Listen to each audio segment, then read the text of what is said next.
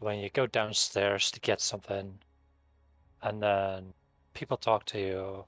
By the time you get back, you don't have what you went down to get in the Yeah. first place. Oh yeah. But it's usually myself speaking to myself, and I'll talk myself out of forgetting. I'm like, what? Kyle, why'd you come down here? I'm a fucking idiot. Let's go back upstairs. Yeah, no, I actually had my parents talk to me. Just can't imagine living with parents anymore. Just can't. God. Can it? I Can have it an do? entire floor just to myself. I mean, that's fair. I only have to share the bathrooms, the toilets, and the kitchen. The worst parts. It's better than sharing a bedroom.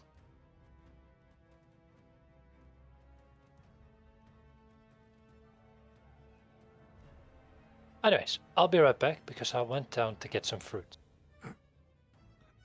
Now, hopefully, I will come back with some fruits. Yes. Yes, indeed. Let's do some mild adjustments, shall we? It's uh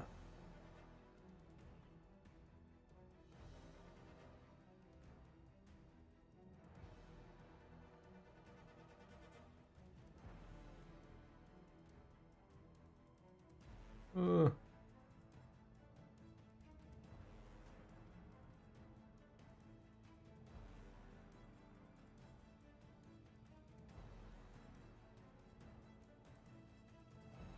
we go.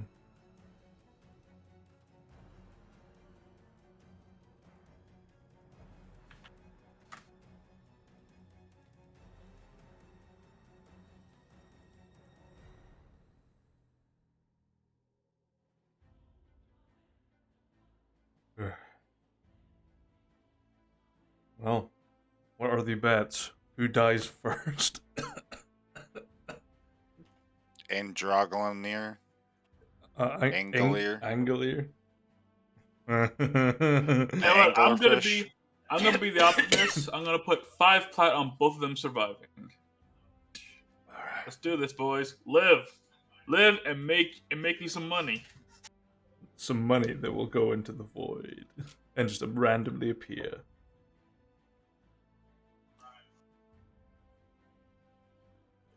Yeah, it just comes in as like a surprise dividend.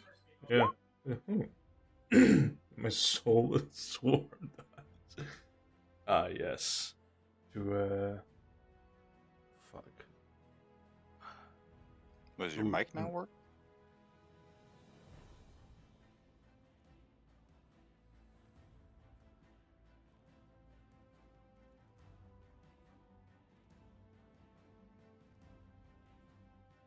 See. Notes. Ingolera, that's it. Yeah, that's the one.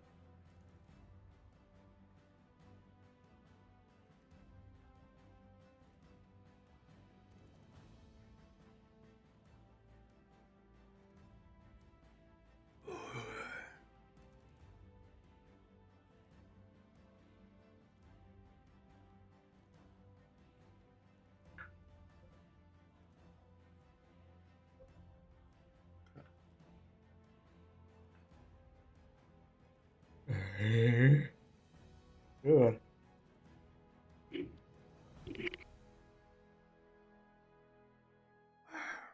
All right. And we are all gathered. For the record, I think it's forever funny that Bear Grylls, despite all the crap he's done, and hosting a reasonably decent survival show, will always be remembered as the guy who drank his own piss. Yeah. He's never grilled the bear. Yeah. I have. Well, Bear meat's Oh, I had to cook you the know that. shit out of it. Yeah, you better. You'll get trichinosis. The fun stuff. Yeah, worms in you. Used to go bear trapping. Yeah. We don't got bears over here. Weird. Get cats. That's about it. Well, wild cats. Chinese food. I think it's like lynxes and things like that we get up here. Better cats than, well, bears, because bears will eat you. Nah, bears will leave you alone for the most part, Oh, your cats will unless eat you're you. near their home. Well, it's not like as though bears exactly put their living addresses on Google Maps, so you could accidentally stumble into their homes. You all the could, time. but generally, if you're walking through the woods in bear country, you know what to look for. Otherwise, you're asking just for trouble. I appear to have stepped in bear poop. Then you're dead. Bear-infested woods is not the place to hike if you don't know what you're doing.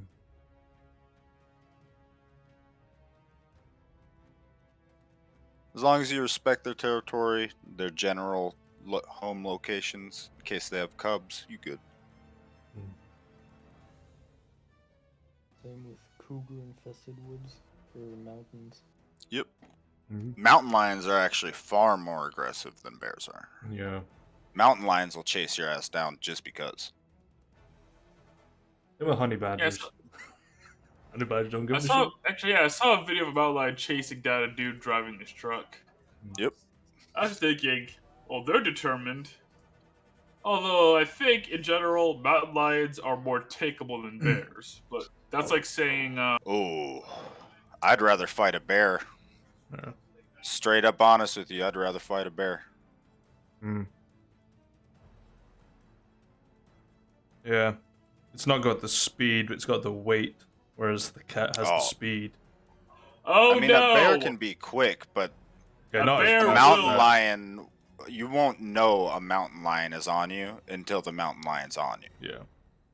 yeah. Here's the thing: if you try to run from a bear, it will outrun you, catch up to you, and claw you to bits. Yeah. Seriously, bears are a bear on sprint is faster than you at your fullest speed. Yep. If So is a you- mountain lion.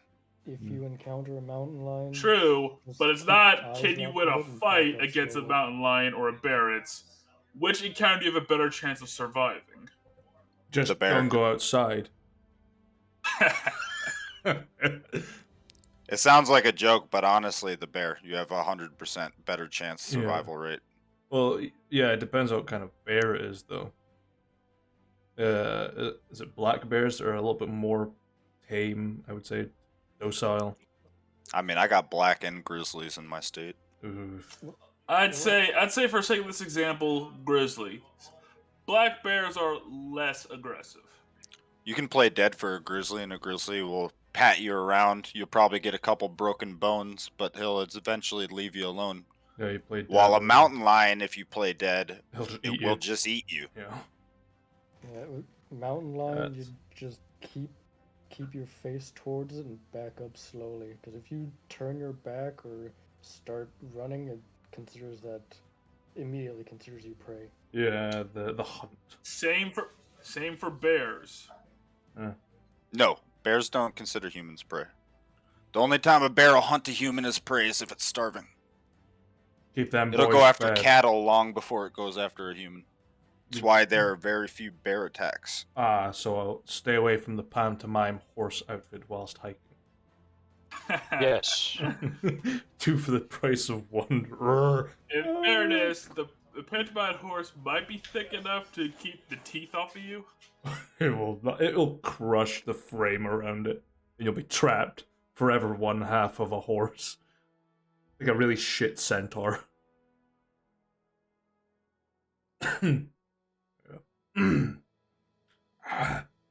I don't give a fuck. I have that sentiment every day of my life. I just got a notification from Instagram. 29 people follow you, but you don't follow them back. I Oh, don't dear. give a shit. Oh no. Whatever shall you do? Ignore. I don't even know why they're following me.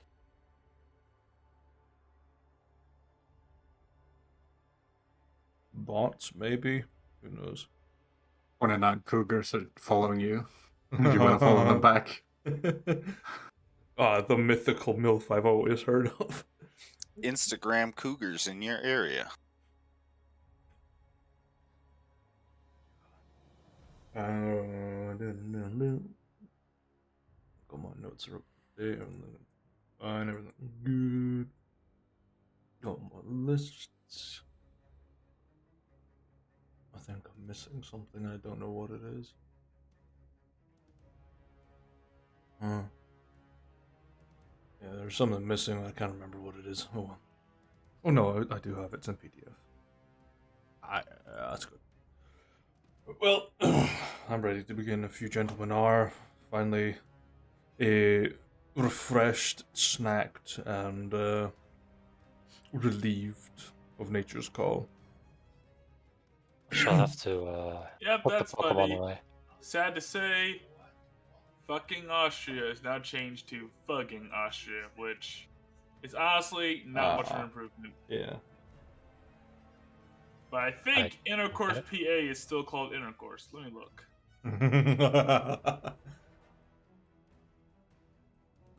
Yeah, because they're annoyed at people stealing the signs. Now stop stealing signs. Better yet, stop making them. Yeah. Good news. Just make your own. They're still called Intercourse PA, and for some reason, have a surprisingly thriving tourist industry. I wonder why. I mean, you know, it's like any place with a strange name. You go there once, kind of don't know your way around. You know, you need some guidance, and then eventually, you know, you can find your way pretty easily on the second visit to a place like fucking and Intercourse. You go there, get a Intercourse. t-shirt that says, I went to fucking, and all I got was a stupid t-shirt. It's a bit crusty. It's a stereotypical t-shirt. I hacked the Dutch Man, government. yeah. All I got was this lousy t-shirt. I remember seeing that on Reddit. Oh, yeah. Right. The Dutch government one. Yeah, that's a good one. I linked one like a week and a half ago here in Discord. I mean, that's the one I'm referring to. I hear things aren't going so well in, was it Rotterdam? Things aren't going Yeah. well. You know, people being dipshits. Yeah. Fair enough. Listen, Never overestimate humanity's ability to disappoint you. I'm perfectly fine with people having a protest, right? As long as it's a protest and not a fucking riot. People are too dumb to know the difference between a protest and a riot. Riot makes for good media. A riot is where you destroy shit that isn't yours. Exactly. Hands good off other media. people's stuff. Honestly. But yes. Well, this quote comes to mind. Riots are the voice of the unheard. Well. That's why they need No. to remain unheard. They dumb as shit to do a riot. If you're rioting because you feel that your voice is not heard, trust me, your voice will now be dismissed outright for the entirety of your life. Because you damaged other people's property without cause. The way to make change is not through violence. It's not what protests were meant to be. Exactly. But I'm ready to create some violence of our own. And I brought out Party So am I, Killer man. for this one reason. Why not? Good, you're gonna need it. You ain't catching my ass. Oh, Yoshi, however, oh, sweet child. Stab look of Angolier is a little bit more terrifying than I remembered it being. But anyway, I am ready to begin if you gentlemen are. sure, I'll close down Make Poke. me some plat, boys. I got 5 plat on the line for y'all. Make me some money. We got a. Wait, we have bets going? We have a new follower here. Hellspawn Destroy. Sounds like a Doom reference.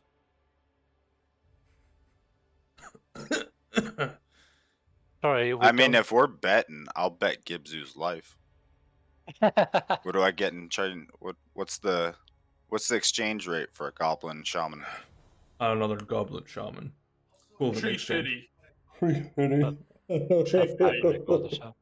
Goddamn Loch Ness monster. About 500 gold. Here. Saw reference. Okay. Right. Well, time for recap, I suppose. So, last week, Karnar had acquired the services to build your new fortress in the Long March.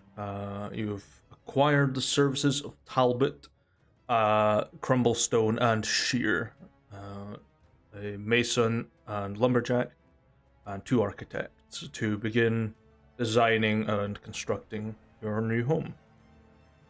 Your new home, dubbed from the words Tircalis Cruento, or the Mountain of Steel and Blood, which I have just shortened to Tircalruin.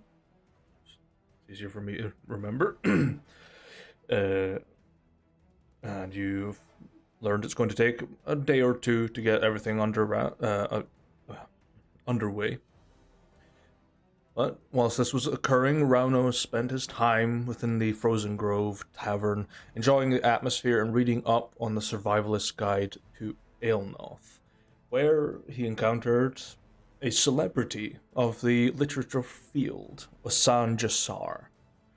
Rauno and Asan shared conversation, exchanging tales of past deeds and small anecdotes, and giving a small deal to Rauno to have his likeness used in some of Asan's work, which was revealed to be the mildly erotic novels, and now graphic novels, Battle Maidens and War Mages.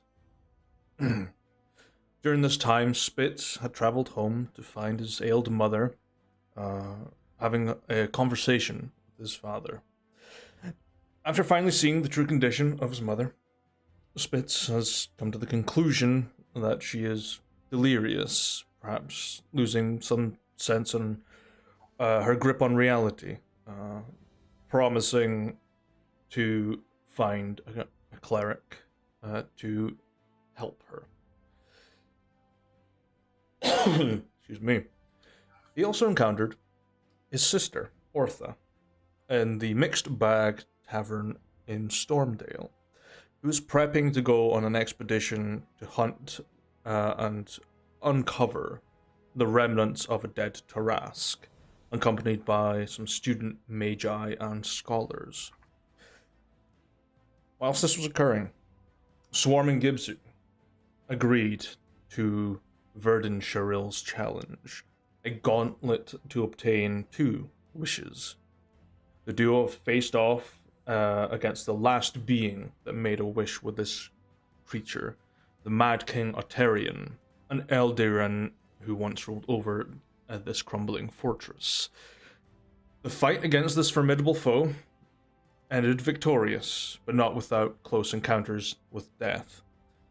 In Otarian's defeat, the crown transported Swarm back in time to the golden age of the Lost City, to meet with Otarian and his family. Given a grave warning not to trust the one known as Verdun Sharil, he has granted Swarm a parting gift, using another one of his wishes to bestow a curiosity upon him. With this new information, the disastrous duo has returned to the Manifest, pulling back the curtain on the illusion, unveiling Angalir. Now aware that the jig is up, the Manifest of Want has allowed the two to run for their lives in a final chase to escape the Emerald Mirror. And that is where we left off, gentlemen. That motherfucker owes me a wish. You wish. I made my wish. He said I got a wish. If he doesn't pull through on that, I'm gonna rip his dick out his throat.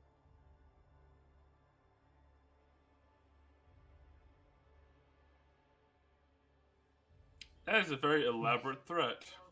grab his dick and Thank twist it. I'm tempted to Where's his dick?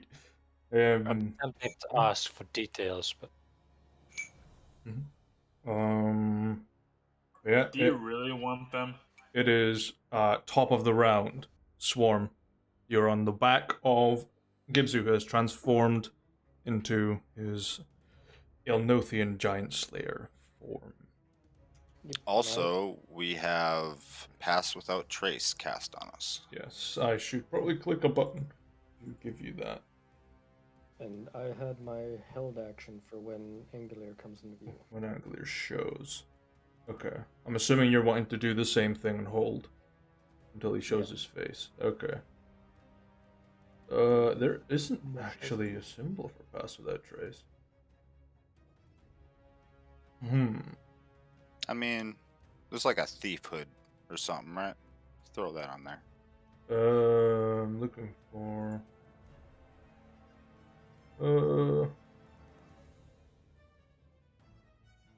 We'll use the invisible symbol. That's the best one for it. Either that or like Okay. hide or something. Yep. Right. So, Swarm, you're holding your attack action, I'm assuming? Yep. Okay.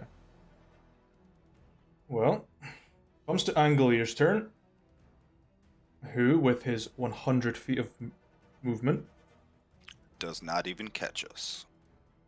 Because we are more than 100 feet 25, away. 50. I moved 30 feet and then I dashed 100. We should be 130 away. 100, and then he dashes. Means he can't attack. I'm fine with it. Yeah. He You- dash all he wants. You see, silence for a moment, and as about 6 seconds pass, you feel the ground, and this big behemoth bursts through the door, allowing your reaction to trigger Swarm. Yep. Gonna use serrated. Actually, oh wait, no, I said I'm gonna use bow. Okay. Dude, That hits, dude. and that also Oh, hits. And ooh, I need to check what's your resistances, Angelier. He's not got any resistance to that. Okay, cool. Hey, And Yoshi. We did it. okay. We made him bleed right there. Second wish. Yeah, it's not drawing blood, it just causes bleed damage. Internal Potato. bleeding. Potato, potato. Okay. Gibzu. All right. Well, I can dash too. 100 feet forward. Okay. And that'll take us off of the map, so we're gonna have to be creative with this. That's about what? 1, 2, 10, 20, 30, 40. About 45 50, to the end. So about 45 to the end. The dash will take you to a crossroad almost, well, a fork in the road, which goes Well, we left know and our right. way. I should know my way. We came here through here, and I came across the bridge that led straight through the path. Yeah. Okay. You want to go that way? I'll still need a survival check though. Yeah. In fact, I will say Gibzu is very specifically heading for that land bridge. Okay.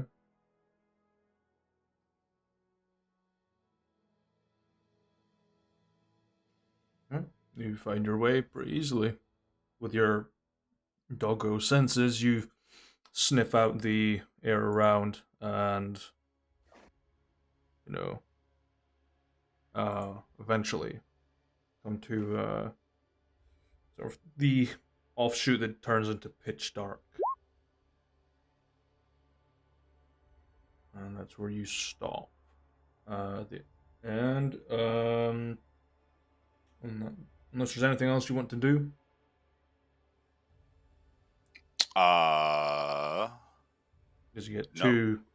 two checks per turn, essentially. You've used your movement to make a check to escape. All right. You've got one other. Well, okay.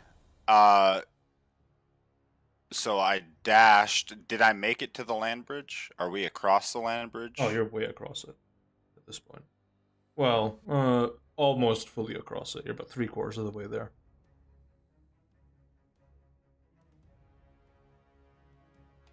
Okay. I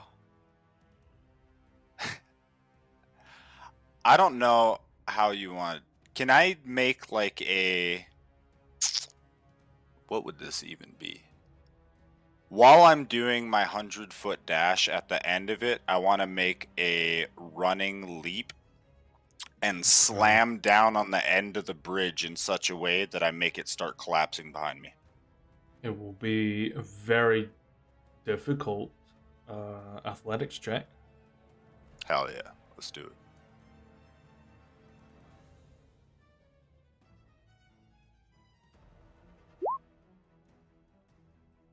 Didn't make it. You sort of bounce, and you seem to have misjudged your arc and hit where the main support sort of sits, and you just sort of, it crumbles a little bit, but doesn't collapse. A few blocks fall away. Nothing detrimental to the structure. Okay. Swarm, that leaves you. Top of the round.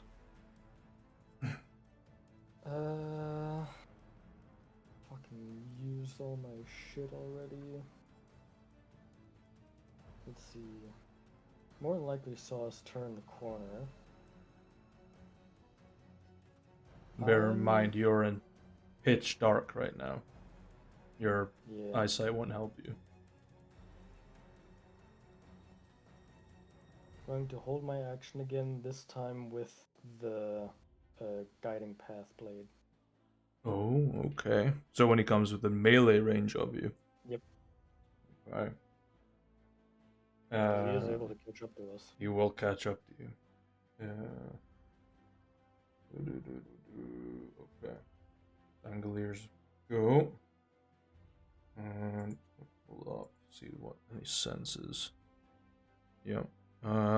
Yeah, you will hear Angolier chasing behind you through the magical darkness that separates the two areas. And you can almost feel the vitriolic breath sort of leaching out as you see this greenish flame almost flickering through the darkness. And I need both of you to make dexterity saving throws, please. Okay, that makes it.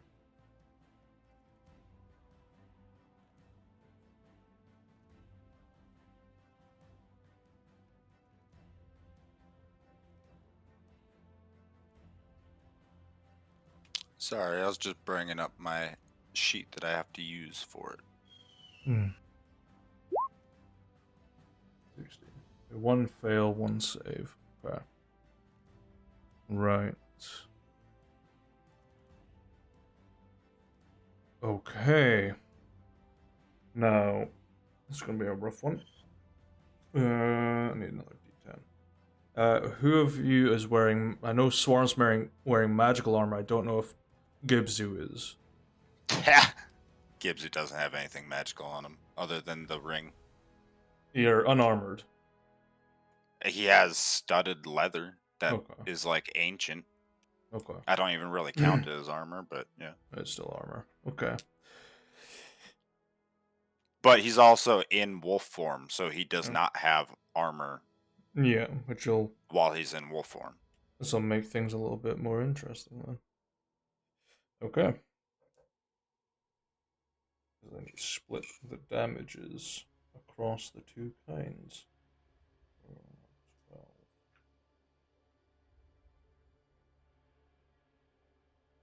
Okay, 21 points of fire damage, half to 10 for Swarm. And then the remaining 3. And the remaining 8 points of acid damage as well, which is half to 4 for Swarm. So 29 altogether. 29 altogether. Okay.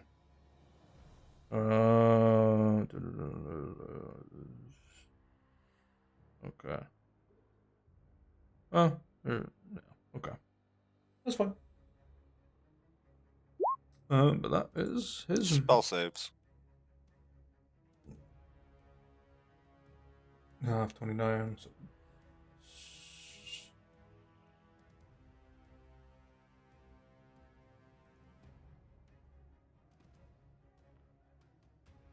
No, it doesn't.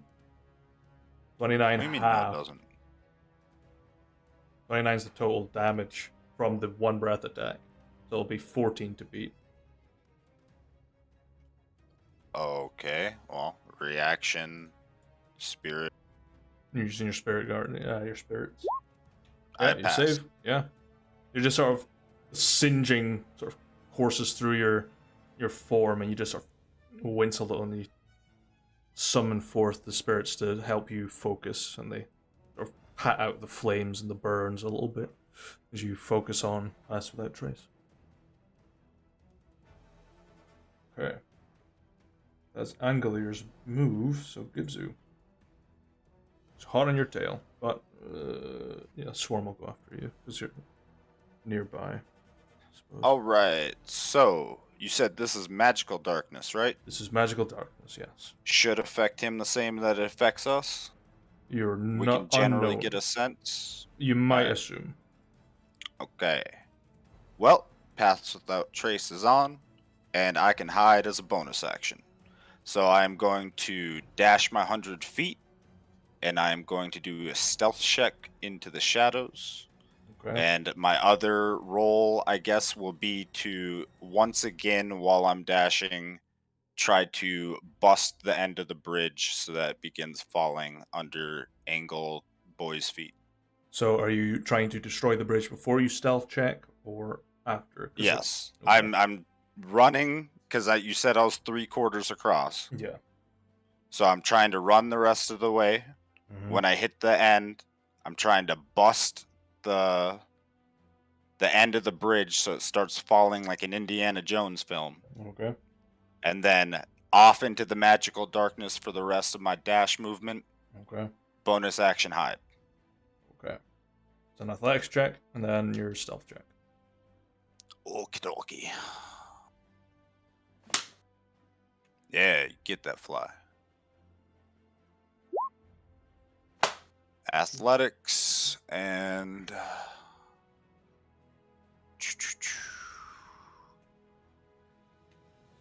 stealth 34. Okay.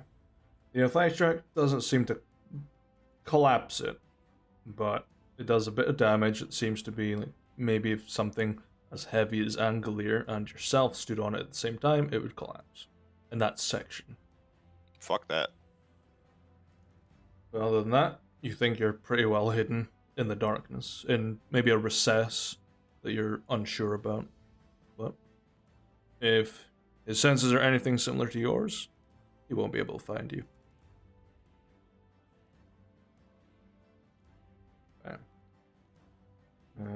Because he was just outside of reach of that attack, I think.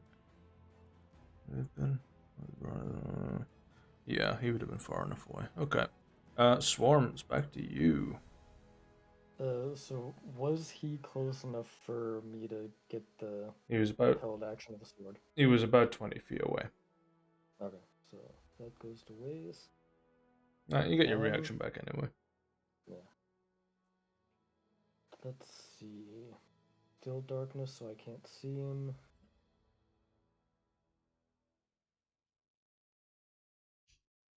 Are you still running and hiding, or are you just staying in one spot and hiding? We're in magical darkness, baby. I'm running and hiding. Okay. I'm just being very quiet on my wolf-like feet. Amazingly so. Like a cat, you might say, with my 34. So I'm not gonna shoot those. Yeah. hold action again with the guiding path. Okay.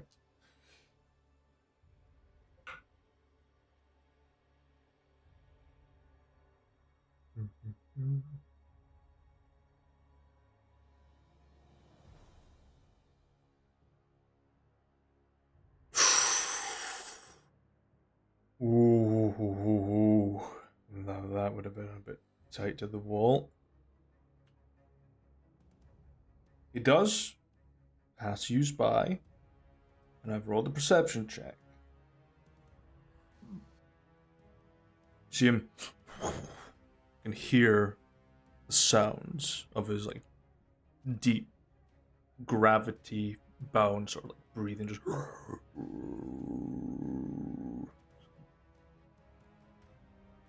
you can almost feel this big flaming axe just sort of pass by you close. You can feel the heat from it, but he continues on his way. He rolled a 32 to perceive you. Hell yeah. That was a disadvantage. So he rolled really low. So he's past you now. You are behind. But if Swarm wants to trigger his reaction, he can. If I see him just walking past us, then I'm not gonna swing at him. Okay. Is he dashing past us? No, he's walking past you. His standard movement is 100 feet. He would have to dash then to get past us. Because I moved 100 feet. He's not like way past you, he has walked by you. Oh, He's like 5 feet away, okay. give or take. Yeah, that leaves us with Gibzu. Excellent. Well, with my cunning sense of smell and my ability to sense the heat off of the axe as he goes past me, this corridor split, so I know Swarm went down the other corridor. Gibbs pretty smart guy. He's going to turn around and head back the way he came and then take the other path. Okay. Leaving old Anglefish by his lonesome in this hallway. Okay. Are you making a stealth check to do this? I mean, do you want me to use another one? I still am, or am I using the 34 that I have?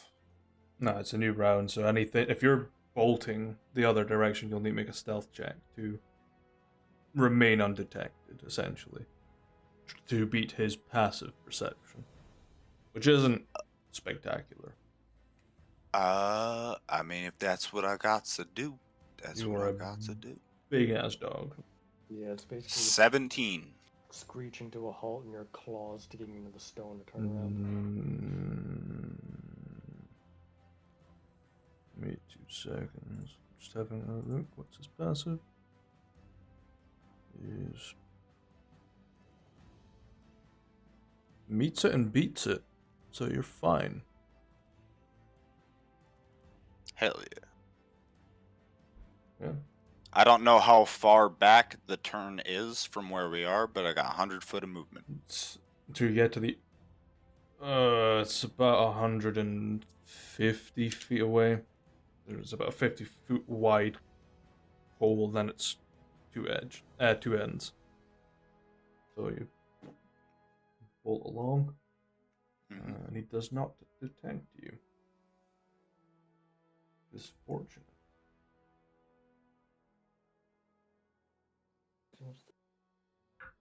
30 feet, fuck. Yeah. It's warm. You're now in the other direction. You can see the light sort of return and then just disappear again as you cross the threshold. I'm gonna do this also 30 feet.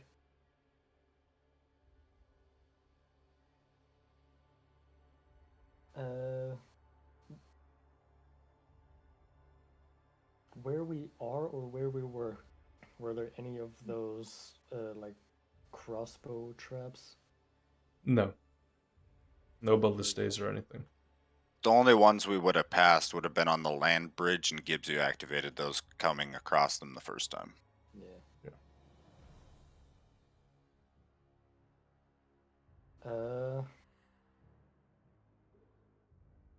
Yeah. Held action arrows. In Yeah. case he Guess he- manages to realize where we are. Okay.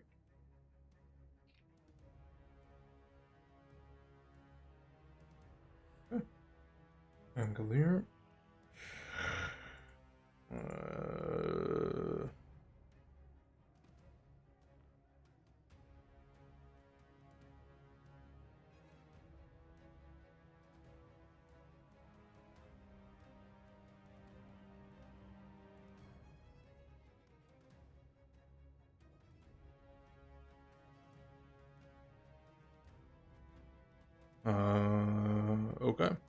Okay. Okay.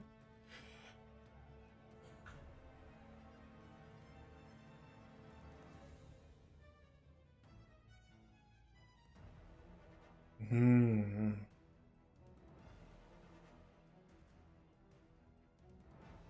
Yeah, I'll determine. Okay. Yeah. Gibbs. Okie dokie.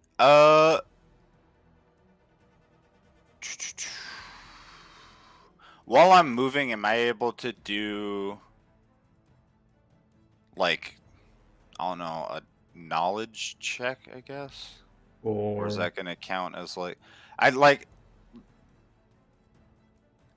get, would me and Swarm have a general idea of how long these hallways are? Like, I know you said it seemed like we went on for hours, but like, do we have like any kind of concept of like how far we might have to go to meet up with old Sturry Cauldron Sword Boy The and the glass. mirror thing?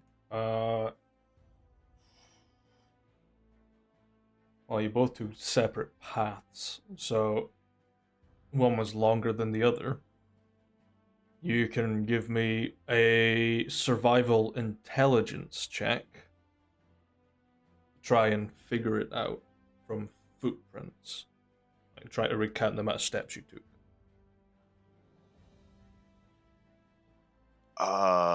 Okay. Survival intelligence, eh?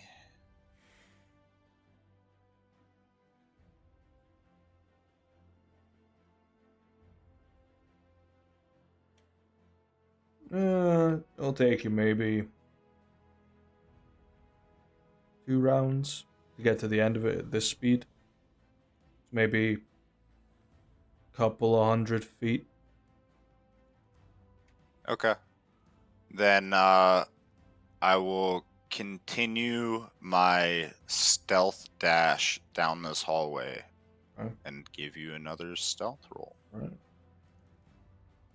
Okay. 18. Yep. Okay.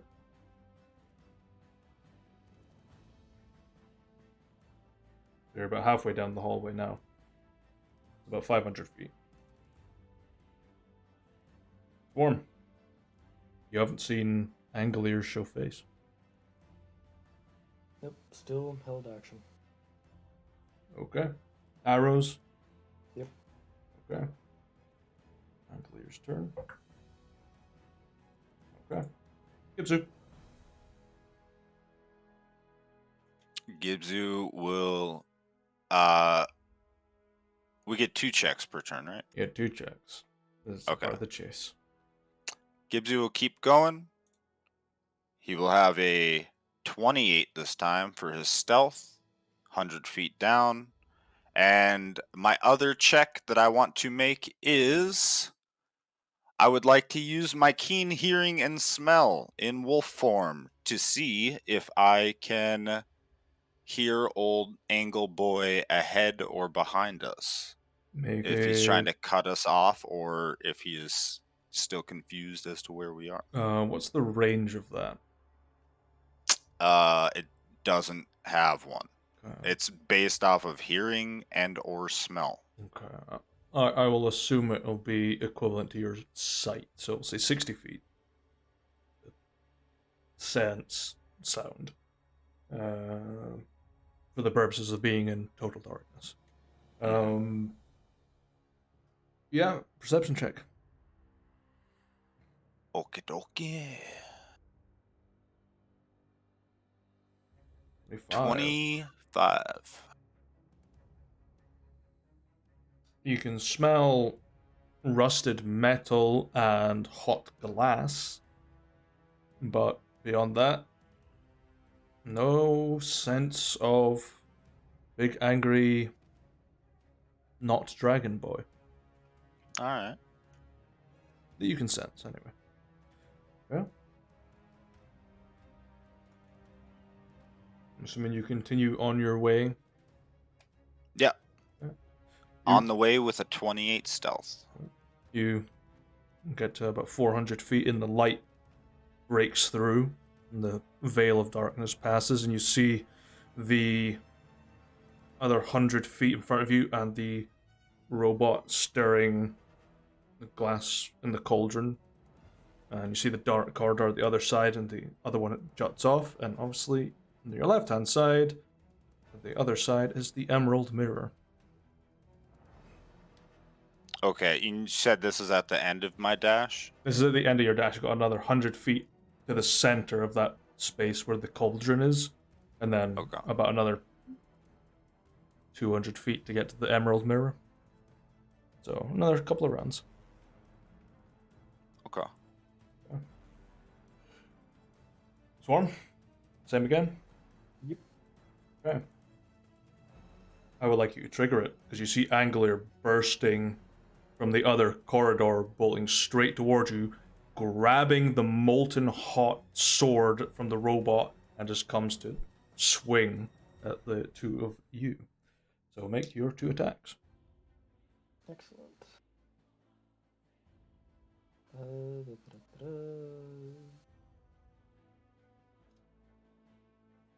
21, 14. 21 just hits. 16. And re-rolling the swarm damage. Okay. 21. Wait, okay. 21 on the 21. Okay. Gonna make one swing against you, Gibzu. 14 to hit. Okay. Melee is a 37 to hit.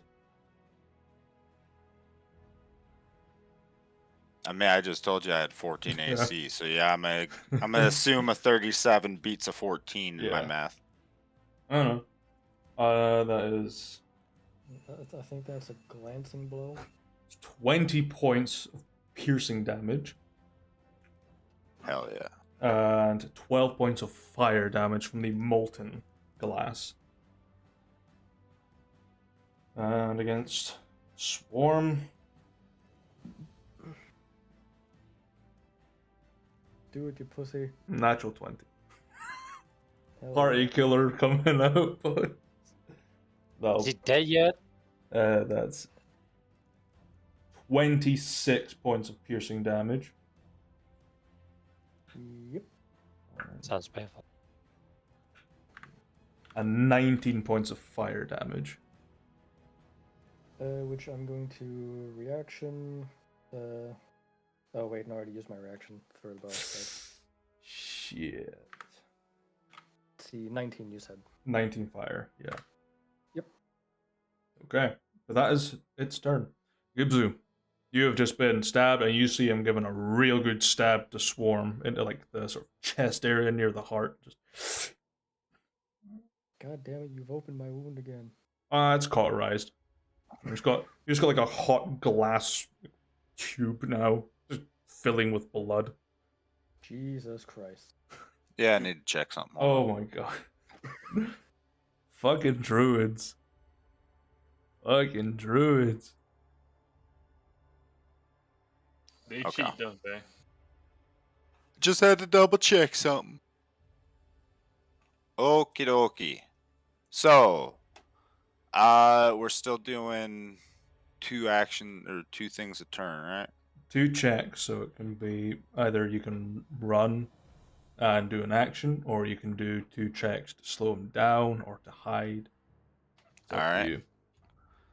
Well, first I need to, let's see, he did 20 and then 12 to me, so 32. So I need what, a 16 on my con save. Yeah. So that, You want to use your spirits? yep, didn't make it though. Didn't make So Pass. spells dropped. Yep. Bonus action, take the same shape again, back to 42 health. Okay. And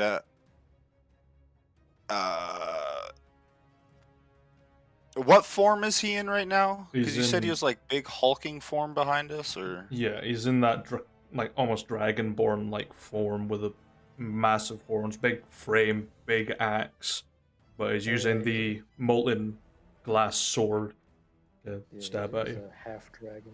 Half dragon. yeah. okay. And about how tall is our dragon boy here? He's about 8 foot. How tall is the ceilings in this hallway? A couple of 100 feet. Tall ceilings, and wide halls. What kind of walls are we looking at? Mountain rock? It's just plain rock. All right, so pretty decent grip on it then, huh? Mm. Excellent. With old Schwalm on my back, I am going to fucking run up the wall and Okay. go past him. I'm gonna Okay. try to run up and over this boy and keep hightailing it. Okay. It will incite an opportunity attack. I mean, at this point, it's either take an opportunity attack or let him kill us because we can't fight him. He'll hit you, but it's only with Alright. very low damage actually, 8 points, including the fire. And more like a glancing Alright. blow, sort of cuts the tip of your tail off, but that's it. And if he was right on us, then yeah, I guess I'm just back into doing a full out dash for the thing. I don't really have another check that I can do as my spell is dropped. Mhm. So that's me. You've climbed up the wall and bounced off of it, so say you get about 20 and it's 30. Yeah, you'll get to about the cauldron. That'll be as far as you would get. Okay. The robots are sort of trying to, still going, but with no swords, so the glass is just bubbling. Beyond that, Swarm. It is you. Let's see. Grab the sword, so I assume he's moved pretty far away from the cauldron. He was right where you guys were. Yeah. So he was about 100 feet away from the cauldron.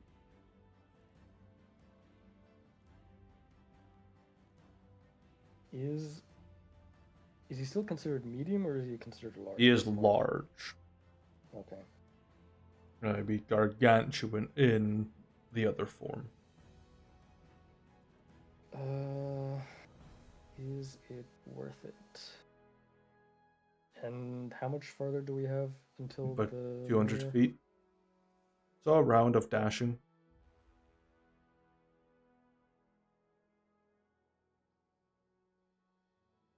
Okay. Firstly, bonus action, activate my Mantle of the Mountain. Right.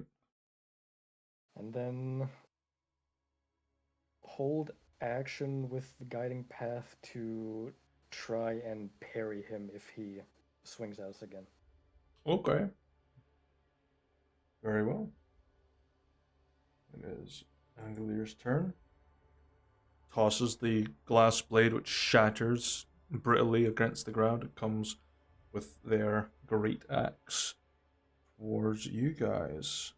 And is going to target Gibzu. But it will trigger you Swarm to parry. Are you parrying the first or the second hit? Do the first hit. Natural 20. Okay. And the second? You might be able to parry it. What do I roll to parry? To parry it is... I've got a little note here I'm parrying. Are you two-handing this weapon? Yes. It'll be a D10 plus your level, plus your dexterity. Try and deflect. You reduce it to 0, it will allow you to attack once. My level plus my dexterity mod. Plus your dex, yes. Probably not going to be enough. Yeah. Wow, fucking now one. Nice. 7.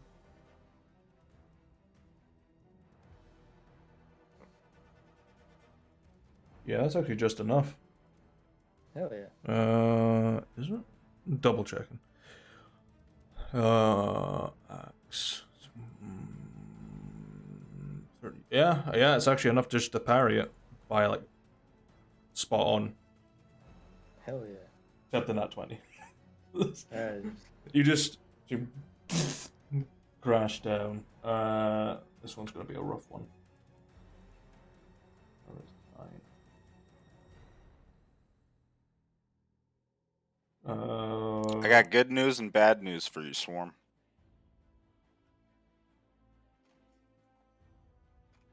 Which you want? I'm assuming bad news is you lose your form.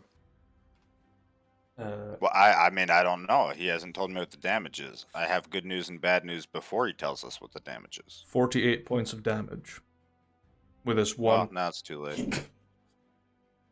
That means we are pretty much dead, because that is a second level exhaustion for me, which speed is halved. We're 200 feet away, and I have no forms left, so normal movement speed would be 30 foot at max. And we don't have the ability to survive this boy hitting us for 5 turns in a row. You can do it. I have faith in you. I mean, Swarm can pick you up. Parley! Parley! Parlez-vous le français? How much damage was it? It was 48. Y'all better survive. I have a lot of gold riding on y'all. I don't. It could have been worse. It might have fucking killed Gibzu if Swarm hadn't parried. Might have, if, you know, the roll was higher, because it was 13. Pretty weak.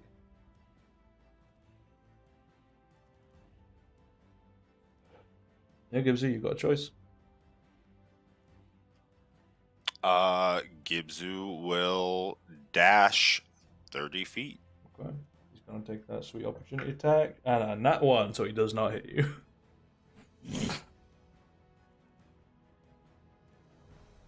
See, Party Killer is rolling really high. The other dice is rolling really low. So I'm very conflicted what one to use. Why not the boat? Why not the boat? Well, you got 2 targets. One Yeah. gets the party killer, the other gets the other. Yeah, that's what it was. And then I swapped them. Like, okay, you've had a taste of one, and I swap it around. No, you never swap. No, always swap. You know, life's fair that way. Swarm.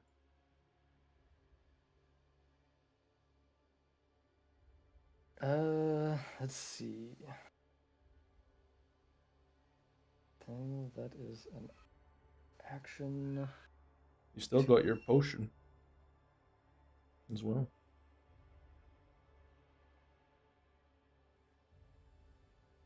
Let's see. That's action as well.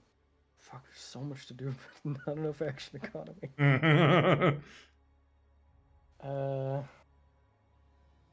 Would it be part of my movement to pick up Gibzu? Give me Or take that give action? me a sleight of hand check, if Gibbs willing. I mean, Gibbs, you don't give a fuck. He's just Yeah. trying to make it to the mirror. Yeah, Gibbs, you just feel like a hand sort of like scoop under your crotch and haul you up onto Swarm's shoulders as he runs by. Yeah, that's just a part of your movement. I'll allow it. Okay. Because you're in danger and you beat the DC, so. Then, right in front of fucking Angolier, I'm going to use my remaining spell slot to cast Entangle. Put him right on the edge of Entangle. it. 90 feet, a point within range. A strength saving throw. Lucky son of a bitch. That's a nat 1. Hell yeah. I'll get you, little one. Let's see. Fucking Christ. That was not Party Killer that rolled the nat 1, so. No. Yeah.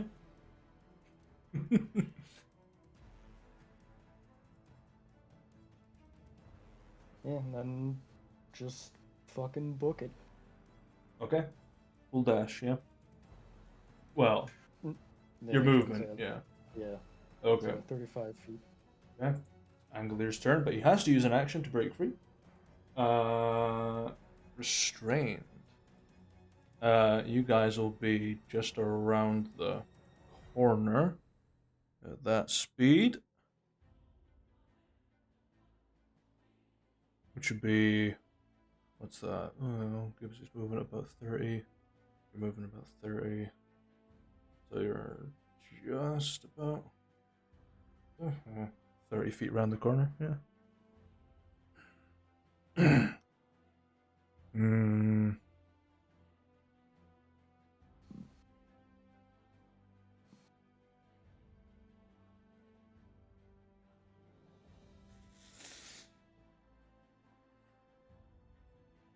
Ooh. Up to a minute. Ooh. He's going to unleash his vitriolic flame breath, but it's only 20-foot wide cone, so you guys just evade it. Just spreads out. Disintegrating the robot. It just turns to like this bubbling, writhing mass that sits on the soup of glass. But you guys break away free. I need to see if he recovers that ability. Okay. Gibzu. You're riding on the shoulders of your lizard friend. Then Gibbs will keep riding. He ain't doing nothing.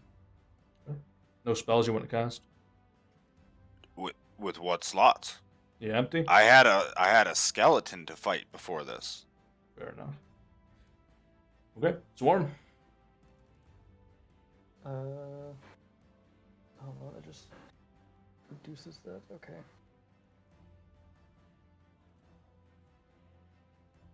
Let's see, he's still stuck in my vines. Still stuck there. Tried to catch you with the breath attack, but it's only 20 foot wide, not 30. He would have caught you otherwise. You know what? I guess on my turn I'll take the dodge action, just so I'm not actually doing nothing. Okay. No worries. You sort of jiggle on Swarm's back. So, quick question. With the Writhing Tide, it gives me a flying speed of 10 feet. If I use my regular movement and then use that, would I get technically 45?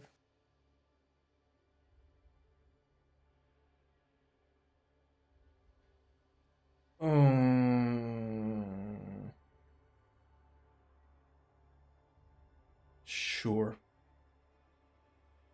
Why not?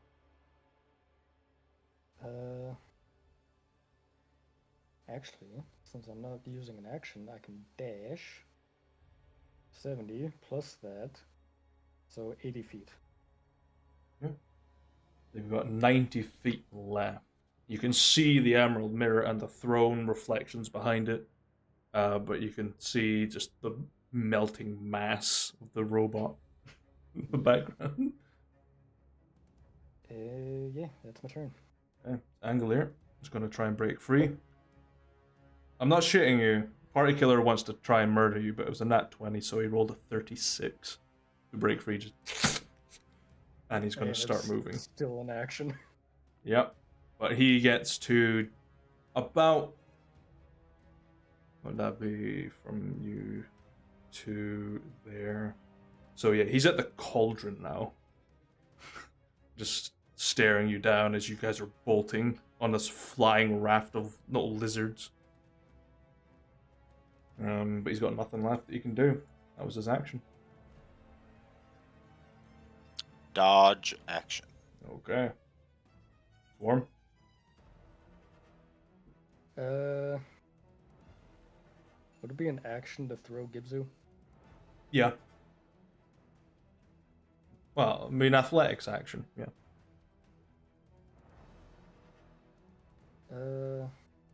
Said we're 90 feet away. You're 90 feet. Okay, then repeat of last turn, 80 feet movement, and that's the last use of my Riding Tide. Okay. You can just see the mirror before you, just out of reach. But it is Angelier, who is about 200 feet away. He's 100 feet. He is 100 feet away from you, and he's going to dash as his action and get right up behind you, but he can't do anything else. So you just got this big hulking mass behind you, just breathing down Gibzu in your neck. Just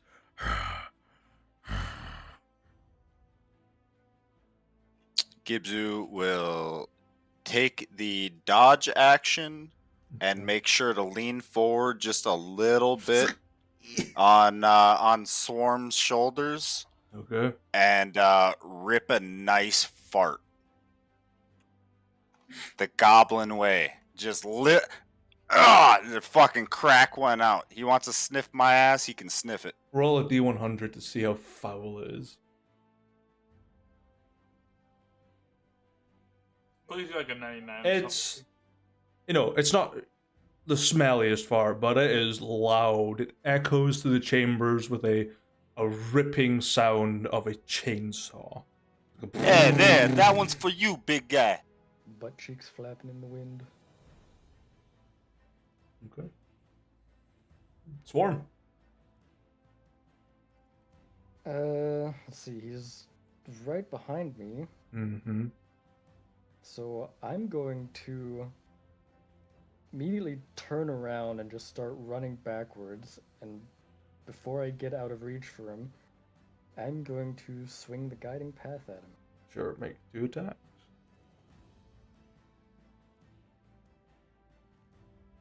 Both miss. No. Yep. Barely misses. Yeah. Yeah. But still 35 feet towards the mirror. Okay. Hopefully through. And your AC right now is 21. he misses on a 20. Hell yeah. Thank you, Mantle of the Mountain. As you just back up against it, and it's his turn, and he starts charging towards you, and as he's about to hit you, you just sort of Homer Simpson through the hedges into the mirror, and returning to the other side where, it's the cold air of Elnoth and the sound of chatter, but then you just hear a boom on the other side, and there's a large crack running down the mirror. You can see Angelier's expression sort of lingering, and then it fades away. Moo, I have two very important questions for you. Yes. One, does that mirror seem like it is a magical gateway? Or does it seem to me like it is actually a pane of glass separating this side from the other side? An Arcana Like a check will tell you. literal mirror. An Arcana check. Can I get a bonus to that Arcana check because it would be somewhat similar to a Fate Gate in It ways? is not similar to a Fey Gate in the No? slightest. No. It was All not right, made by well. Fey at all. Look, it was worth a shot. It's definitely magical. It is not made of glass. It is made of emeralds. Excellent. All right, second important question. Is the prince sitting on his throne? He is not, but Trishka and Ludovic are right there, who have just turned and heard this big thump and seen you two emerging, bloodied and almost entirely exhausted.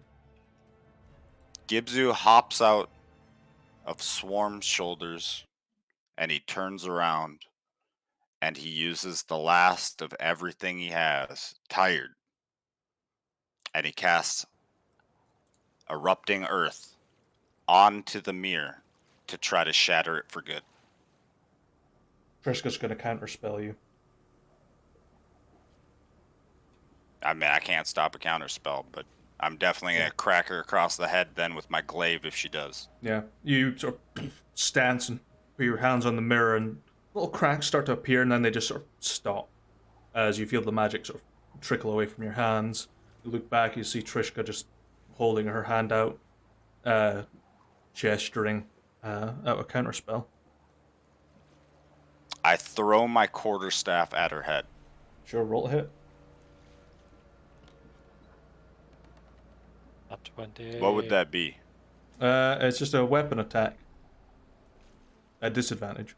Because it's thrown a melee weapon. I need to check her. 20. That will hit her. Almost at that 20 though. 7 points. Max damage. It, You fucking idiot! Break the goddamn mirror before I break your fucking head open. make a wisdom saving throw, please. Charm Gobbo. It is not enough as 7. you just get paralyzed from hold person.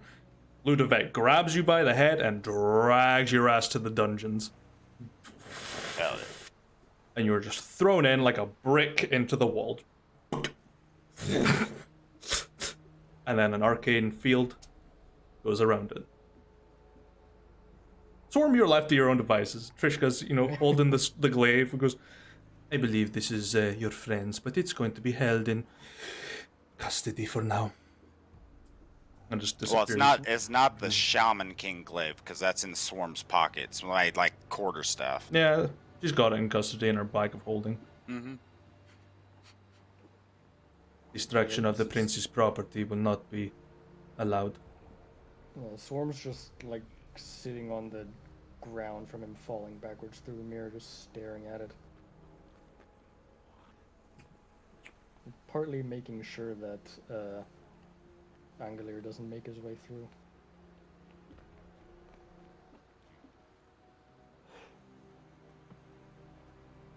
You sit for a couple of minutes, and you can see the burning eyes of Angelier staring through. Doesn't seem to make any more advances. And eventually the cracks start to heal up and disappear. Yeah, once they start healing, Swarm will stand up.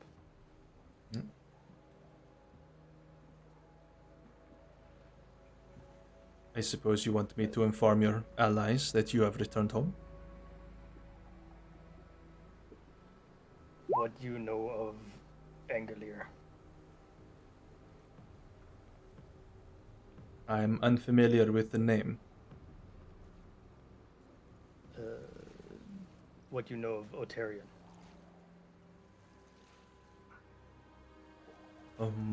Otarion was a ruler of historical nature in the lost cities that were here long before Dragon's Crest was. Fought off against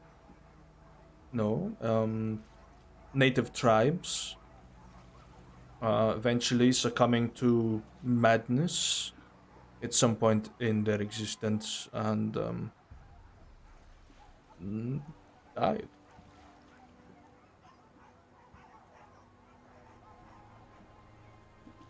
Whatever on other side of Mirror led to Otarian and a dragon by name of Angelir that caused Otarian madness. Definitely do not know the name Angelier, but if Otarion is still alive, that's impressive. That's a good couple thousand years. At least. Not alive. Made wishes. Then became undead. Had to fight him. Killed him, and I'll just hold up the sword. Got this. A relic. There would be people in this world that would pay high amounts of money for that weapon. Of course, I will appraise it for you.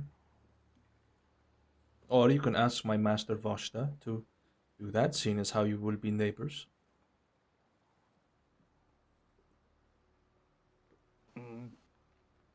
Swarm keep for now, and I'll just stuff it in one of my pockets.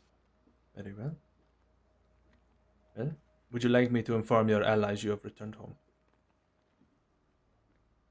Swarm will just kind of look around the room for anybody first. You'll see a couple of noblemen and women sort of staring at you like, the fuck did he come from? Watching the commotion of Gibzu being dragged off like just a dead weight, like a plank of wood.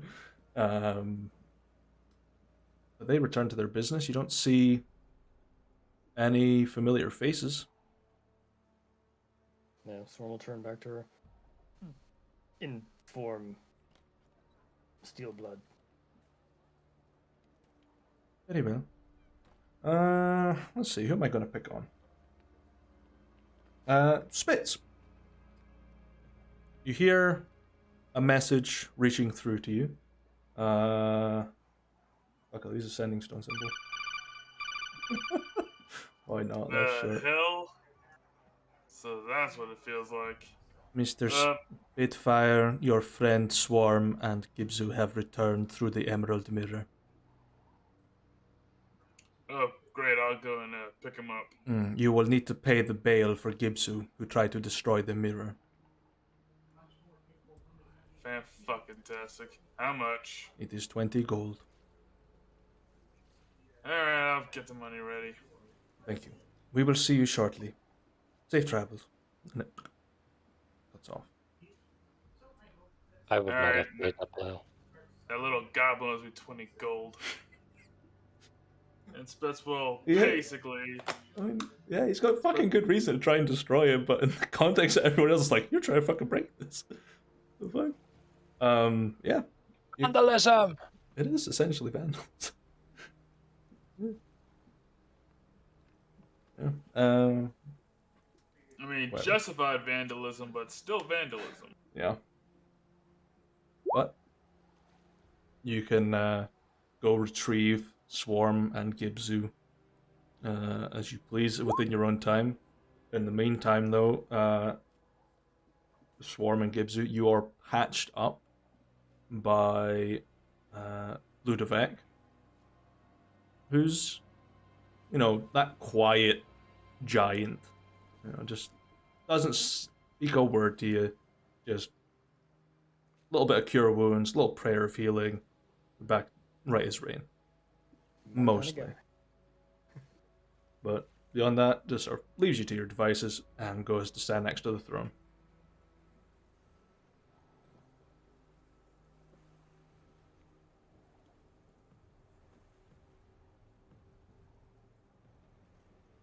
Yeah. But Spitz, if you want to gather anyone, or you can head back yourself. After Now you. Spitz is going to is going to approach it to like an annoyed parent. Sure. And Swarm is out in the main court essentially. Gibbs in the dungeon. At least one of you has Swarm's behaved. by the throne, catching his breath. Sure. Alright, apparently Gibsu got himself in jail. So what the hell happened back there? Mirror led to underground city, home of very dangerous not dragon. Almost killed Swarm and Gibsu. Well, that's bad, and I'm glad I followed my instincts and did not go into that mirror over there. So, okay, so why has Gibsu got a 20 gold bounty then? Gibsu tried to destroy Mirror.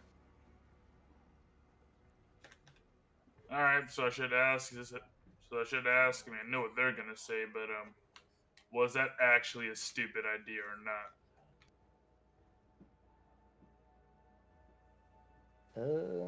Let's see. I'm going to actually roll for that real quick. Sure.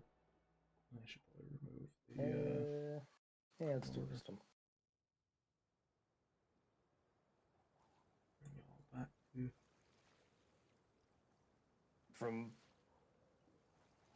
From Swarm's perspective, Swarm would have tried the same thing.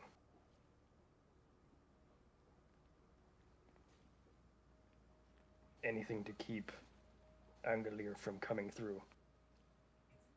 That bad, huh? Alright, that's all I need to know. For now, let's just stay away from that mirror, and if you're right and this place ends up a crater, then you get to say, I told you so later. Alright, stay here, I'm gonna go pick up the goblin. I'll be back.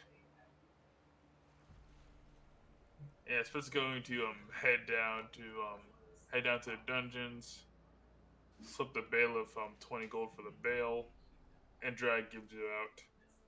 Yeah. Gibbs is asleep. Yeah. I mean, the door unlocks and the magic barrier drops. And you could just pick sleeping Gibsu up and drag him out. Yeah, I just tossed Gibsu over my shoulder like a sack of potatoes, just.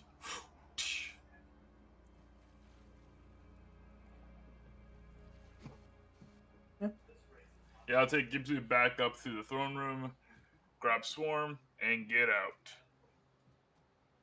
You get given Gibsu's staff. Oh, yeah. Hope I busted out her front fucking teeth. No, you need to do a lot more damage than that. She's lucky I fucking threw it. Got high AC because of the bedonkas. They deflect damage. And now we know the real MMO reason. AC. Now we know the real reason why MMO armor works.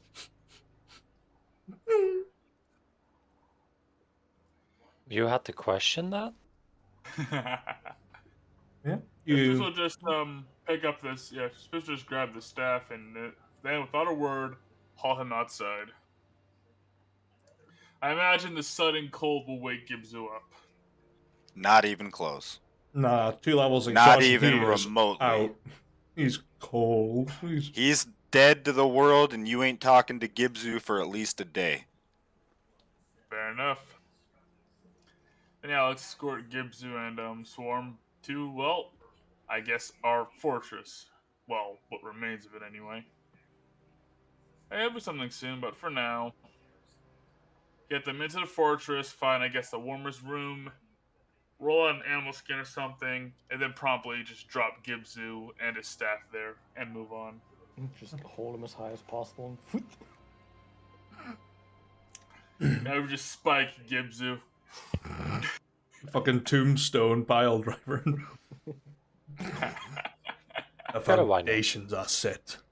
Yeah, you just leave Gibsu in the existing cellar of your new home, which still has not begun construction.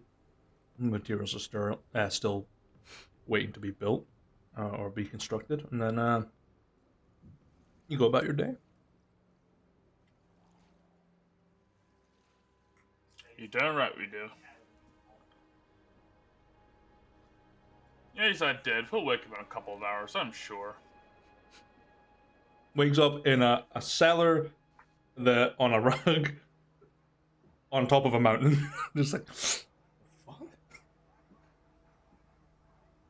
Like a sky prison. What the fuck? Oh.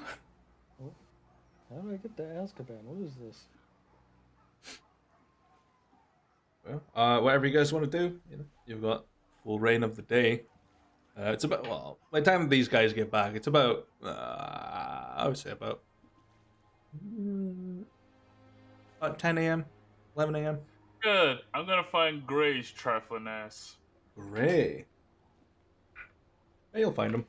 He's currently patching up a few recruits that have been in a bit of a brawl over some petty comments. But patching them up regardless. If they got at a brawl over petty insults, they should live with the consequences. Alright. Just while I'm looking at Gray. Gray, Uh-huh. you're a paladin, or you're a cleric, you're a church boy, right? Yeah. Do you know how to cure diseases? Give me a second, I shall find out. Gray Drass. Where is your character sheet? Gray Drass, here we go. Come on. Taking its time to open up. Are going to scream at me? No?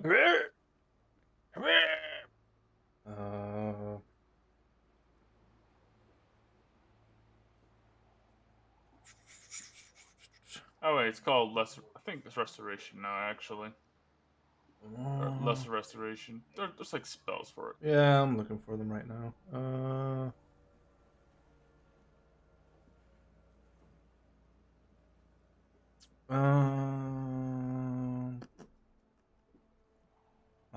Lesser restoration. Touch a creature can end a one disease or condition affecting it.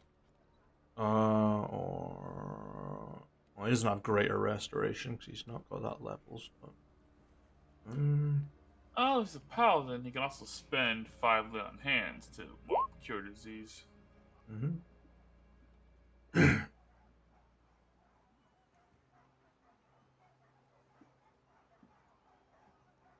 Okay. Yeah. Yeah. I mean, I need to prepare it, but be done. Alright, then I need you to do me a favor. Sure. Long story short, my ma's going nuts, and according to our local shaman, it's due to some kind of genetic disease or something. I'm hoping that that'd be enough to fix it. I'll see what I can do. Oh, there goes Alex. I'll He came off without saying a word. So, I Question is, how long will it take it for him to notice There that he he's is. there? So, where's this place that you want me to go to?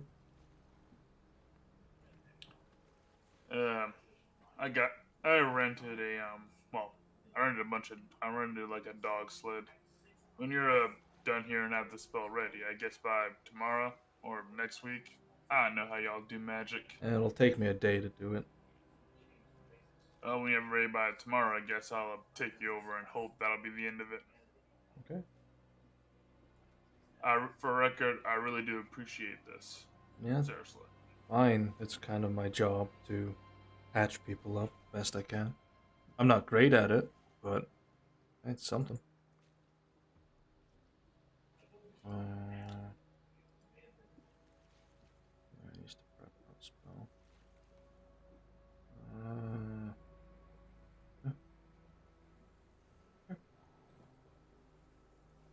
Is there anything else you need of me, Spitfire, or? No, that's kind of it. And how the hell did our guys get busted up this fast? Some insults regarding mothers. One of them called the other one a half-breed. It went everywhere. It was a mess. But a little calm emotion spell sort of settled that, and then I patched them up. Easy No, enough. that's not. Oh, you're nicer than me. I let these idiots deal with the bruises themselves. But, well, we've all been in that situation. Yeah. And he'll look at the boys. Hey, you're not gonna do this shit again, right? And they're like sheepish and just sort of, yeah. Alright, good talk. I suppose we'll leave Gray to his work. Anyways.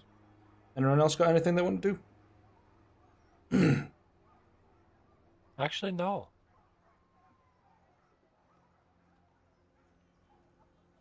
Okay. Swarm doing anything whilst you have the day? Nah, at this point, Swarm's just like relaxing, getting over the shit that just happened. Is he doing that in a tavern or something? Just feet up, blood butter, couple of crunchy fingies, Now, the first couple hours is probably doing the same as Gibzu, just sleeping. passed out. Okay, Yeah. no worries. Rano doing anything? There we go. Lost my camera. I mean, he'll probably get to the next book if you finish the first one. Yeah, I mean, you'll finish the first book about midday, and then get to your second one. Looking through the pages. Because you were reading it was the survivalist guide you started with, then you moved on to the Tales of the Gilded Soul, which you'll have finished by now. So I'm assuming you're going back to the survivalist guide. Well, if he finished both, then I guess he'll just study the maps that he bought, Sure. looking over the mainly the surrounding areas of the soon-to-be fortress, Okay. keep, whatever it'll be. I will say, give me a. No, it's depending because you've read the book. Let's say. Make a. Very difficult one to think of. A survival check using intelligence at advantage All right. to ascertain your surroundings on the map. He'll guide himself. Sure. Okay. Well, I mean, the map's relatively detailed. Describes a few things of the area, and you can kind of see that there are some forests nearby. Nothing too big, more like a copse than anything. A couple of mine shafts that are privately owned. Weather patterns are slightly described, being mostly snow. There's occasionally a thunderstorm. Low risk of avalanches. Local fauna seems to be like a mix of bears and elk, mostly. A couple of wolves now and then. Get some stray giant slayers that'll appear from further up north during migration. But beyond that, there's nothing much in the way of like exciting findings. You probably have to look into it yourself while traveling about. The map only tells you so much. yeah, it's mostly just familiarizing himself with the area and all that. No worries. Yeah, you got a couple of drinks sent to you by your son, who's still, doodling you from afar, like a really weird admirer. Yeah, most of your days go by. Barnard, you receive a copy of the contracts that you signed with Talbot and the architects. Oh God, Crumblestone and Shear. So you get your copies of that, and it's confirmed that the work will start tomorrow, Beautiful. and it will take. No idea how they're gonna get there, but beautiful. They have their ways. It's not the highest place they've built before. It will take them Fair approximately enough. about a week and a bit to get at least the walls up. So, to get the roofing and internal structure done, it will take some time. Yeah, I know it's gonna take a while. It's a big contract. Big ass building too. Oh yeah. Yeah. The day goes by. He's rest up. When the next morning comes, Spitz, you are awakened by Gray. First thing in the morning, just before the sun's even up. But you know, Aelnothian day is so short. It's kind of normal. It's probably about 6 a.m. And he's summoned a couple of steeds to take you to where you need to go. All right. Let's head over and see if we can make this work. Very well. Hoping that shaman's right and this is gonna be nice and easy. Here's hoping. Got enough shit on my plate as it is. Let's go. Sure. And you head out. Takes you about half a day to get there, so a couple hours. The sun comes up and it starts setting by the time you enter Stormdale, turning back to your childhood home. Your father's not there. Your sister's long gone on her expedition. But your mother is still in her room, mildly lucid.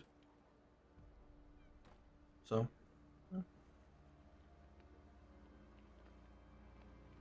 Yeah, suppose we'll take Gray into the room. and she sort of, your mother sort of looks at you, almost recognizing you, but not quite. I know you from somewhere. Uh, Well, I'd hope so. yeah. Well, that's not the important part now. Our friend here is gonna help you. Help give you a boost if we can. Uh, okay.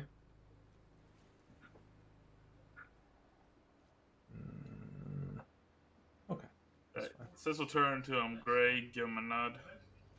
Okay, let's see if it works. Just pulls out a small prayer book and just recants a short passage and casts Lesser Restoration. There's still a weird, confused look on your mother's face. Yeah, somehow I knew it wasn't gonna be that easy. Hmm. But it was worth trying. If you give me a moment, I'll be able to. Give me about an hour. I'll need to. I'll have a look over and see if there's something your shamans have missed. Thanks, Gray. I really do appreciate that. No worries. Yeah, let's see. This falls under a specialty of his.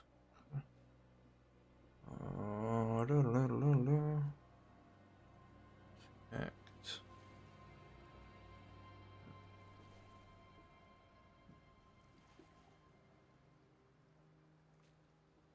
Okay.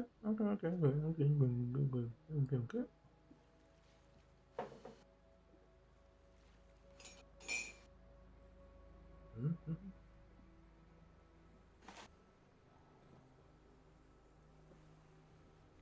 Okay. Yeah. Where do you want to go during the hour, or you just want to wait like downstairs? I'll wait downstairs. Keep an eye on the place. And your Your father returns within about 20 minutes of you being downstairs with like groceries and just sort of prepping meals on the side. Sort of doesn't spot you for a moment and just sort of double takes. Oh, I didn't expect you back here anytime soon. Oh, I said I'd get help, and I meant it. Hmm. For what it's worth, though, the initial attempt did not work out so well. She's still out there, but I'm hoping my friend there can figure out what's actually wrong. Well, The here's shamans hoping. are better at more war chant and spiritual matters, not health ones. Well, sandwich.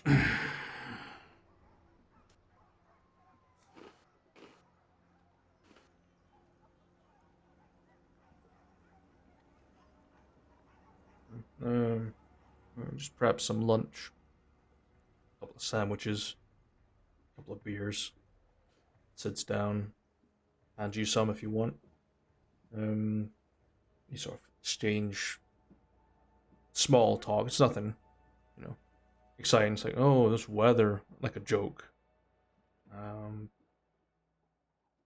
Yeah, Spitz will, Spitz has learned how to bullshit over the years. Yeah. I'll play along. Yeah. Yep, it's a mighty snowy day here in Elnoth. Yeah, I've been told it's going to clear up in the next 2,000 years. Yeah, practically an afternoon for us. It's all good. Yeah. We have a, when we're done, you want to take Ma to the beach. Be impressed if she even knew what it was. Yeah. Just hoping your friend can figure out what's wrong with her. Yep, here's hoping. But somehow I knew in my heart it wouldn't be that easy. It's never that easy around here. Yeah. Did you finish up your small talk? The hour passes, keeps going for a little bit longer. Eventually you hear Gray scream, and then yelling. This sounds like your mother. Who the hell is this? He's like, fuck! Eventually you just hear him being thrown out of the door. I better help him. Yep. Sounds like she's in her mad period again. As you go up the stairs, she's storming down, spots you, and just stands still. Not even angry, just sort of locks eyes, recognizes you instantly, and just... Why, Ma, you've grown up, haven't you? Oh god, my mom and dad sound exactly the same. Yeah, It's terrifying. I can do my best. Nah, I'll just play with you, Bill. Yeah. Relax. It's all good. She'd have more of a slightly Russian accent, I suppose. Yeah, she would. My, how much you've grown. Oh. Yeah, it's been a while, Ma.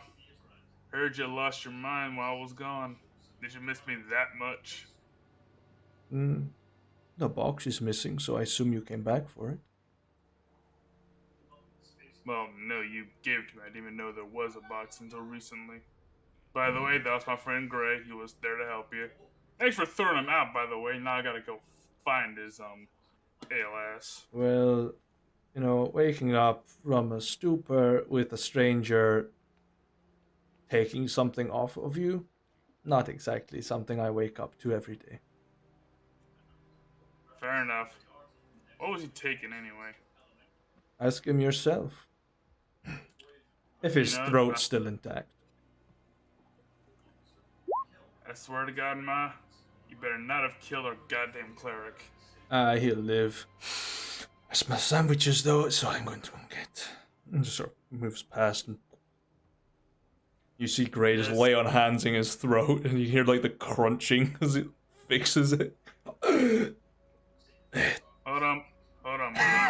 This will Holy shit. This will just like hold out a potion.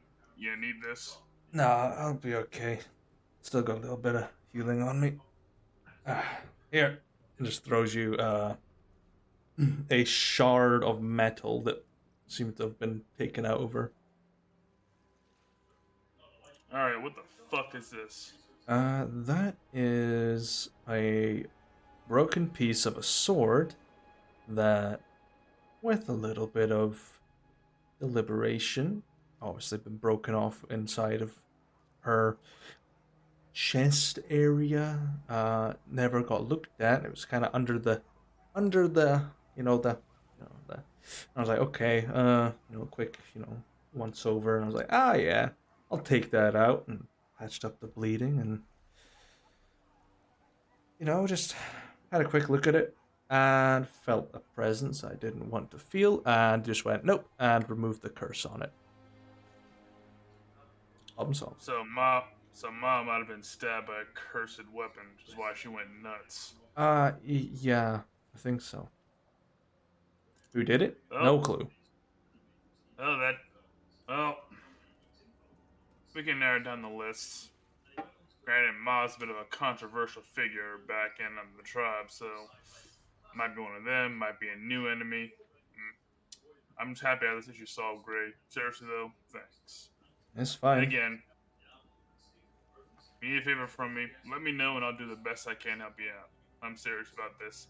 My mom pisses me off because she's a pain in my ass, he yells down the stairs. You sure? She's like chewing down on a sandwich. And you hear Dad go, "Ah, yeah, she loves you too."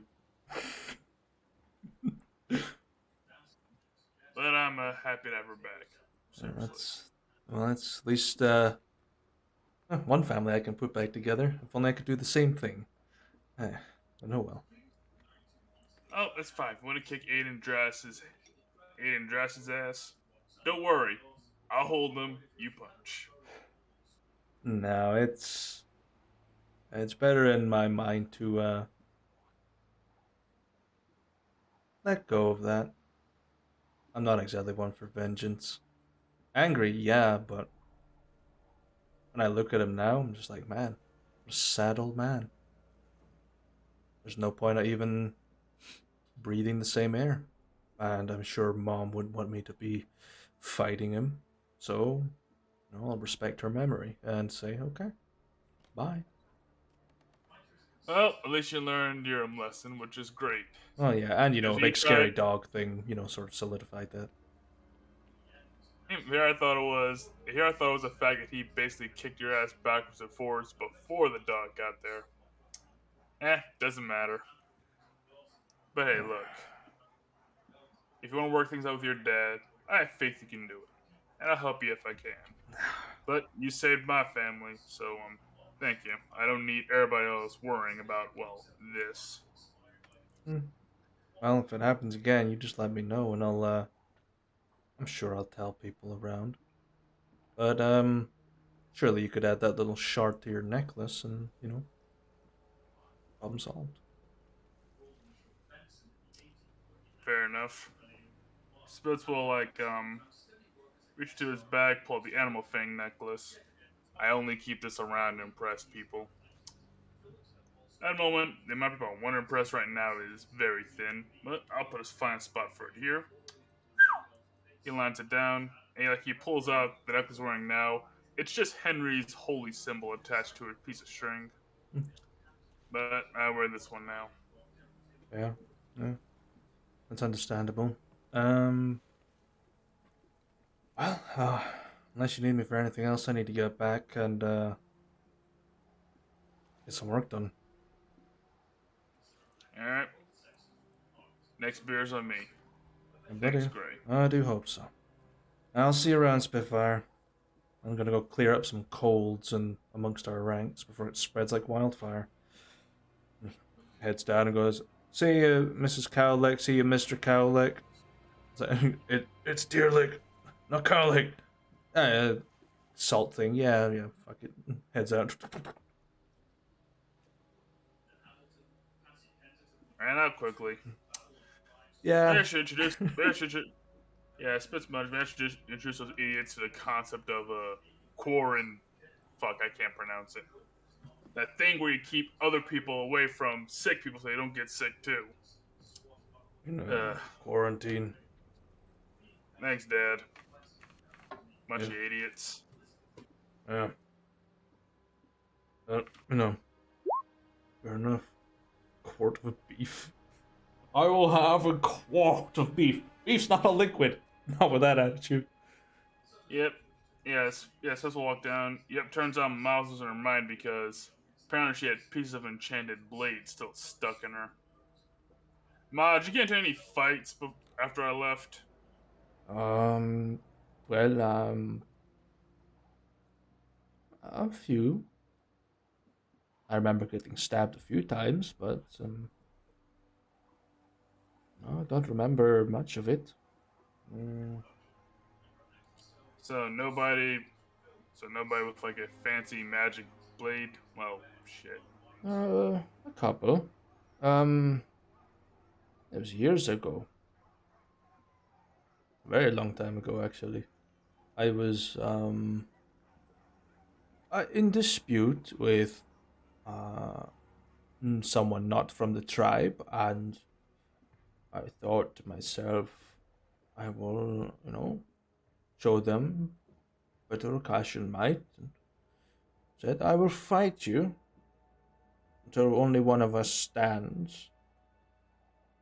I did win, but they had this weird, wiggly sword that they used, but they stabbed me with sort of like a long, pointy sword, very thin, pointy sword.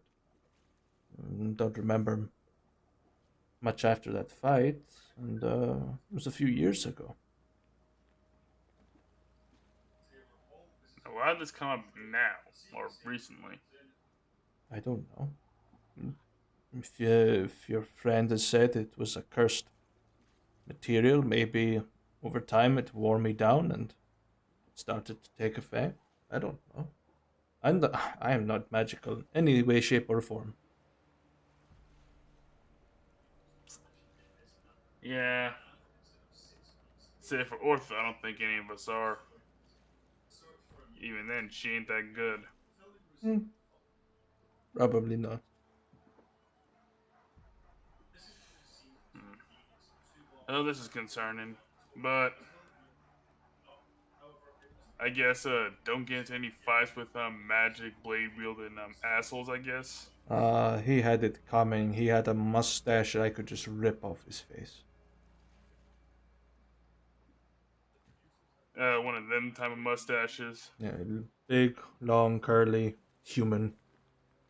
Smells. I understand completely.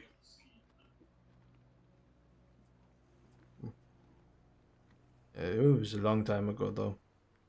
I don't know what that man does now. Apparently, he walked away with a bit of a limp, but yeah, so be it. What about you? What have you been doing in the years that you've not been here? That's a bit of a long story in of itself. I guess you two have time, so got any more of that drink, Dad? This is gonna take a while. I only bought enough to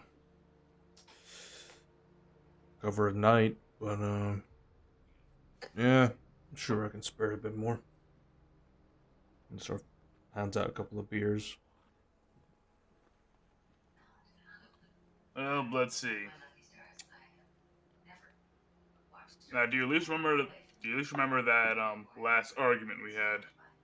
I mean, I don't. I think it was something stupid, but it worked me up enough to leave. So Uh, I worked on a ship, made my way all the way down. Eventually, found my way into Ionia, which is all the way in what's that continent? What's the name of that continent again? I think Mitras. it's Mitras. Yeah, that's what I think it's Mitras. It had like a myth sound. Yeah. All the way down in Mitras, and there's a shithole. Like, really, a shithole. Don't go there. Let's see, I joined a gang, left a gang. It turns out the safe's being eaten by, well, literal monsters. Left there with my best friend, well, my new boss at the time, and some other friends as well. Stopped in Blind Warden, got into an altercation with an agent of the Red Queen, or the Crimson Queen. Not fun. He's dead, but I lost my brother the first time around. Not Turdak or well, not Turdak. I say, bro, you know I'm. Actually, you don't. Henry lost my brother Henry the first time. He got better, but powers that be. And then we moved on. Eventually, we essentially I became a founding member of a mercenary group, which was interesting, I guess. You know, built up a small army of boys, did a few jobs around the world. Then we started getting more involved with the war out there. Then lost him for good the next time, and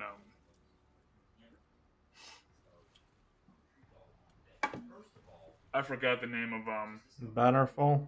Bannerfall. Yeah, also the I gotta remember. I should get better at remembering these names. I really should.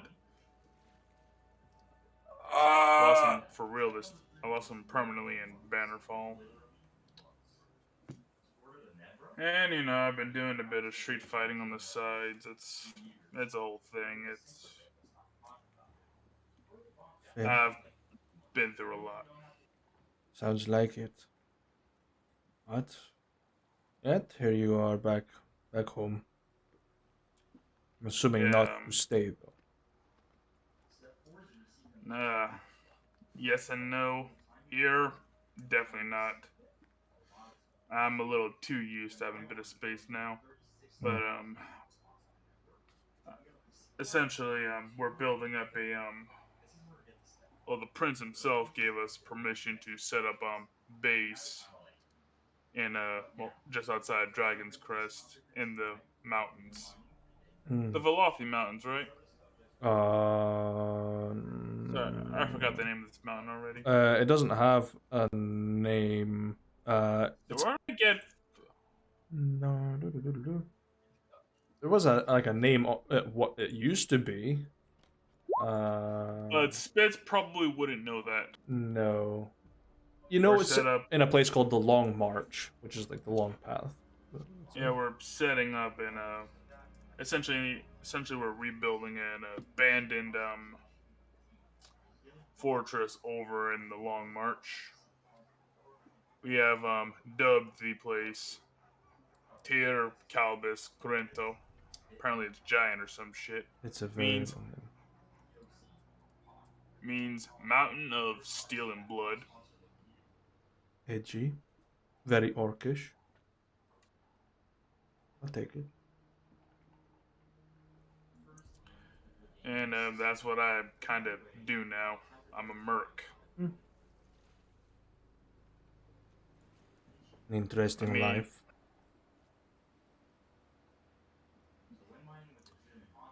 Yep, did a lot of things I never thought I'd do. Met all sorts of interesting people and killed some of them, but that's beside the point. Mm.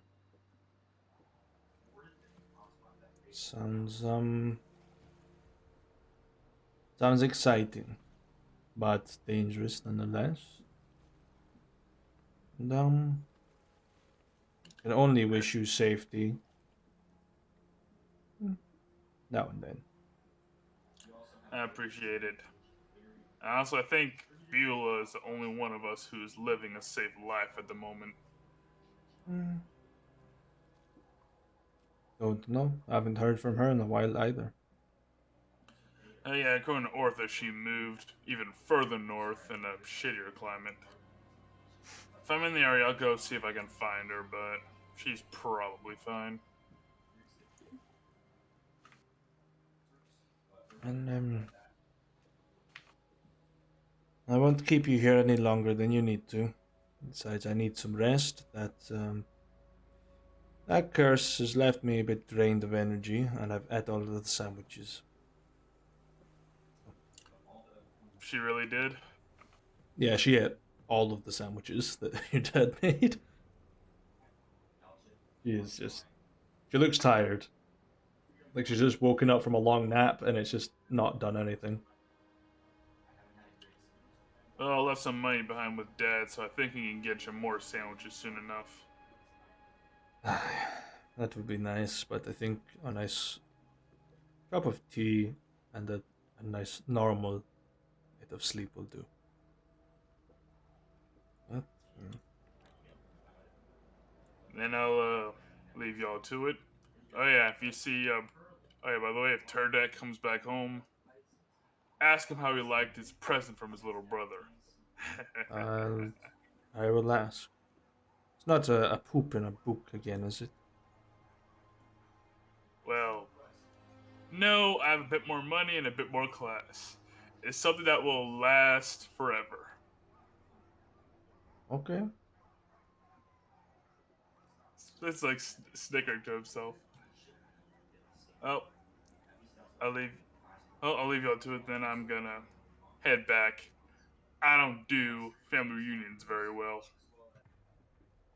Nor do I.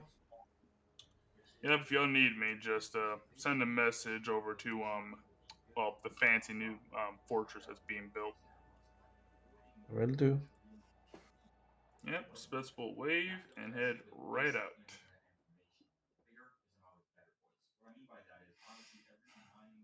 Yeah. Head back to either Dragon's Crest or your fortress. Up to you. Oh, let's go to Dragon's Crest so you have the perfect opportunity to transition to somebody else. Yep. Gibzu, you awaken on a fur rug in a slightly cold, dark room. You see cracks of light in the ceiling, but you're not in a cell anymore.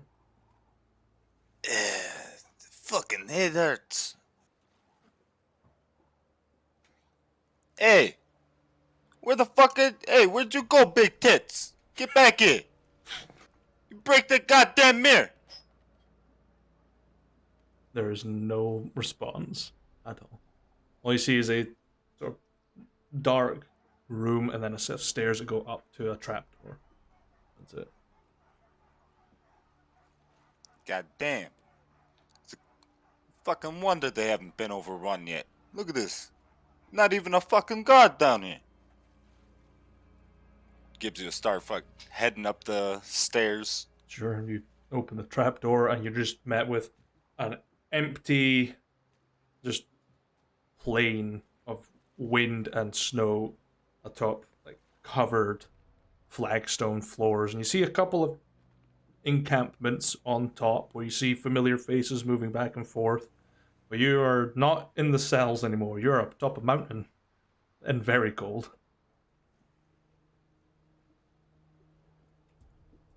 See, I told you should have broke the goddamn mirror. Look what happened. You don't listen to Gibsu the Grand Gobbo Shaman, the fucking whole place went to shit. Don't even look the same no more.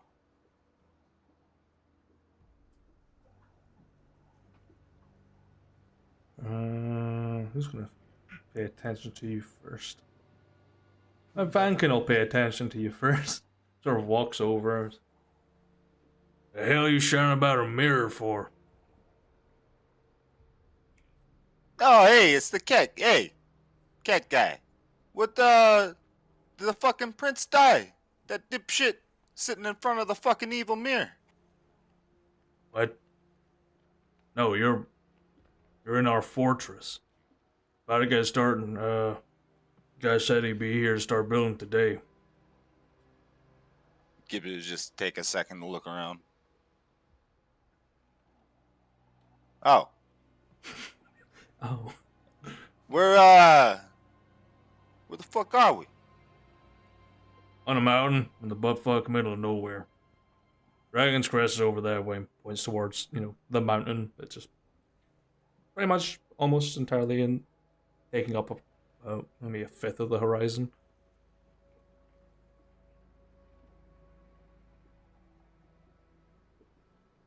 Hey, we got anybody that speaks fancy? The fucking whatever you call them. Fancy Diplodix or whatever it is. Oh, like Rhino, Is it? Diplomat. Yeah, hey, that's the word. Yeah. I like Diplodix better. Diplodix. Sounds like a really shit Lego person. You know, the people that you speak fancy to one another. You can't tell what the fuck they're saying. Everybody beating around the bush. Got a couple of diplomats here, but I can easily ask Rhino to go. Actually, fuck it. I'll ask Ethan if he sends them out. The hell you want them for? Yeah, well, let's see if I got some business to take care of in the Dragon Crest City. Right. If it's still standing. Well, as far as I know, there's been no change. All you got done was Spitz took your ass up here, dumped you down there, and let you sleep. Yeah, my fucking head's killing me. Take a drink, you'll be fine. Or have Gray patch you up. He got back earlier. You seen Rano around? No, he was in the tavern in Dragon's Crest, last I heard. In Frozen Grove. Hey, yeah, I needed to stop by there. Oh, well, We there you go. we got any horses around here? I borrow one of those. Don't really have any horses up here, but How the hell y'all get up here then? teleportation.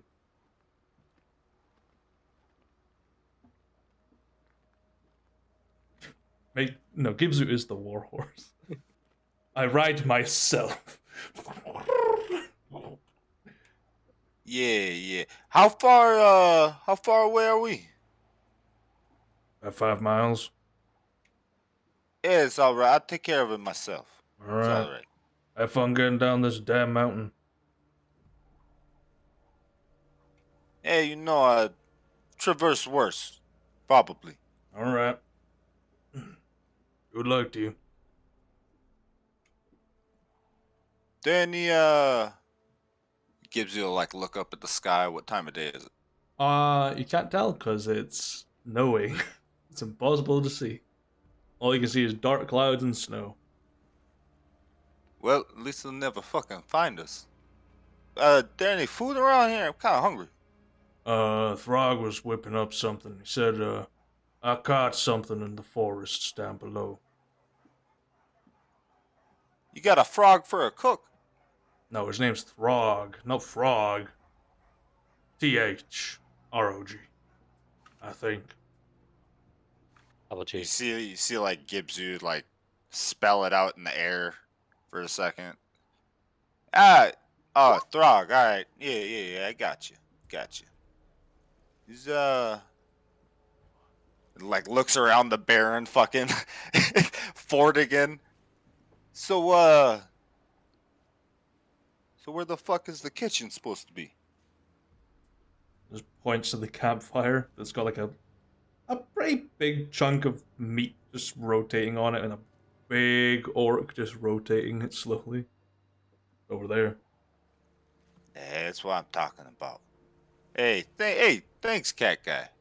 I appreciate it. Alright. What you been up to? Pissing in the wind. Yeah, it's a good pastime, right? You aim at anybody, get anybody hair wet. Ethan when he's not looking. Yeah, alright. I can appreciate a man that knows how to piss on another man. Yeah. Couple of lemon snow cones to the recruits. Bad enough. You want to come over and get something to eat? I've already eaten. All right. Is the boss around? I don't know.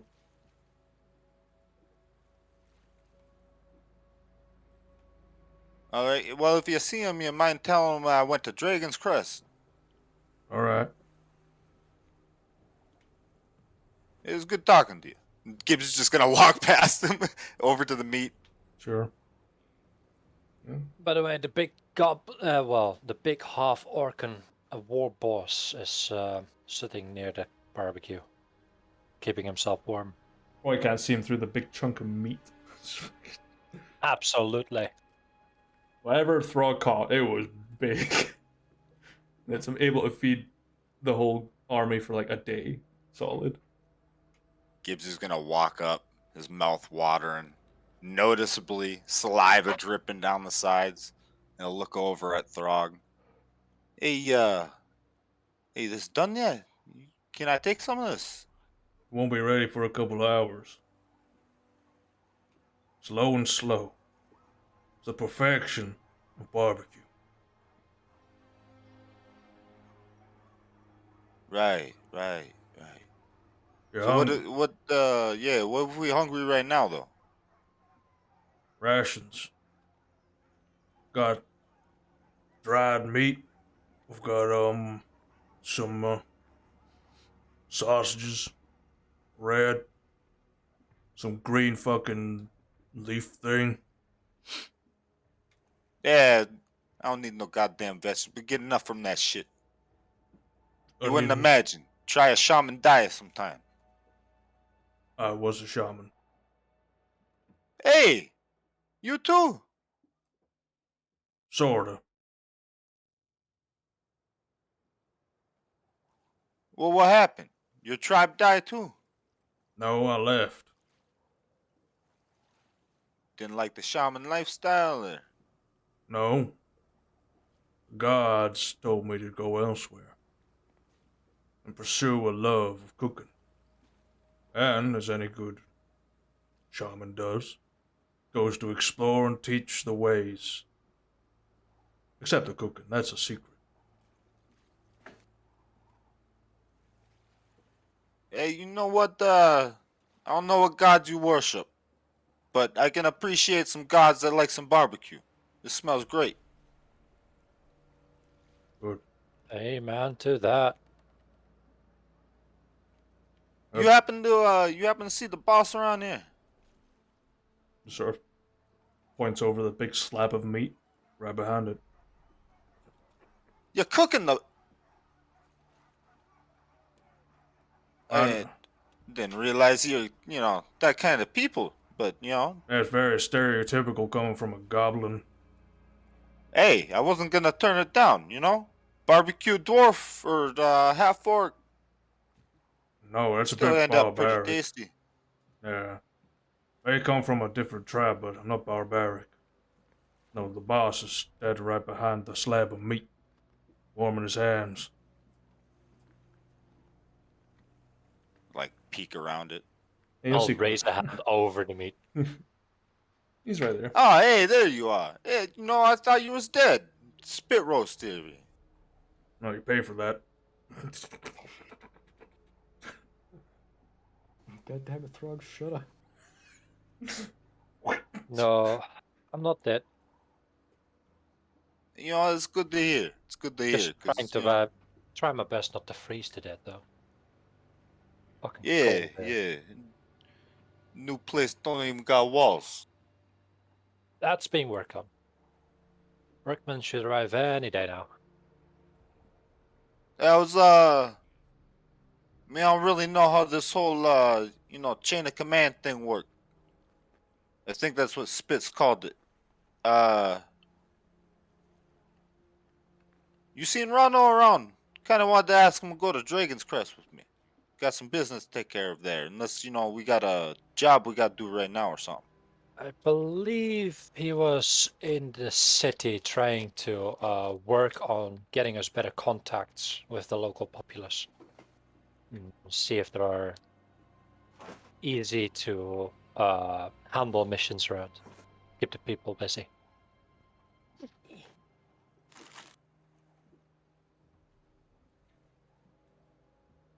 Yeah, I'll pretend I know what that means. Go look for him in the city. He's probably there somewhere. He's doing his Diplo stuff. Yeah. Cat guy was saying it. The diplomat. Yeah. He's diplomating about. But I mean, you want anything then? From the city, that is. No. But, if Raunikon scrounges up some simple work, keep the troop Right. busy. No, I'll ask him about it if I see him. Look for him. Sure. Moo, I want to do a sleight of hand check to steal meat off the spit. Go ahead. Yeah, you quickly rip a piece off. He hasn't noticed. Considering I'm talking to him, can I roll a perception to see if I notice? Sure. Nope. No, it Too quick he for my eyes. nabs a piece off the bottom. It's not even fully cooked through. It's just the outside's like gone all dark. Not quite tender yet.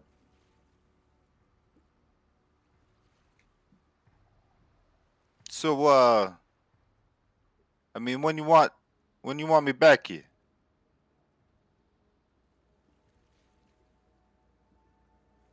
I don't know. I mean, fixing this place up is going to take some time, and I have no idea what kind of missions Raunik can scrounge up. So, But I'll be able to contact you, so, if you want to scout the area, go for it. Yeah, I all hope we'll right. freeze to death, though. I think I'll be all right. All right. And Gibzu will, now that he's sneakily nabbed a piece, he's going to, like, go around and toss it up in the air and shape change into his wolf form and then catch it in his mouth and eat it and start trotting off.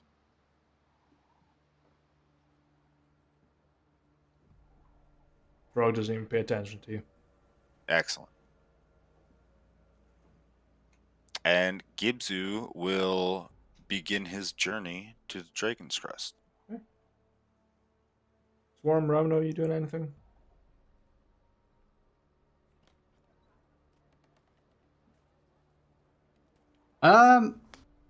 There's one thing that he would like to do. Mm-hmm. Warlords. He would like to come to a sizable list of warlords that could potentially house the curiosity that he's interested in. Okay.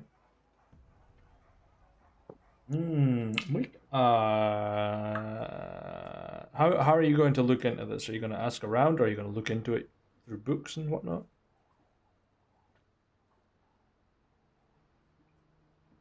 Yeah, really, yeah. He'll probably ask around first. Okay. Persuasion check, Definitely. please. Persuasion. Persuasion. See if people are receptive to it. Yeah. Get a bit of information on a few warlords around. I'm just gonna pull up. Where's my lists? We are going with. Yes. That's the one.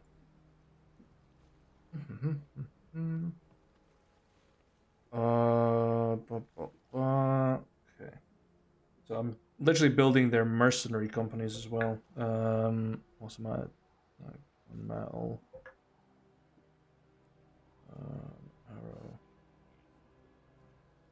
Arrow. Wrong dice. Okay.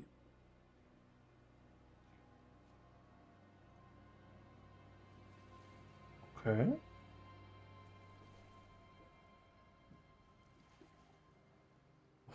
Okay.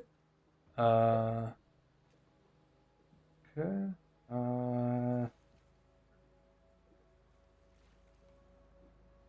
And that. Are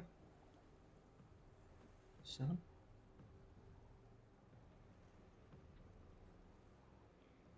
Okay. And the actual leader has backstory. Okay. So I have enough information here. I do not have a name though. Of one of these guys. Of the leader of the this warlord. Let's see here. We'll go Biggest dickus. biggest. Give me a D100. So we're gonna use the incarnation table. 37. Okay, this is gonna be an interesting one. Okay. You need to go over there. There you go. There. There.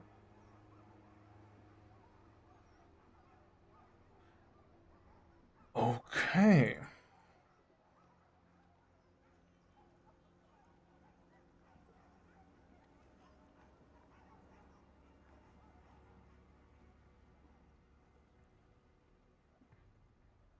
Okay, you will have heard of a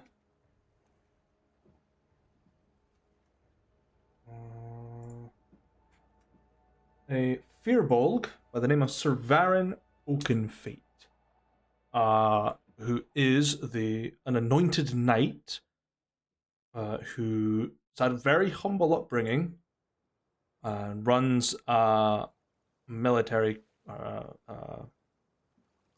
small military band, whose symbol is a sort of gunmetal grey with an arrow and a fist grabbing onto it. Very well renowned as, being an anointed knight who has a very strong bond with their company, who were once prisoners of war. Who they wear not fantastic armor, but they wear leather armor that is basically branded. And they're proficient in all sorts of hand-to-hand combat.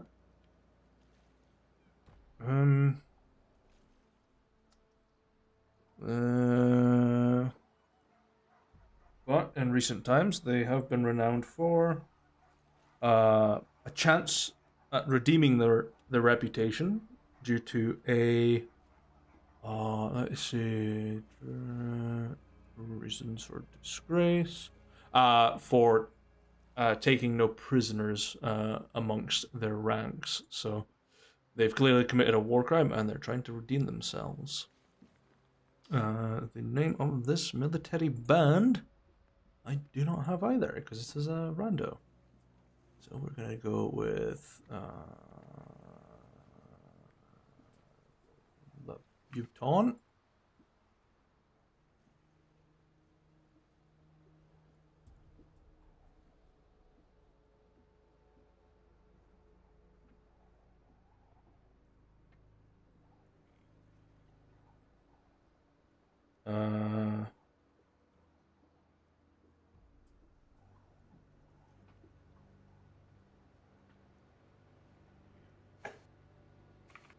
Okay. They're called the.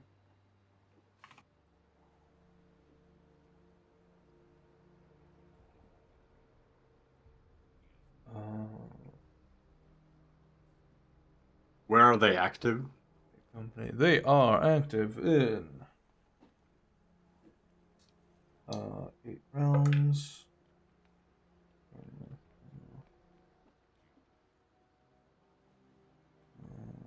They are That active. gives you about a minute and 10 seconds to run up. They have where the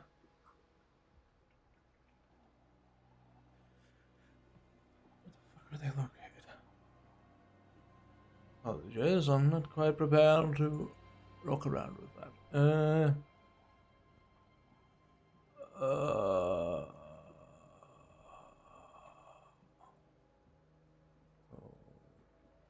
One, two, three. They're in Elysia.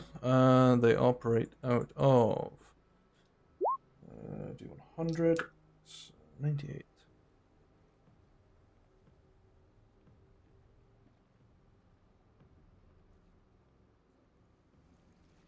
Okay.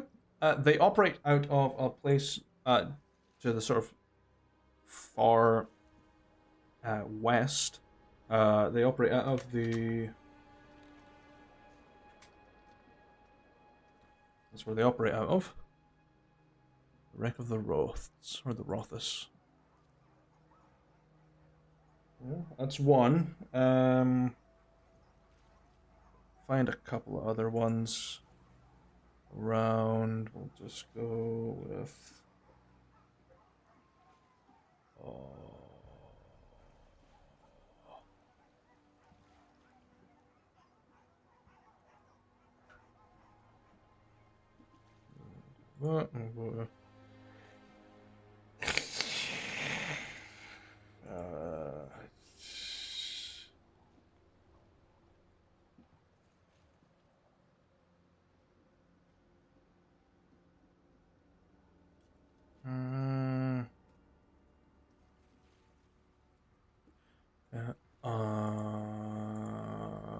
They're different. These guys, they are. Okay.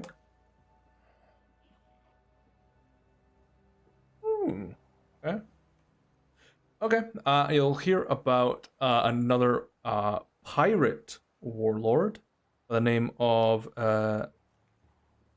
Yatari. She is known as the femme fatale of the seas. Very disliked by any coastal towns for her plundering. However, they've recently changed their methods after the war started, becoming rebellious against merchants who have created trade alliances with Novaria. So they started plundering those ships instead. I will type it all out for you. So we've got sorry. Her last name is a Virtue. Was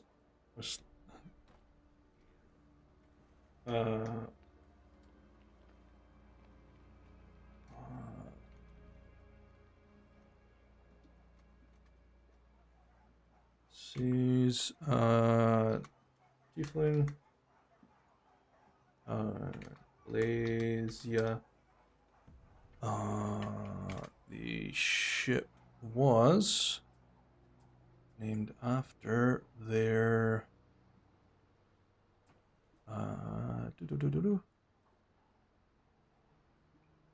Apologies, gents. It's taken me a little while to muster these names. I mean, it's fine to if you generate these after the session. Yeah, I'm just. It's nothing. It's nothing I'm gonna act on anyway for this session. It's for the future.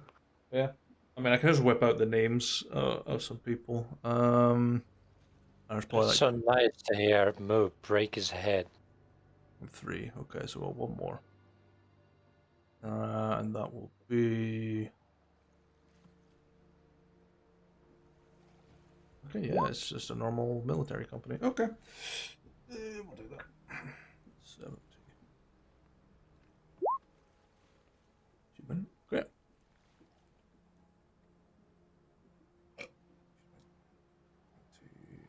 Okay.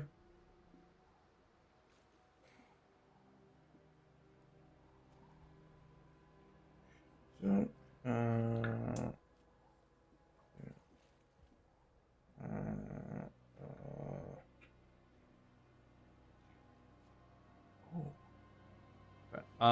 let's see here. Oh, that's nice. That's 7. Just try to build a picture for myself as well. Okay. And that allows me to look over here and go to here. And that's the one I was after. I'm gonna go with the number 4.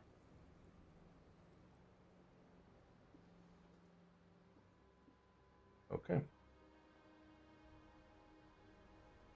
Selden. Okay, and the other one is Selden.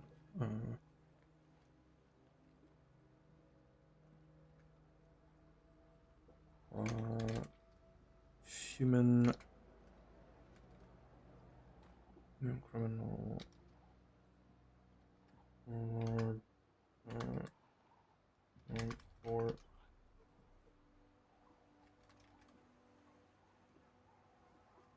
what's the it's the word lucrative.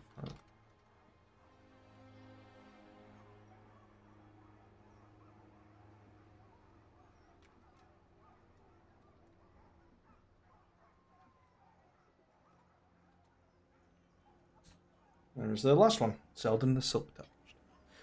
And that is it. There you go. Whip them up.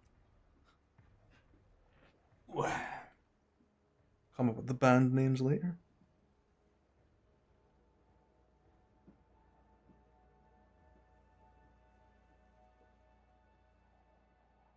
Oh, cool. Yatari operates on a boat that sails around a lot. And Selden is hiding at the moment. Unknown. Mm. That's the information you managed to gather from people that should probably have what you're after.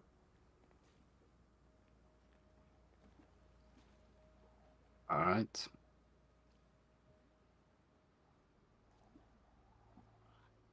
Okay. Is there anything else you want to do, Rano?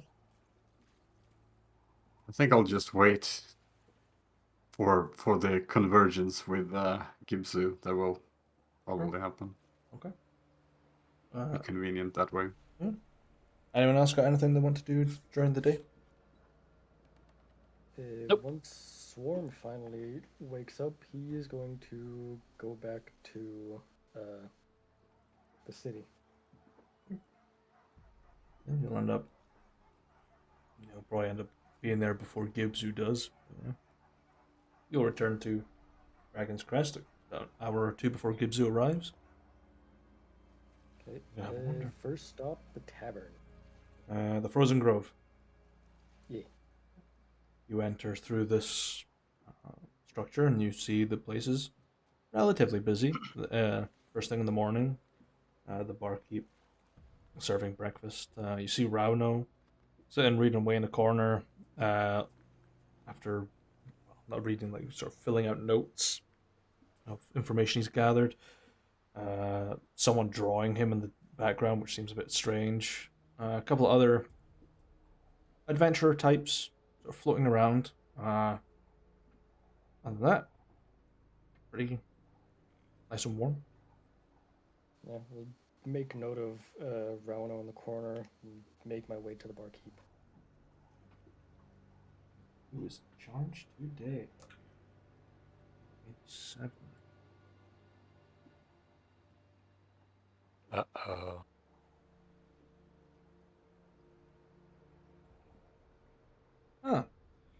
I'll do that.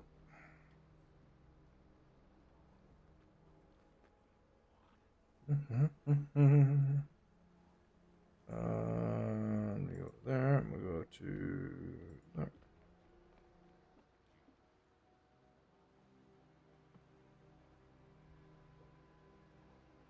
Okay. You see at the bar, not the usual barkeep, but seems to be morning shift, is a rather round, rotund goblin with lots of piercings in their ears, big nose and toothy grin. Maybe about a couple years old, maybe older than Gibsu, maybe. Sort of scrubbing away, just spots you walking up. Hello, hello.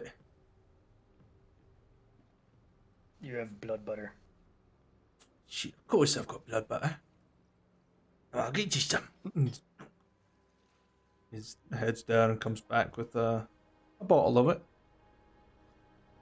So, what brings you to old Dundle today? Swarm needing restock blood butter.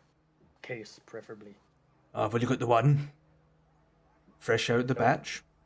Know where Swarm can get more. Maybe some collectors of weird and exotic drinks, maybe. I hear there's a few in town. No direction or name. What's the name? I do know. It's gonna cost you. Swarm will just look at him. How desperate are you for this? Depends on price.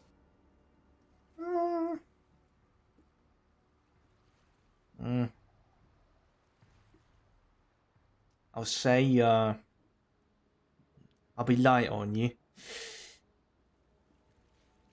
5 silver and it's yours. Yeah. Hand him 5 silver. It's 5 silver. It's a place, not too far from here. As I actually pull up the map of Dragon's Crest, because I keep forgetting to open it up.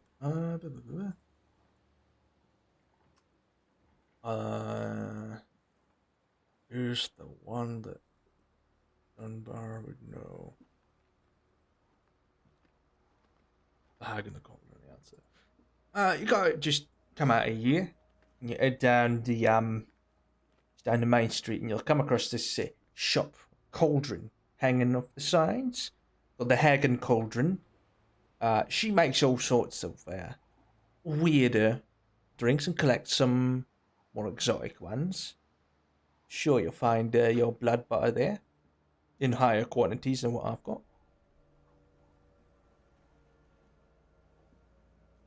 How much for bottle? No one else drinks it, you can have it. Yeah, Swarm will just take it and pocket it. It's cold. Very cold. Like it's been sitting in the cellar for maybe about 2 weeks. Just ice cold. Yeah. Finely aged. Fine aged. Nice and lumpy.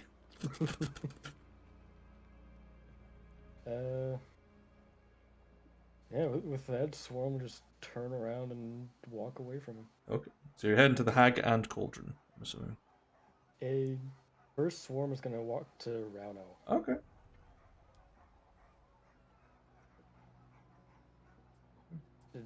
Getting picture drawn. Oh, yes, he's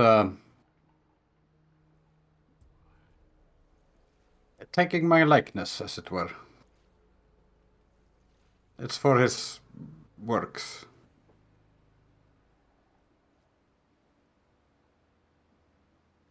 Going to be hanging in halls, kings. I doubt that. I doubt that, yes. I think this is more of a stashed under your mattress type of picture. Can I make an insight check to see if I would even know what Rauno's hinting at? You can make just a general one, yeah. You don't quite understand what that is. You don't have mattresses back where you're from. Yeah. Just the bones of your enemies. Picture taken to put under bed. Just a very confused look on Swarm's face. Yeah, I'm not really into it myself, so I wouldn't really know. By the way, you're back. Is the other one with you? Last Swarm see Gibzu unconscious.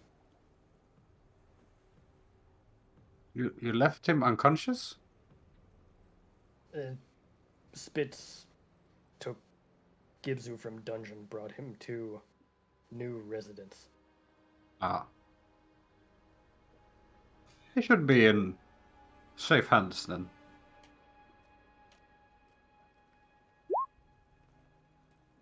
Yeah, from dungeon to new dungeon. So you've been gone for quite some time. How was it? What did you do?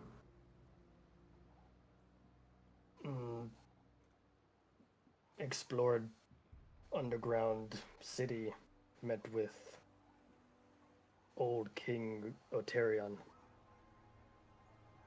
Ran from dragon, not dragon. Barely escaped mirror. Huh.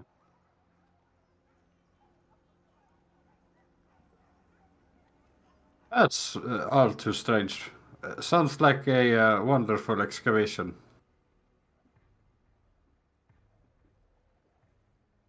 Not fun in slightest.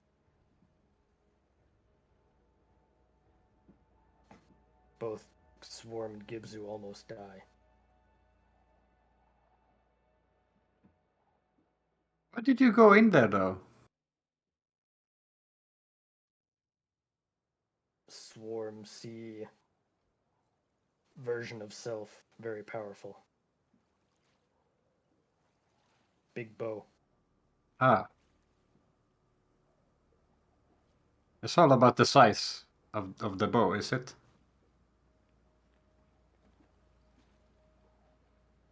Swarm just kind of shrugs.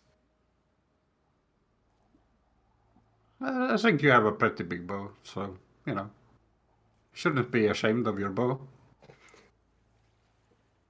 It's not about the size, it's how you wield it. Yeah, I saw a weird reflection myself, but it was not very attractive, not appealing, no.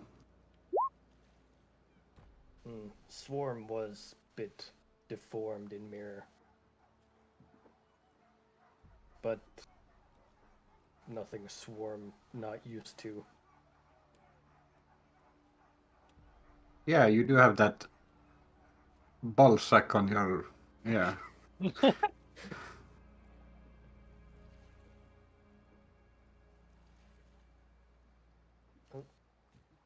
Swarm have blood butter to get.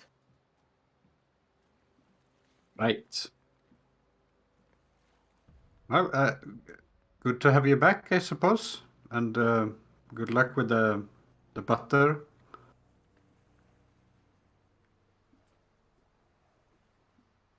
Swarm will take the bottle he just got and place it on the table in front of Rauno. Or just turn around and head to the hanging cauldron. Yeah, I forgot your bottle.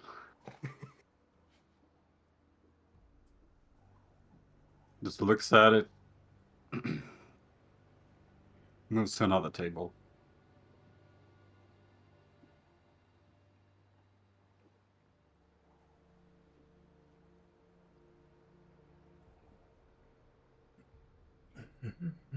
Or I'm just updating my notes. Okay, so you're heading to the Hag and the Cauldron. Yeah. Okay. See a building that's relatively well kept. You see some like vines and that have grown over it with some sort of ivy leaves popping off here and there. The windows are a little bit cracked from the cold. Some snow sort of gathered at the sills. As you walk in, you're met with an overwhelming blast of smells of herbs and spices. Along the upper walls hang these cabinets with exotic bottles of multiple types of spirits and beers, almost like a tobacconist shop where it's just a huge selection to choose from, and like other accessories too. And there's a Pantherin tabaxi, thick leather apron, thick leather gloves with sort of like mask over them. It's just a little fabric mask, sort of grinding away some herbs and adding it to an alembic system. So we have another tabaxinist. Sure. It's been 2 campaigns, Bill. We've been waiting. Tobacconist. A tabaxinist. Yeah, sure. Brewing away and turn around. Vincent hasn't smoked in 15 years. Let's do this. Sort of looks at you. Are you lost? No, Swarm told from Goblin come here for blood butter. Ah, Denton. Okay. How much do you need? Crate. How big? Just kind of motion, just a general. At 12 bottles. Okay. Disappears through like a thick hemp curtain. Comes back through with a crate of like mismatched bottles and place it up. Some blood butter here, there. Different samples of different kinds of blood butter. I've got some made out of dragon blood, some of yeti, human, pig. We've got some halfling, some mind flare. We've also got just mostly pig in there, but nice selection of others. It'll be 5 gold. Yep, just place 5 gold on the table. Thank you very much. Anything else that I can get you? I have a fine array of other different alcohols and some other accessories that might interest you. Take a quick look around. Sure. Like what he has. A couple of, like corkscrews. One is just a golden middle finger with a corkscrew underneath it. There's a lot of like tobacco pipes. A couple of bong-looking things as well. Lots of very small bottles of spirits. Colognes.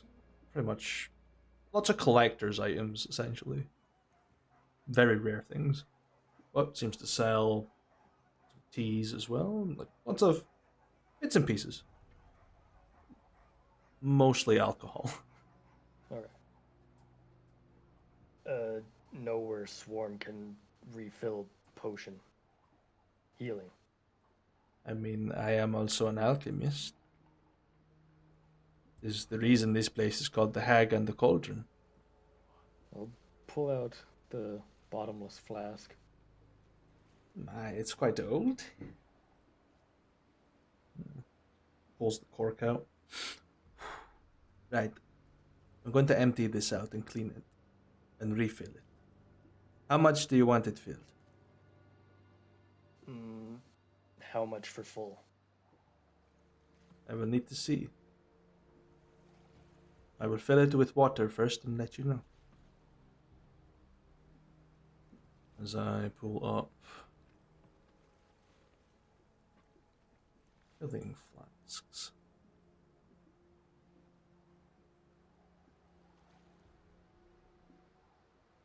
I'm gonna be poor just from filling this up. Potions be pricey, brother. It's be Yeah. true. Especially considering this thing goes to D100. healing. And,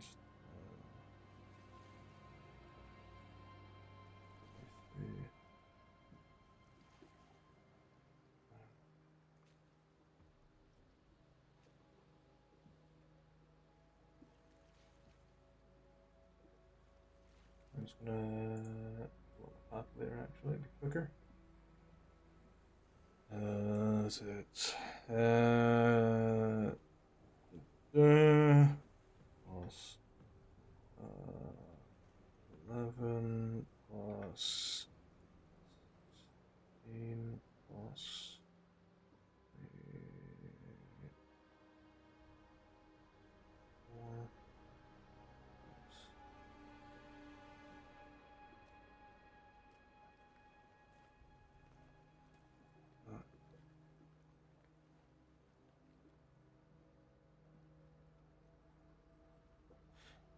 boy.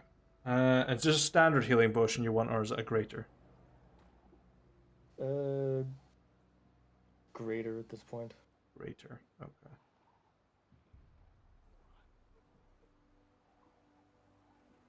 $200,000 gold. That's And a roll. change. 400. Okay. Oh, I only had a halfway. And sort of comes back after about like 20 minutes of filling it up with water and dispersing it amongst this big crate of empty bottles, which there seems to be about 109 bottles there.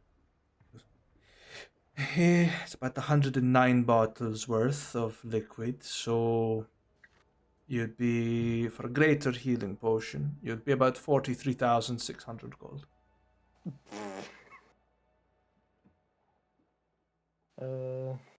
Let's see. That converts into that. Oh god, he's fucking selling shares on the stock market to pay for the potions. Shares of what? Thingy or us? Hey, fingers are up. Middle ones. How much Swarm get for?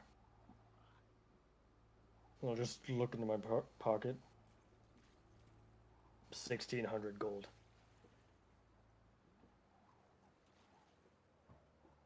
$1,600, yeah? Yep. So.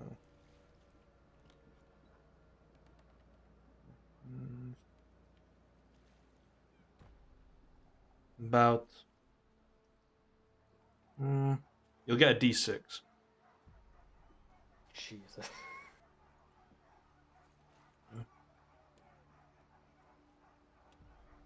Because it goes up in stages, and I think I figured it out. One potion is a D4, 3 potions is a D6, 6 is a D8, 10 is 10, 15 is 12, 22 is 20, and then it goes down to like 2D10, then 2D12, 2D20, and then a D100. Yep. But you need 109 potions to get out a D100. Yeah. It's a hefty boy. Well, it's better than the D4 I had remaining, so yeah, so I'll put the. Oh, you had a 1,600 D4 remaining, did you? Yep. Okay, yeah, she said she would refill it then. Yeah, you'll have enough for a D8. Excellent. Yeah, she's refilled it with fresh Yeah. potion. Yeah.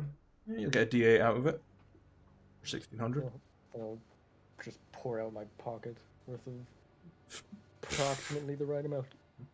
Shoves it into this different looking bag of holding. It looks like it's got like 4 like little buttons on it. They're round. It looks like copper, silver, gold, and platinum. And just sort of presses them, and you just hear it like, and that's it. Let's see. That takes away. That much platinum. Okay. Let's see. Got that. Got that.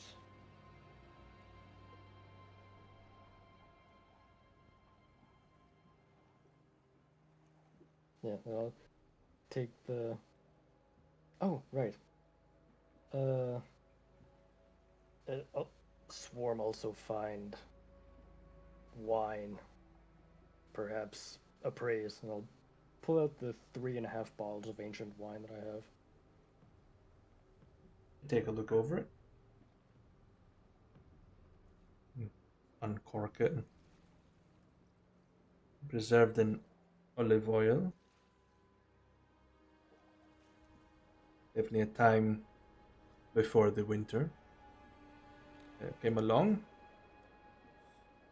Judging by the color of it, and just sort of pours it, all the oil out carefully, and just pours it sort of in a sample glass of the wine. It looks kind of deep, red and corks it back up. The bouquet's sort of decayed a little bit. And it's got some good shine on the sides as I swirl, and just gives it a quick taste. And, couldn't tell the vintage off of it. Don't know the flavor profile. It's definitely old. Still good. It's a maybe. Let's see. Very old bottles, unknown distillery, 3 bottles of its kind. Swarm find in possession of King Otarion. I do not know who that is. I'd be willing to trade it for you for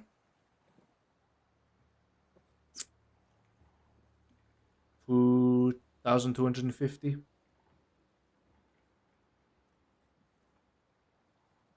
Total? So total. 750 a bottle. Swarm has no concept of money. Deal. You want that in health potions?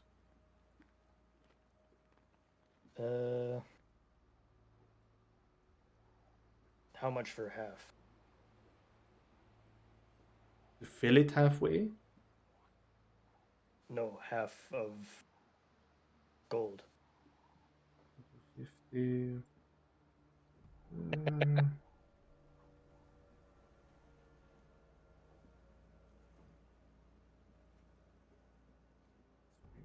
Charges, which would be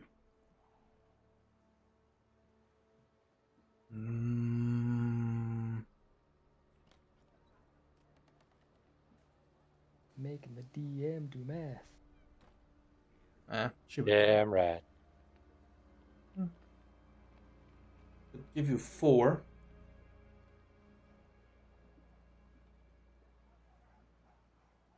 So that bring me to A D10. yeah. Swarm will take. Anyway, just takes the ball back off you and disappears and fills it up and hands you it back with, and just holds out this strange bag of holding. And what kind of currency would you want it in? Gold. Okay. And just sort of turns a little dial on the top of the button and presses the gold button, and you hear shh, unfolds it, and out comes a bag of the exact number of 1125. And just clicks it back and resets the numbers and back over. Excellent.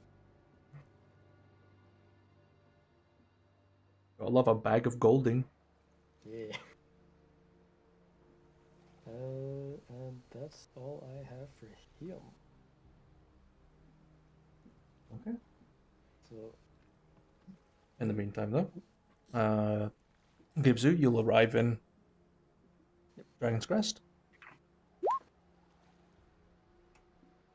All right.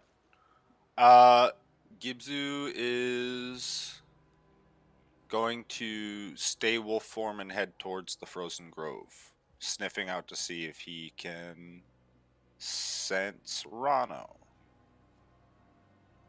Sure, make a perception check. Hell yeah.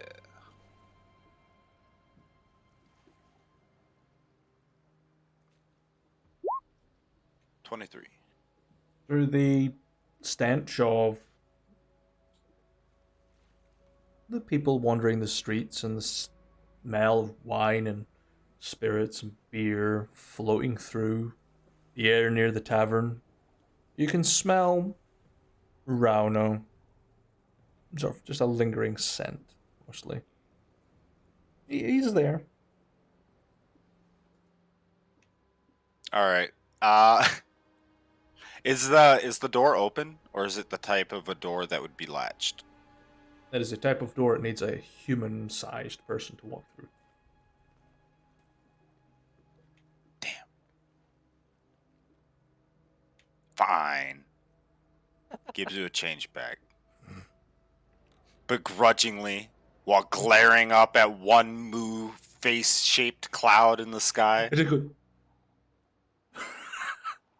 Yeah, Dundle.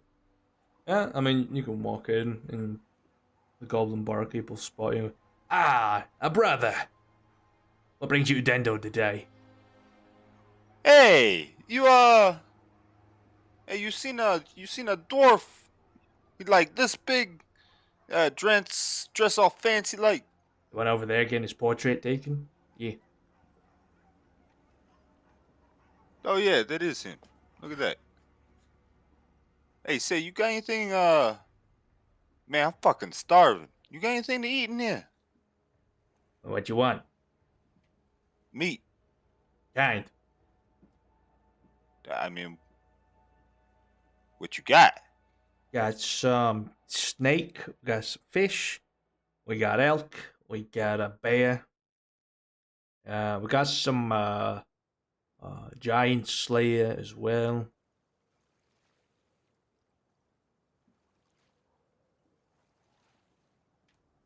Eh.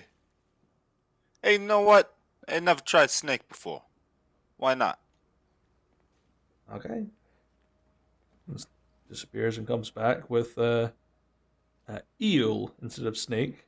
He's never seen an eel before. There you go, it's a snake. Yeah. Yeah, it looked like a snake. Yeah. How much for it? I don't know, not a lot of people buy it somewhere. Let's see. Silver? All right. Sound good. I Alright. hand him over a silver. And just hand you the plate of eel with like some bits and pieces added on. Don't even have a full description of it. Well, news they had eel that they were calling snake. That's all I know they had. Oh, and what was the name of that guy? Give me a second. There was a guy. He was staying here. Like gives you like scratch his chin a little bit. I think he went by Osan or something. You know like an Osan around there. Yeah, of course I know Osan. He's over there. The one that's taken the fucking dwarf's portrait. Oh, look at that. It's beautiful. Coincidence. Yeah, like something's had it set up for you for a while. Yeah, it must have been that funny looking fucking cloud outside. Ah, you see Wipe it that out of too? the sky. Yeah. Yeah, I've heard a few people Pissing like. me off. It was fucking flipping me off. You see that shit? No, I was inside. I'm sure you. I bet he's a real dick. I'm dissing You know, myself, man. Best humor is self-dilapidating humor, okay? gives you a pick up the eel and they'll walk over towards Rano. Hey Rano. Ah, there you are. Yeah, I've been looking for you. You know, I had to follow your scent. By the way, you might want to take a bath. The fact that I can smell you through this city, it's been a while, huh? Hmm, it hasn't been that long. It could be the perfume, though. I'm trying to stick out, from the crowd. I mean, it worked from a wolf point of view. Yeah, you stuck out all right.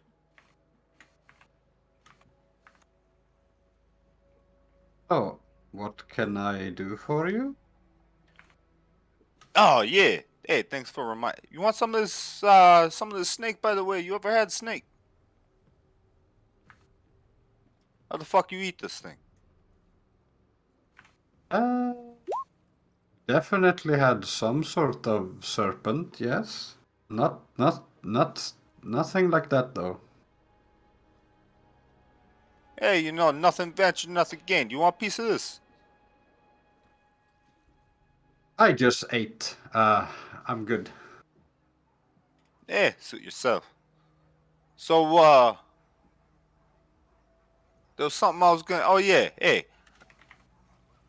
about that dipshit of a prince, is sitting up in the fucking castle or whatever, palace, whatever they call it here. You think you would set up a meeting? Preferably without big tits around. She got no brains, all went to her chest. You want an audience with the prince? Yeah, without big tits around. That's what diplomat type dudes do, right? Sure. Yeah, no. That can probably be arranged. What is the subject of the audience? Why the fuck he's sitting behind or in front of a big ass giant gateway to fucking evil? And why he felt that he had to fucking show it to us. And then why, when I came out and then tried to destroy it to keep the goddamn place safe, he threw me in the fucking dungeon. It's his goddamn fault I went in the fucking thing in the first place. Hmm. I'm sensing a lot of strong emotions here, and I don't think that he would appreciate your honesty. Um, Well, that's, that's why I went to you. You got the pretty word shit they like to hear, right? right.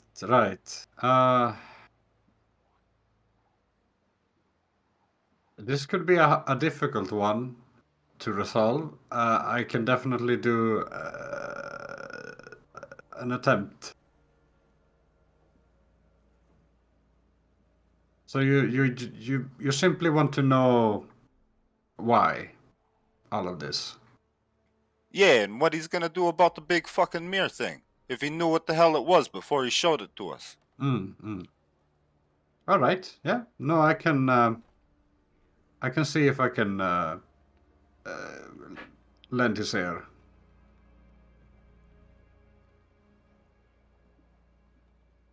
By the way, why you getting drawn? Oh, it's a business opportunity thing.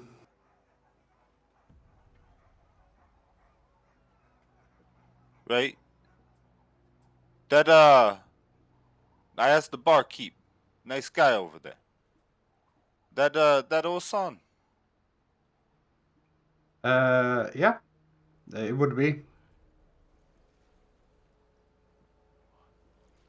Do you know him or? Well, I was told about him. I was asking about somebody that might have a lead on the gobble card. I heard a guy named Osan got some rare cards he might be willing to trade or sell. Oh, yeah. Yeah, some cards.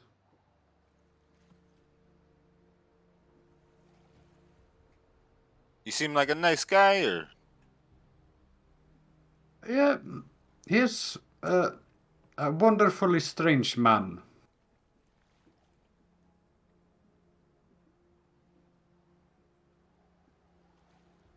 you do kind of speak like the Fae.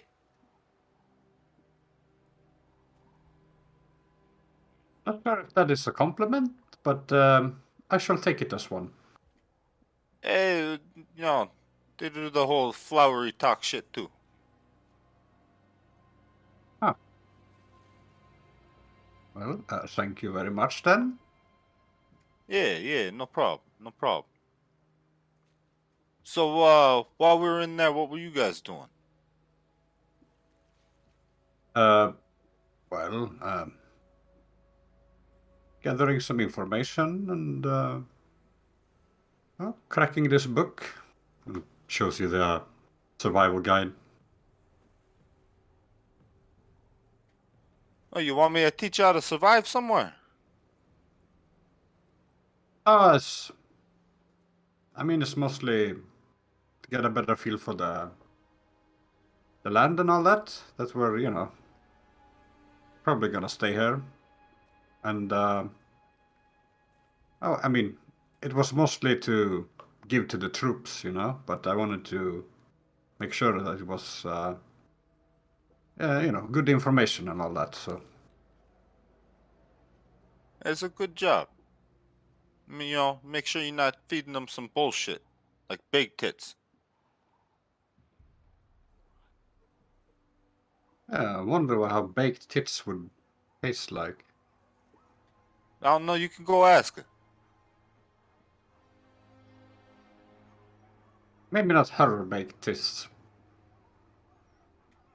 Just in general. I mean, sure, somebody on the street tell you.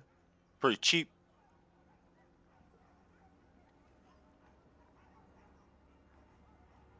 I hear the going rate's about 5 gold or so. Need me to spot you? I am so confused. Maybe for another time. Yeah. Yeah, all right. So you staying here because the fortress don't got no walls?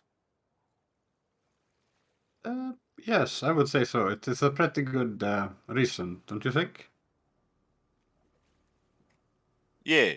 I woke up, thought the whole fucking goddamn city got wiped out. Turns out we weren't even in the city no more. Huh. Yeah, this is a lot more accommodating. Easier to get, your work done and all that. By the way, before I came down here, I talked to boss. Mhm. He said you were looking for some jobs down here. Wondering if you found anything. He didn't really know what was going on because he didn't know what kind of jobs was around. I was not informed, but sure, I'll put it on my to-do list. Definitely. All By the right. way, Swarm was here not too long ago. Thought you might want to know. Oh yeah. Where'd Yeah. he head off to? No idea. He wanted the whole butter thing that he's into. Ah, picked up some beer butter. Yeah. You can have that. And he points at the table across the room. Yeah, he left the bottle. You drink that Oh too, hey. don't you? Yeah, it's good stuff. What, you didn't want none? No, it how should I say it? It makes me puke in my mouth. Just That's how you know it's good stuff. Way to If be it don't try to subtle. come up, it's not worth going down. mm. I have definitely other preferences than you do. Yeah, to each their own. Maybe it's an acquired taste. Not one that I intend to acquire. Yeah, fair enough. You need any help while we in town? I got a couple places I want to stop by and ask around about some stuff before see if the prince will fucking chat up about his goddamn mirror. Oh, what are you looking for? Well, I was in, this is a big city. I was gonna see if there's any adventuring guilds around. Find out some information. See if there's any. I mean, I could ask the bartender too. I didn't expect to run into another goblin, but seeing if there's any goblin camps around here. All right. Well, since I'll be looking for uh, employment for us, I might as well join you. Yeah, all right. Yeah, you mind if I talk to Osan real quick?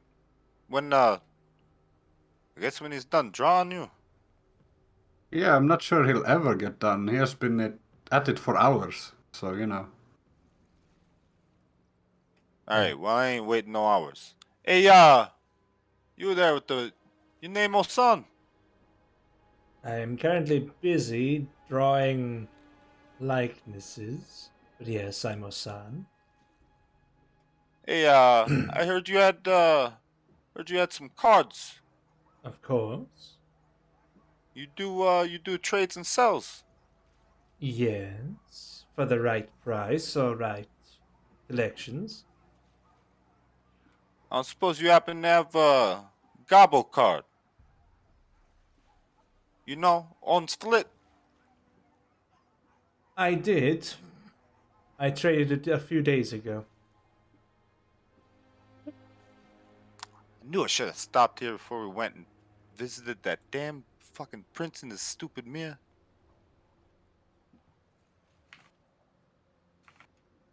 What other cards you happen to have? Just to, out of curiosity. Depends on what you're after. I have some of the rarest cards you can get your hands on, and I've got some more common ones.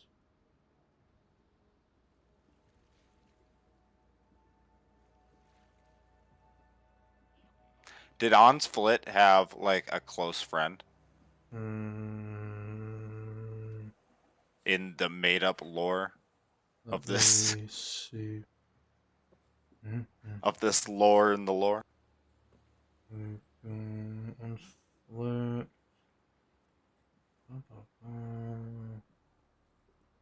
Yes. Do-do-do. Do-do-do-do. What's that?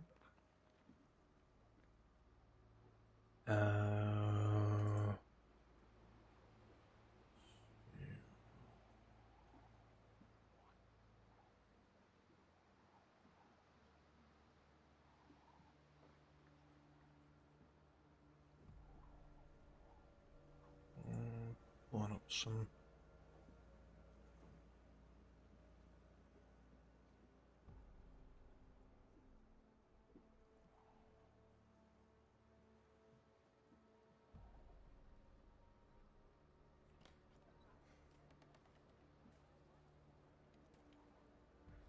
Yeah, we have Sea Elf, Laura Sign, Denal.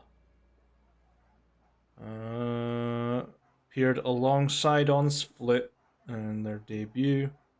Laura Sign is still alive, seeking vengeance for the death of On Split. Yeah, kind of had my heart set on that Onsflit card, but you happen to have I mean, probably not. You happen to have her friend Loris.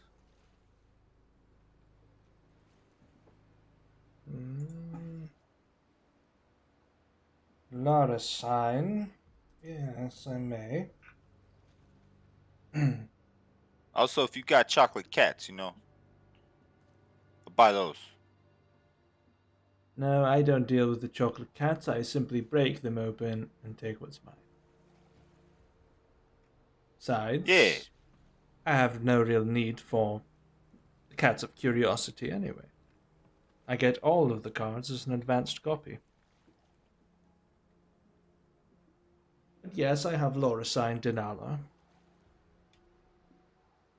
Wait. What do you mean you get all the cards as an advanced copy? You mean you telling me you got every card Have. except Onsflit? I've had every card. I've traded them away and given some off from newer editions. But the ones I care the most about, I keep.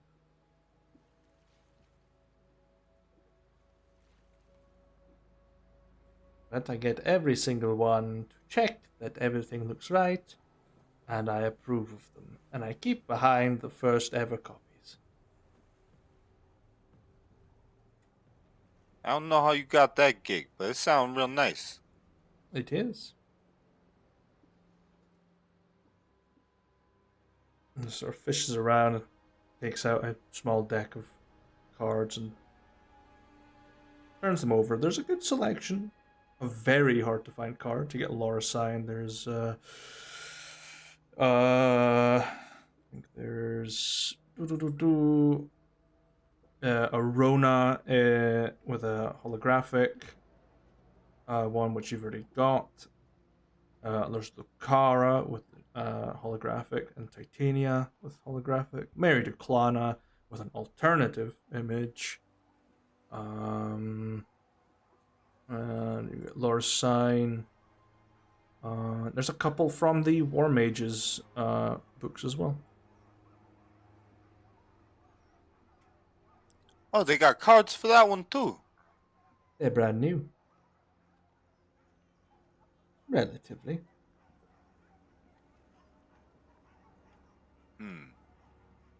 Hey, you do got a lot of rare cards here. Rarely see any of these. Mm-hmm. Like I said, How much you want for How much you want for all of them? all of them. Well, yeah, you know I'm a collector too. Big fan of the series. Well, I was a bigger fan, but then Goblin got killed off. But yeah, shit happens. I ain't the one writing it. Can't really complain about it. You wouldn't be the first one to complain about it. Lots of uproar came when she was killed. Hey, something that some of us monster races look forward to. Not many monsters up in popular lore like that.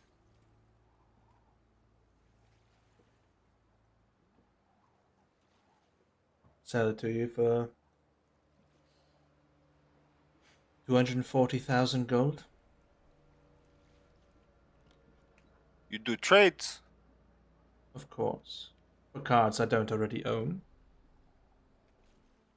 Yeah. You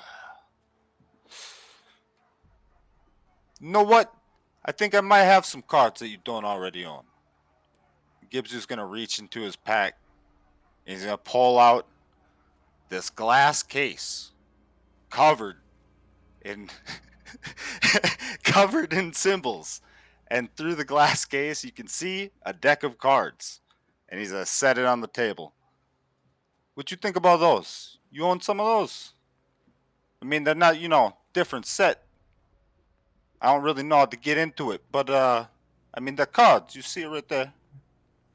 Just packs up their cards, puts them away in the deck, and into the breast pocket. Takes a quick look over.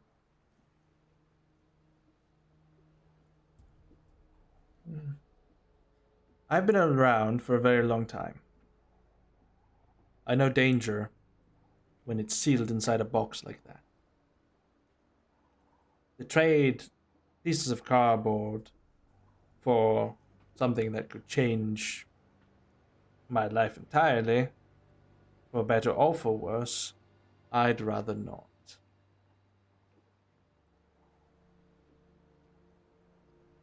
Besides, that piece of glass is probably worth more than my entire collection. So why don't you want to trade then? I mean, it sounds like you're getting a pretty good deal out of it. I don't even know what that is, actually.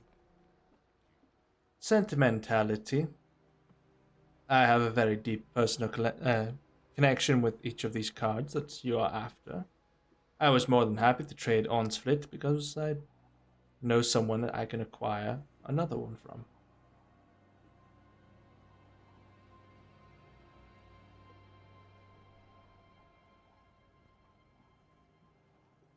Well, I say acquire.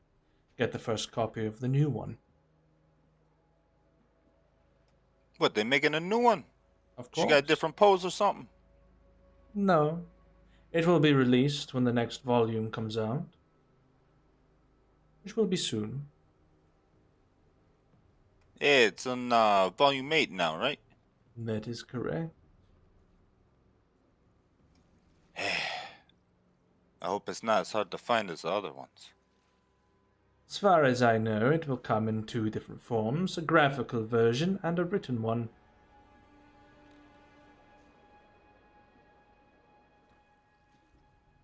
All right. So you don't want to trade whatever the fuck these cards are that are apparently worth something. I value my life more than I value what's inside that box. All right. Well, how much for just the one then? You know, on Split's friend. For Laura's sign?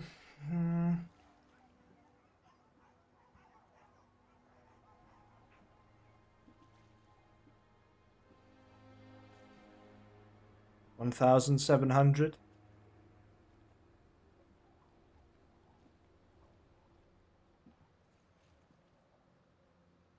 Oh, I gotta check and see how much money I got.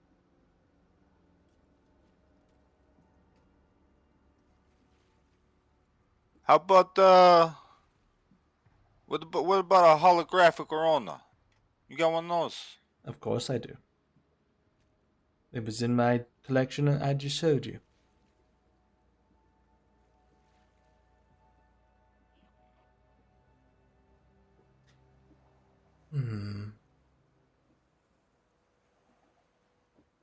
No, never mind. Mind you, how much have you got that you are willing to give for this card? Ew. I need a little bit to live. Man, I got like 75 plat. 750 gold.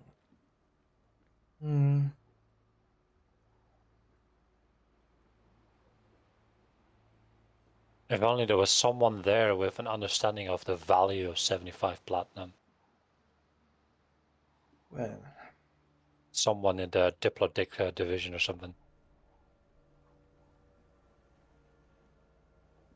well then, 750 gold. Sort of takes out their drawing pad and quickly starts sketching. And I think that'll do just fine. Yeah, so we got a deal. Of course. And I'll make it a little bit more valuable for you as well. And just takes their quill and just signs the back of it and hands you it.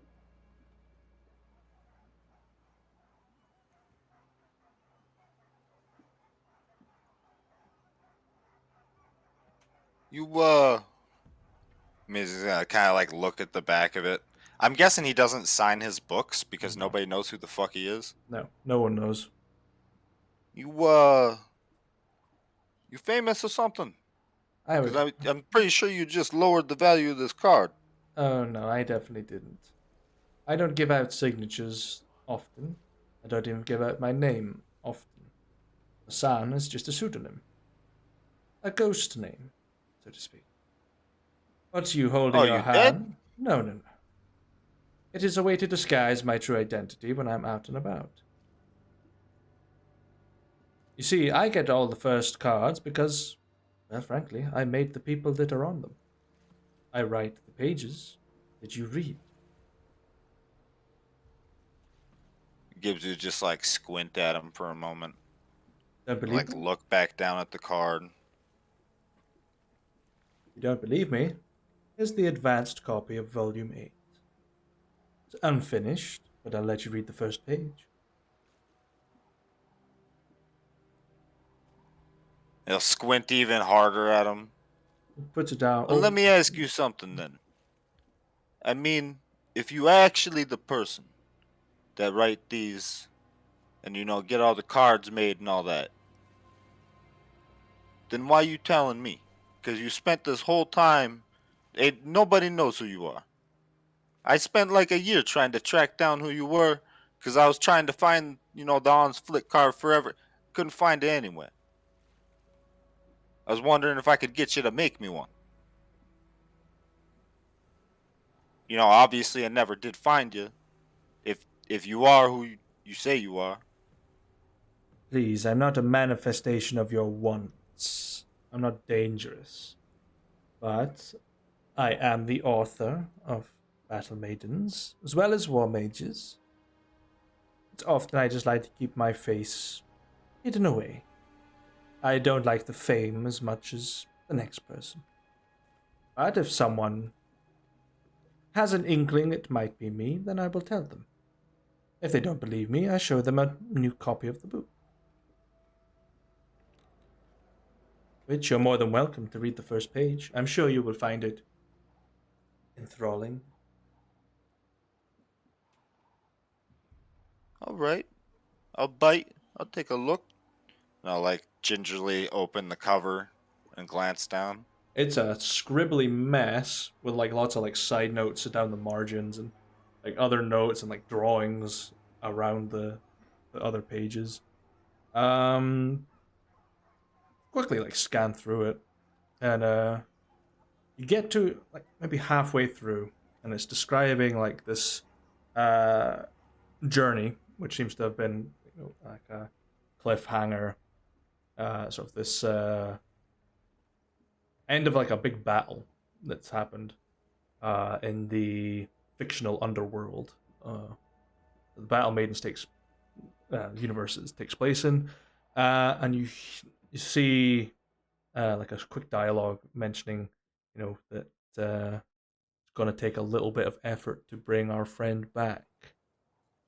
And then quickly describes a visage of a goblinoid creature being brought back from the Well of Souls, and then as soon as you spot on that bit, it just slams the book shut and puts it away.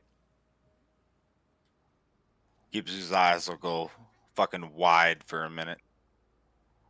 Holy shit, you are that. Like I said, we're going to need new on-split cards. Spoiler. Hey, since I managed to run into you, I just wanted to say,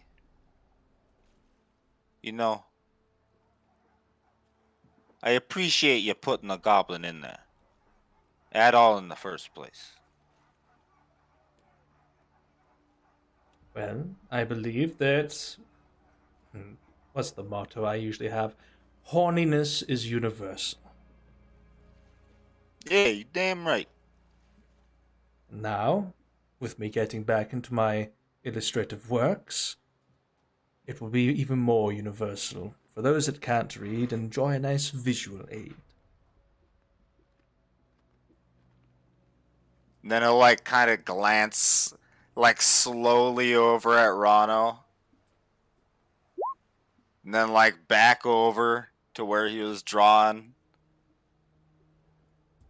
And it just sort of like shows you like a preview without showing Rauno. And it's just like, it looks like kind of like Rauno, but it's a little bit more like fucking JoJo style, massive, like strong cheekbones and face and beard that's like very well kept. And, clothes that are a little bit more like chic, very reminiscent of the style of the world, and seems to have drawn an abnormally large bulge in the slat. Gives you like, stroke his chin a little bit, and he'll like look kind of back and forth a couple of times between the picture and Rano and be like, yeah, that's great work. And like what you did there. Well, I'm sure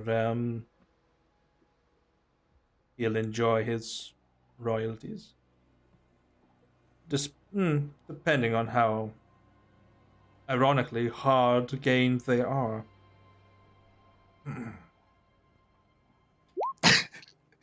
Gives you like fucking, stifle a chuckle a little bit. Yeah. It was real nice meeting you. I'm sorry, interrupted your work. It's fine. I was almost done anyway. I need to pass it along to my editors, who basically just look it over and tell me if there's a spelling mistake. They can't cut anything out. Gibzu will take out a pouch from his side, and it's got 75 plat in it, and he'll put it on the table. Takes like 5 plat out of it and hands you 70 back. It'll pay for the wine. Are you sure? I mean, it's fair and square deal. You can take it. No. I'll easily get another one. I just wanted to see how dedicated you were. It seems you're an honest fan. It's not trying to stab me for killing Onsplit or any of the others. Nah, wouldn't be no point in that. In fact, it'd be counterproductive. I mean, if you die, then who's gonna make, Volume 9, however many you end up making? There's a It plan. just ensures that it dies. There's a plan for a few more. And then a bigger project in the works.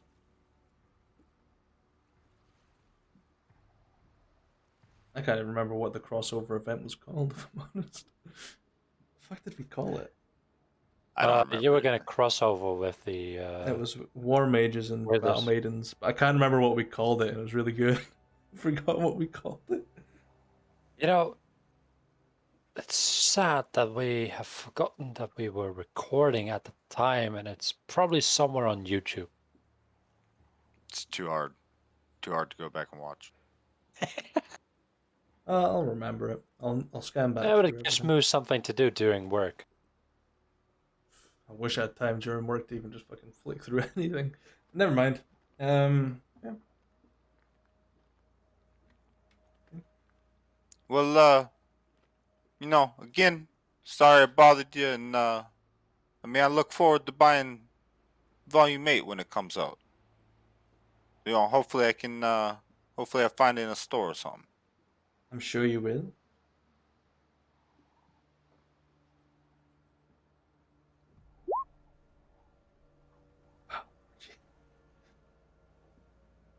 Actually, wait, that might have been it.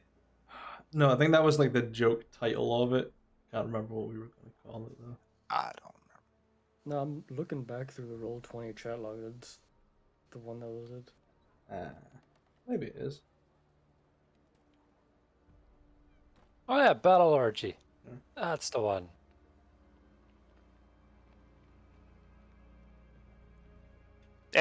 Name to be determined. Yeah. Work in progress. Well, I'll let you get back to it. I will indeed get back to it. And Gibbs will pop the top on the blood butter, take a sip, look over at Rano. Hey, when you're done, you want to meet me over at the adventurers place? Yeah, sure, we What do can they go. call it? Guild or something? Yeah, something like that.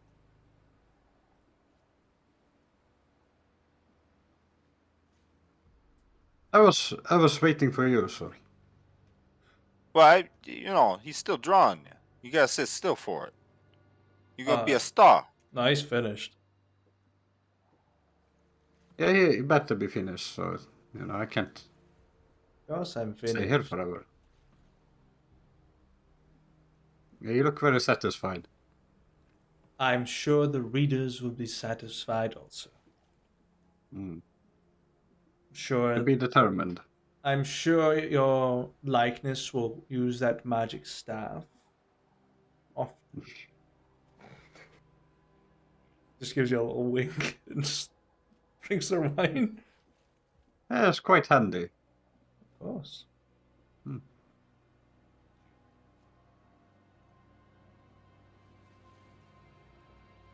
But I will let you gentlemen get on with your day. And I will be around, perhaps.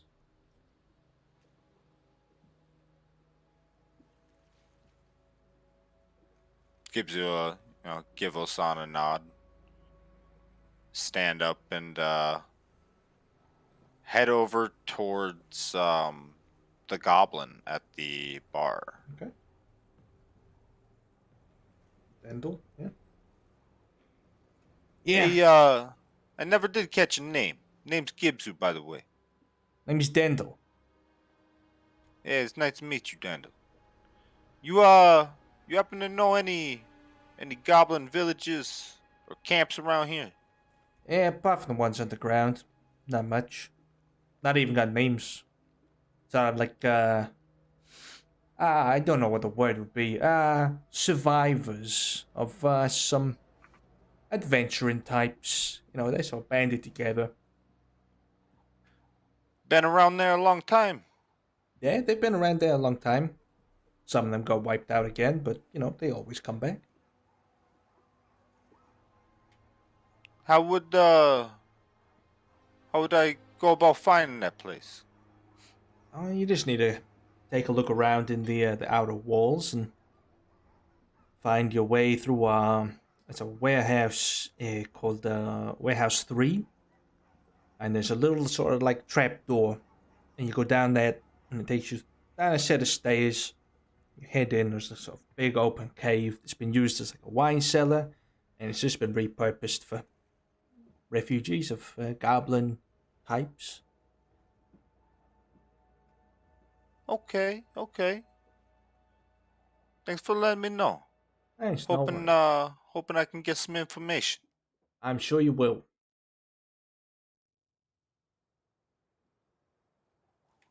By the way, the adventurer types in this town, they don't try hunting the goblins in here, right?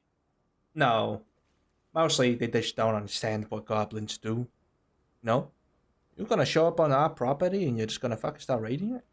Of course, we're gonna be angry and start trying to catch you. No, some of them come in with fucking big swords with like magic on them, so we don't have much of a chance.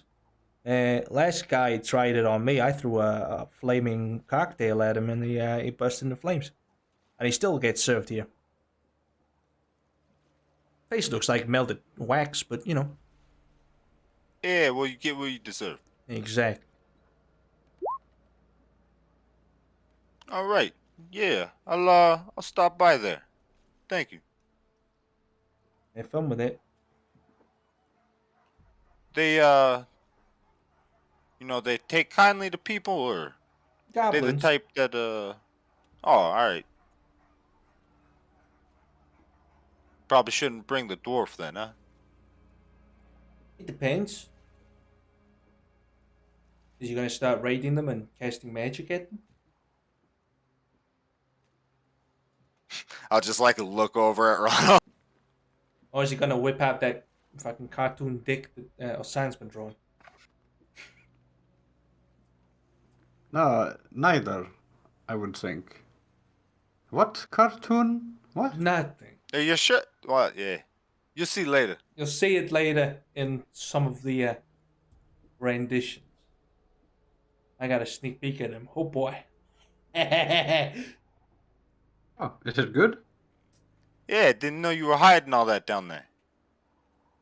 Let's just say your performance skill leaves a lot to be desired. It gets better, don't worry. All right. I mean, I'm interested to see how this turns out. Well, just need to wait and find out. Unless you boys are one anything from the bar, you can bugger off. Taking up prime real estate at the front here. Yeah, we got your way. He gives you a start, he'll step aside and look over at Ronald. Hey, you wanna go then? Yeah. Let's do this. All right. I'll head out. So you want to go to the Adventurers Guild first, or you want to go show your dick to some goblins?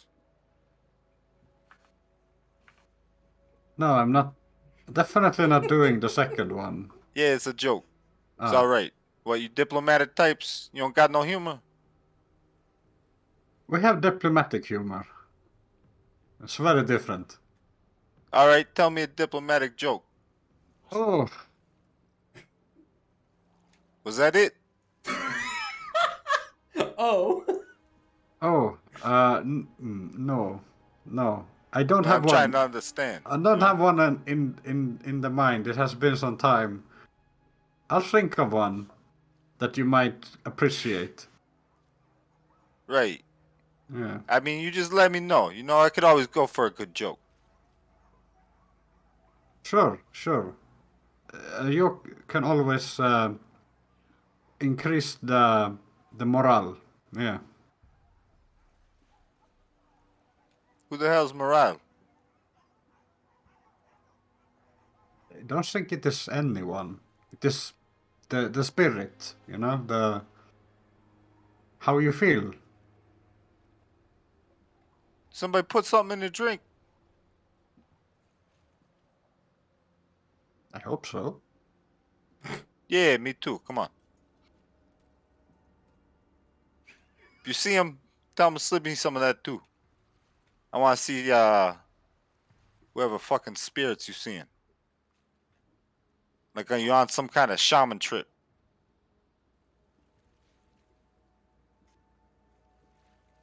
You are a strange fella. Did you know that?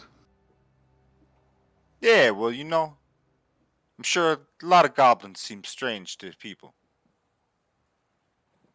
You said you were heading to the palace, Gibsu? What? Hell no. Oh, okay.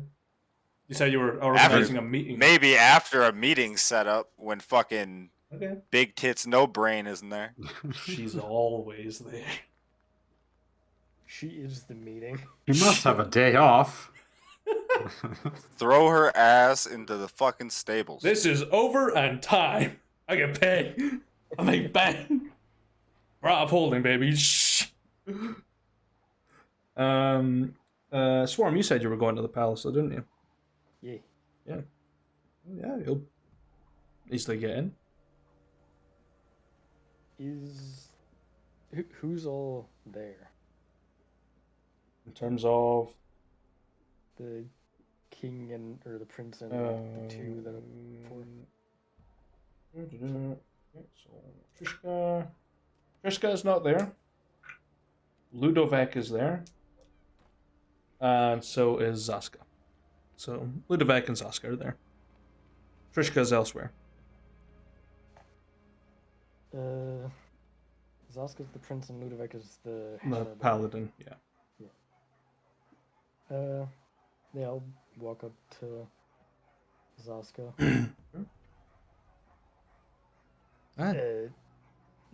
Not sure if your people told you what happened behind mirror. I have been given some insight from Trishka that the goblin has tried to destroy it. But that was as far as it got.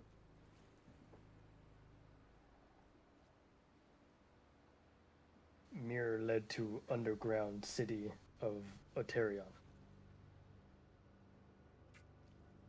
Unfamiliar. Also big metal thing stirring molten glass with sword. That I am familiar with. It's the Glass Guardian. Supposedly one of the last things that used to make ancient glass weaponry.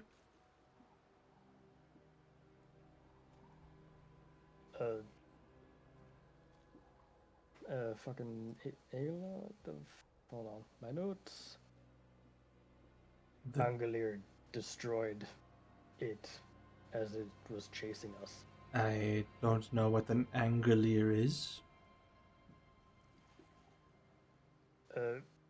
Angolier false form of Verdun Sharil. I'm not aware of any dark reflection of the Emerald Shield. Something that Oterian's wishes brought to this world. Oh. Granted wishes. Then Oterian did something, made wish and made Angolier angry. Came to attack us and chase us.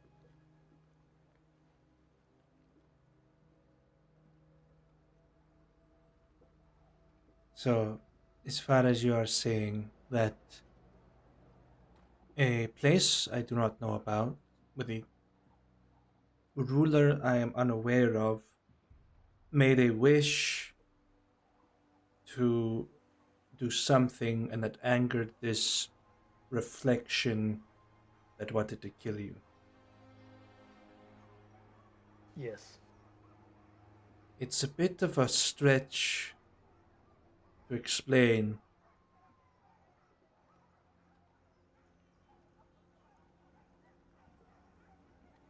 When Swarm and Gibzu went through, entire city dead, only skeletons. A Tyrian skeleton came alive, attacked us. Afterwards, Swarm Touch Crown transported back in time to living Otarian. Um, um, I mean, I am versed in some magic, but chronergy is a forbidden form of magic. I wouldn't know anyone capable of that. For that exact reason. Why would you tamper with time? Swarm not mean to. Swarm just touch crown and transported. Your woman, Trishka? yes, she knows of Otarion. Hmm. I will have to ask her when she comes back from her visit with her master. Swarm have couple items from Otarion want appraising. I'm sure Ludovic can take care of that. Or the royal treasurer. No, Swarm will look to Ludovic. He just sort of stares at you, dead silent as always. Let's see. It was. Yeah, I can't remember. Did I use the emerald key for anything? You did.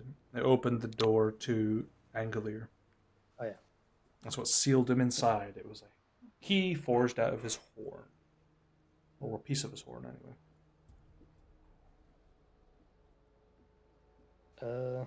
Yeah, Swarm will just walk over to Ludovic.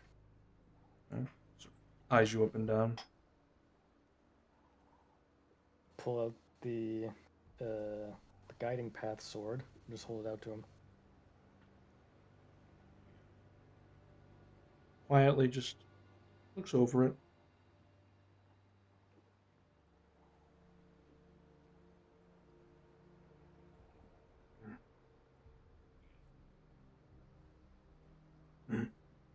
Hands it back to you.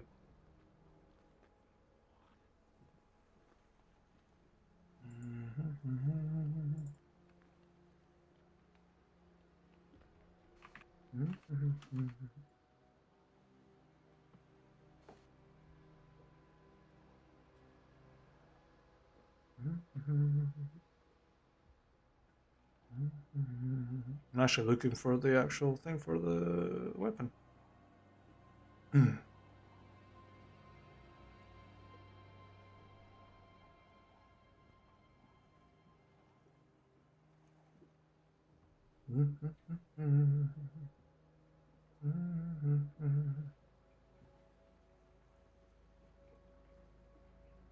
Ah.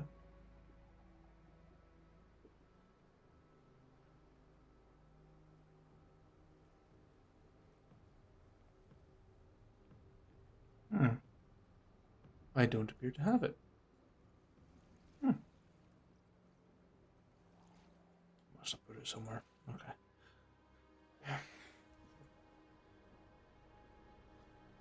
Doesn't say a word to you.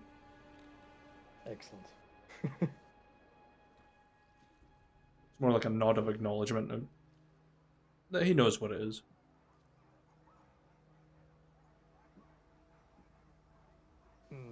You going to give info to Swarm.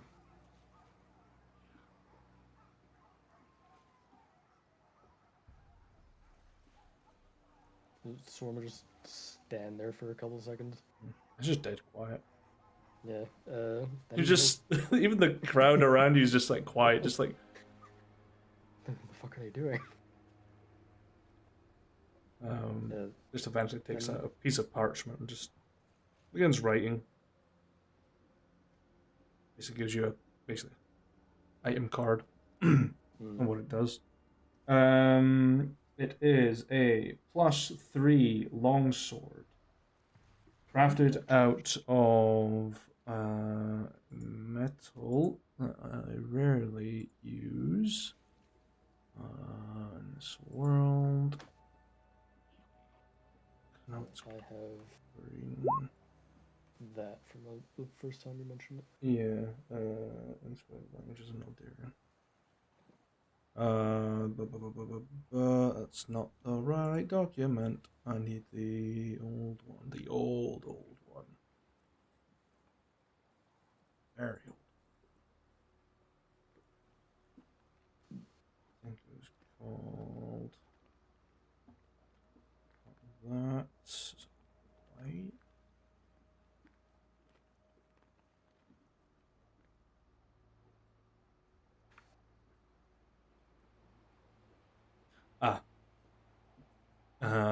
The blade itself is made out of panerolix, which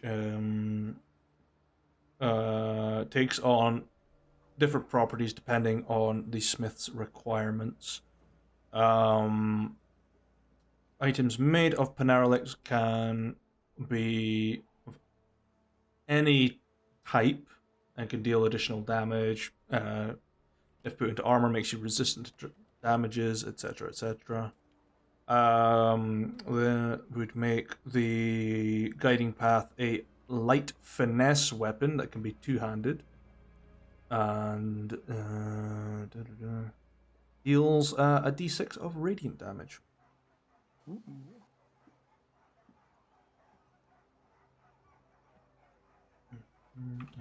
The runes cannot be transcribed by identification because he doesn't know the language. So, a bit of pain. All he knows is that the runes will cast a spell, and I can't remember the name of the spell. It's a very specific one. That's used for its enchantment, I believe. I'll have a peek. It's... Is that the one? Yeah.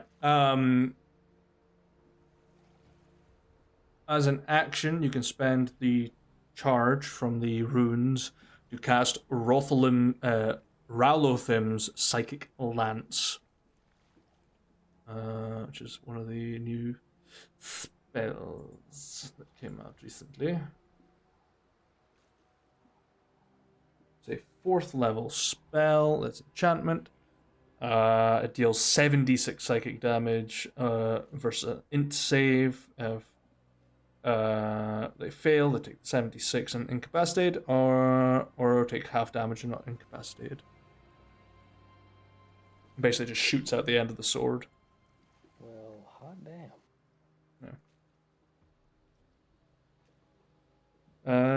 Beyond that, that is all that sword does.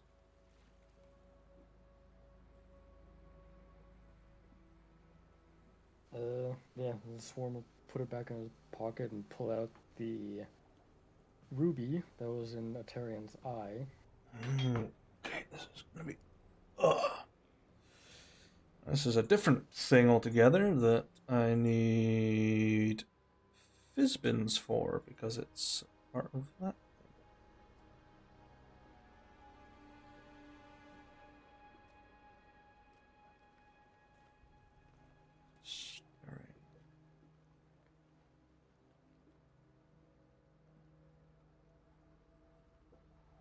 another item that's going to take my soul. Do you have any left at this point? Probably not. Ba, ba, ba, ba, ba, ba, ba, ba, ba, ba.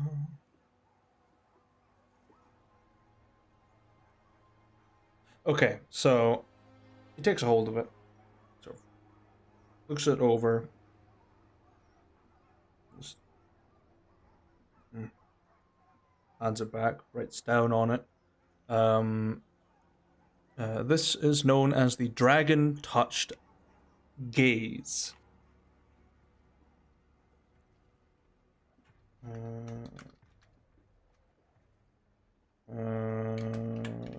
Gemstone. Rare.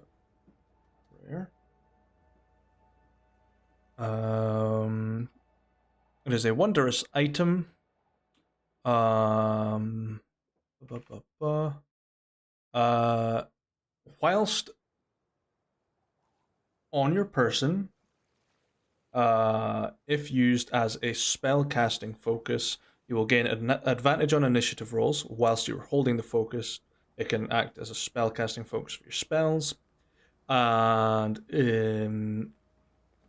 whenever you cast a spell slot, cast a spell through this item, you can immediately teleport to an unoccupied space you can see within 15 feet. That is it. Interesting.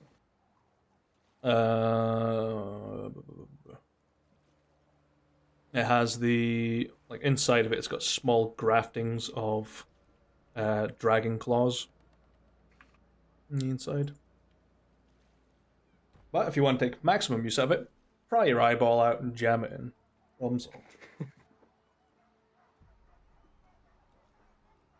Hey, Spitz, I have a new item for you. Yeah, sounds like a Spitz thing. Yeah, cast spells or my eyeball. In Cyclops motherfucker just. Too bad, don't use swords. Spitz walks up, give him a left, give him a right, give him a Bigby's fist from the eye. I mean, you could just, break the gem down and make it like gem encrusted on your knuckles, just an initiative advantage, just beat the shit. Oh, wait, shit. Got your initiative right here. Ow. I just remembered I In it. already have a fake eye, so.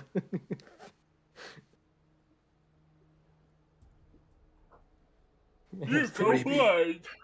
Take out my one remaining real eye. I can't see shit. I'm gonna teleport over there. Just fucking wall clips and just starts dying. What happened? Oh, he split in half. Oh, what a tragedy. Are you wanting him to identify your gauntlets?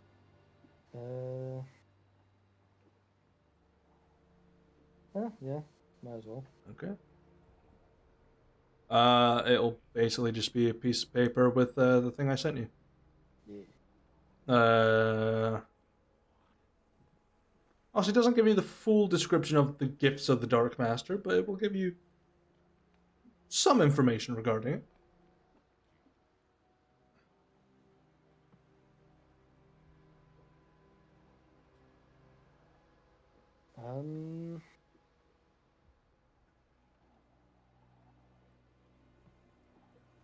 And Ludovic's a dwarf?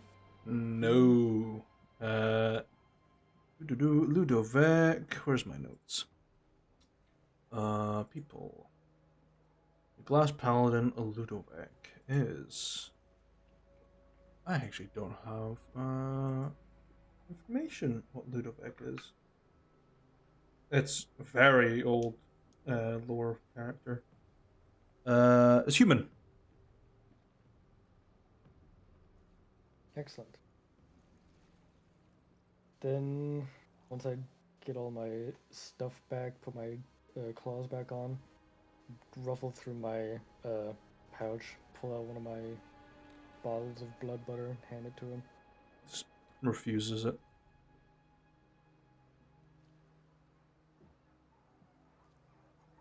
Just put it back, and I'll go back to the prince. have any jobs or anything needs doing. That your business might be able to include for me? There is a few that we have. Trishka has managed to acquire some information that could be, some small jobs here and there. It is being commissioned by a few people out there. There was, where's my notes? A bit of information that came out from the Fate company that there might be some supply chains being affected by the war. If you could send some people to escort those, it would be fantastic. Not a great amount of money, but you get a share of supplies. Mostly metals, food, medicine. As far as I can tell, it's not entirely dangerous, but it's a precaution to ensure that you're well equipped for it. There's also some diplomatic things that we need to take care of. And unfortunately, our diplomat is no longer available due to some things, personal issues. Which is fine. But we do need to send a diplomat to the Reach to try and curry favor with our southern neighbors in very far south. To what the fuck's the capital called again? Lothran. It's is it Lothran?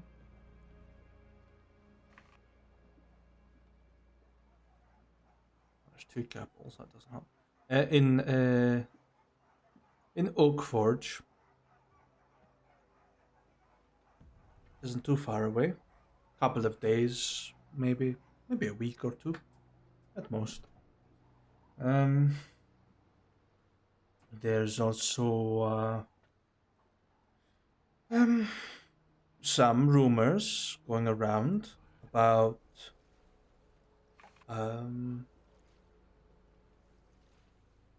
let's just say of a letter I have received recently that I kind of want to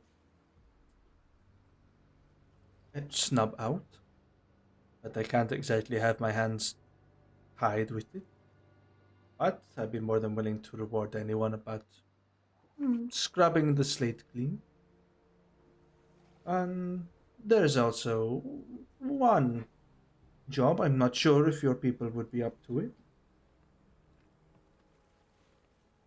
Trishka and Udovek have heard rumors of a device that the Elysians have that could cause a lot of trouble for any warring nation against them as a safety precaution. If you'd be willing to investigate the rumor and uncover what it is and bring back the information, I'd be willing to put some money and resources towards the construction of your home. And perhaps a couple of bit of coin in between as well.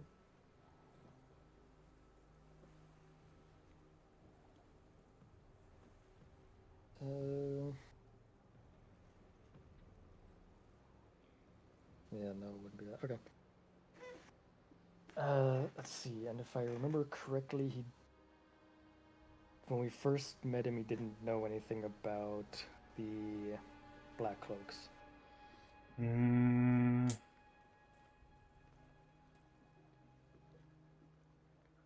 He has a bit more information on them. Not a great amount, but it's enough to paint a picture.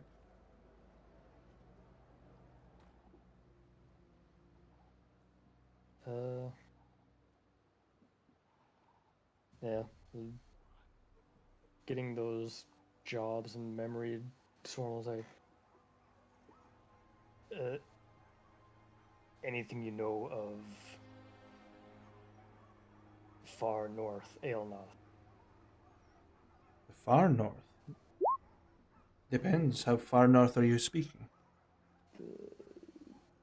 Oh yeah, Cursewood. Cursewood. That Still, is. still empty. Is not my domain. It is not in my jurisdiction, nor do I have control over the Kingdom of Twilight. I will give you express permission to go and investigate yourself, but I cannot guarantee your safety.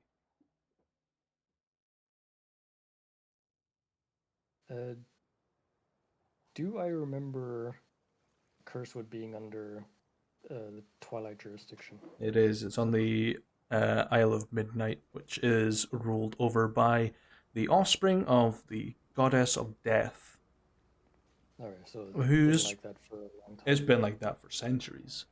Okay. But as far as you can remember, the prince that rules it from the city of Twilight is very much laid back, very casual. Not the best ruler in the world, more like some dude that you'd invite to a party to spice things up.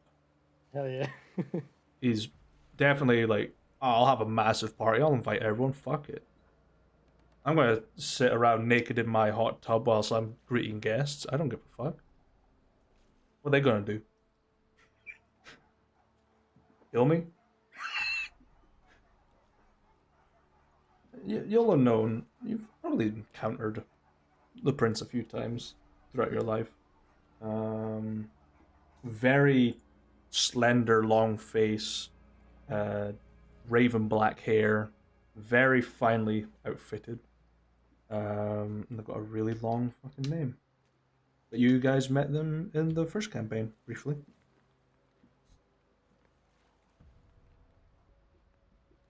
Hazarmaveth.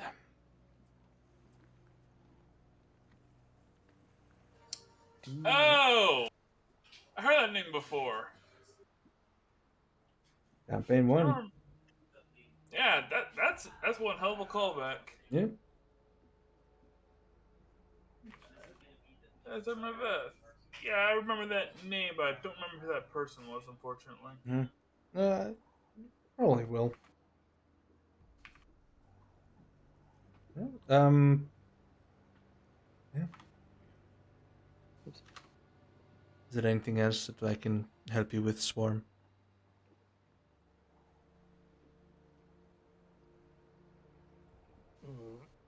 Swarm not think of anything else. Very well. I have taken your considerations of the information you've given me regarding the mirror. I will have my best people investigate it. And if it proves to be a threat to us here in the kingdom, we will have it removed and replaced with something else.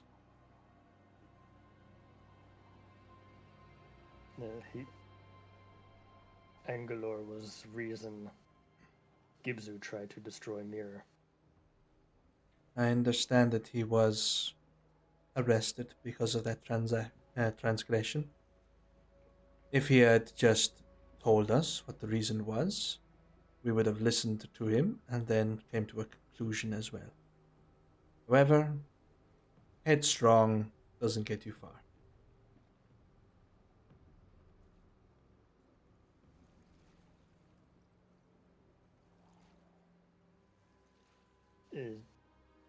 Heat of the moment, Angalor slammed against Mirror, caused big crack.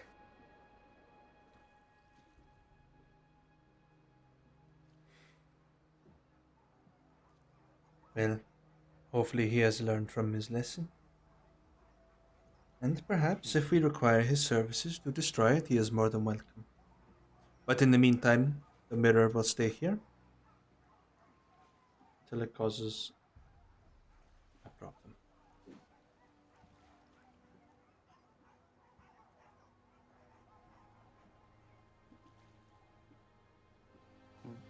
Worm will let Gibzu know. Good. But, like I said, you have my permission to go to the Isle of Twilight.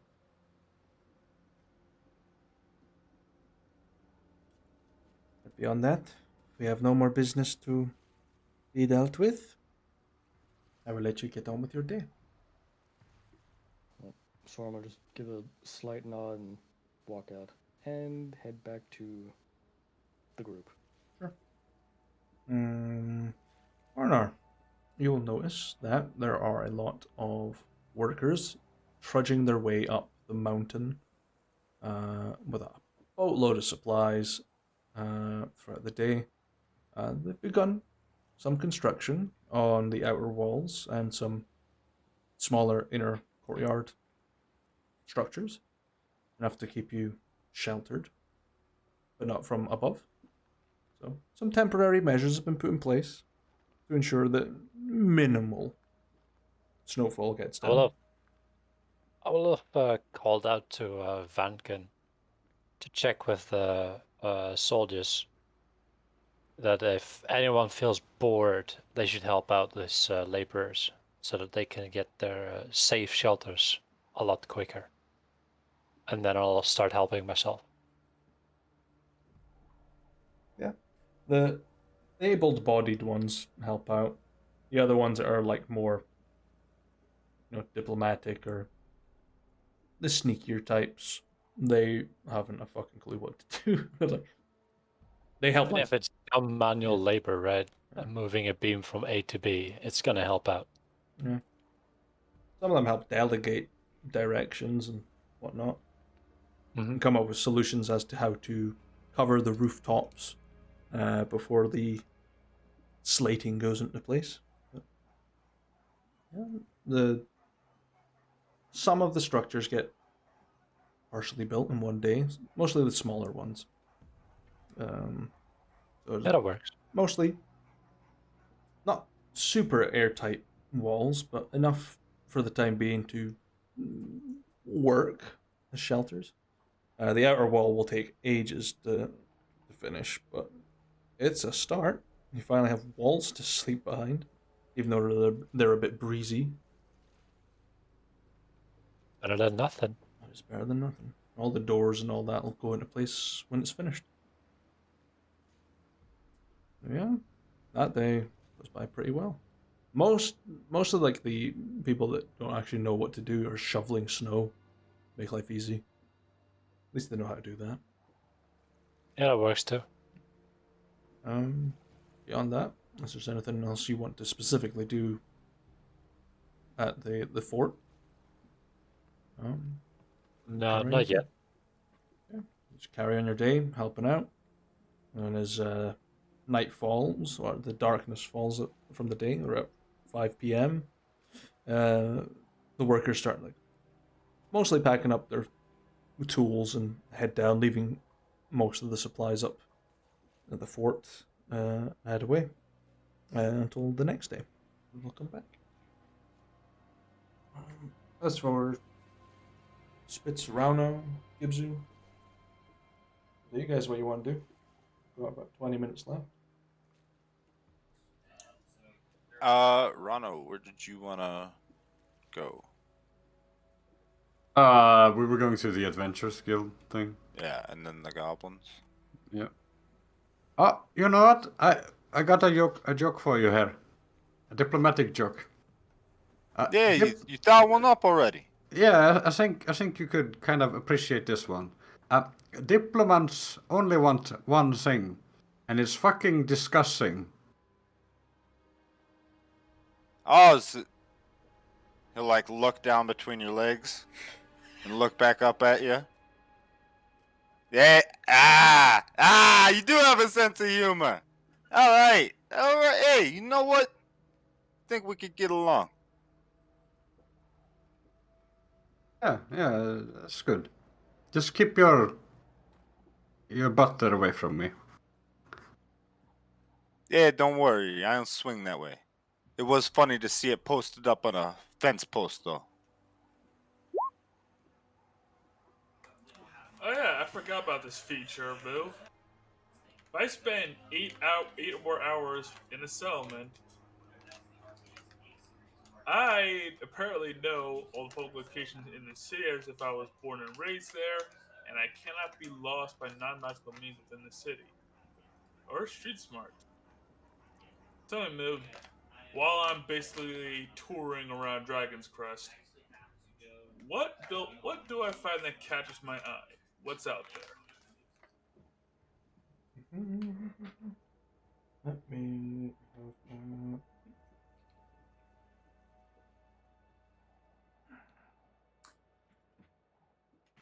A really stupid prince that follows around a brainless set of tits. And combined, they don't have the intelligence to not sit in front of an evil doorway and show people it. let me see. You will spot a fighting club. You'll find a couple of more seedy inns called the Backstabbers Inn and the Warhorn. There is a cathedral.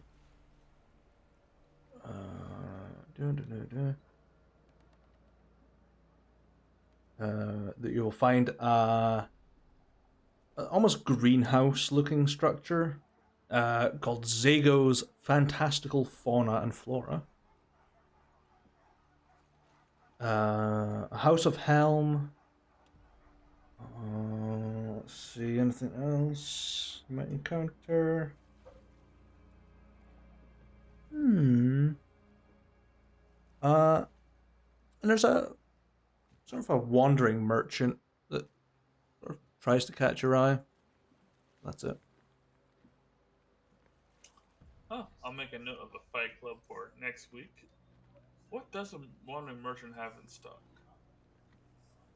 Let me see.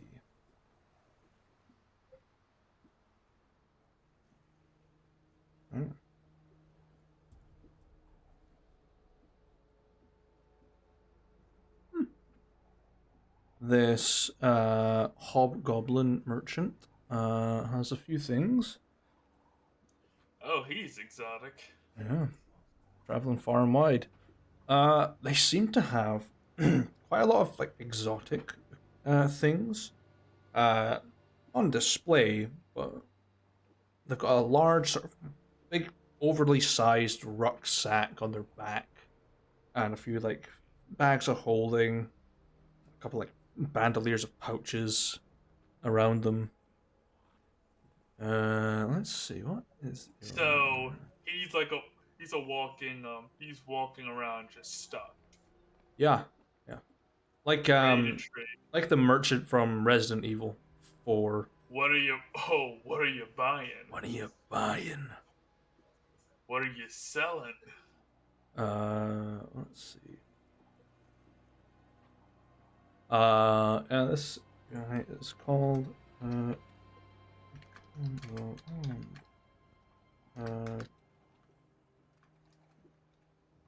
that's who they are. Urcon the Wanderer.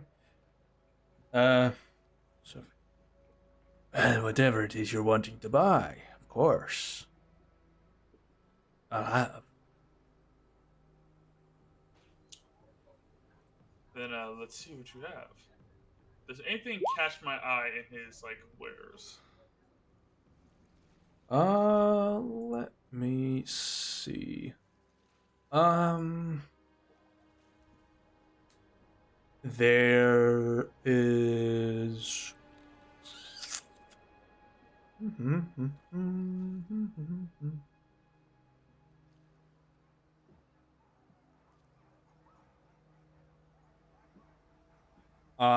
Seems to be like this very fine, very tough fiber cloth with these almost draconic scales laced to them that are almost silvery platinum colored across it.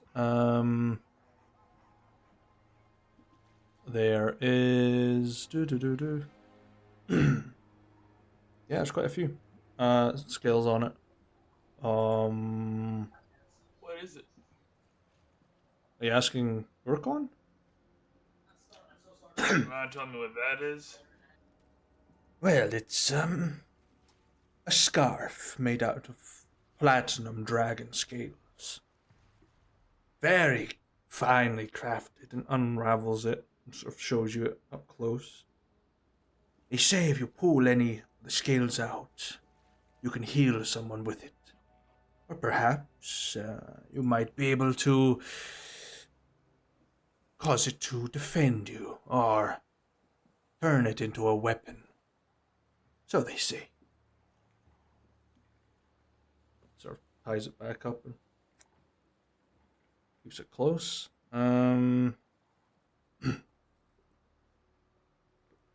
There's a couple of teardrop-shaped potion bottles on them. Some look like healing potions. A couple look like potions of giant strength. There's one that looks like it's made out of like liquid gold.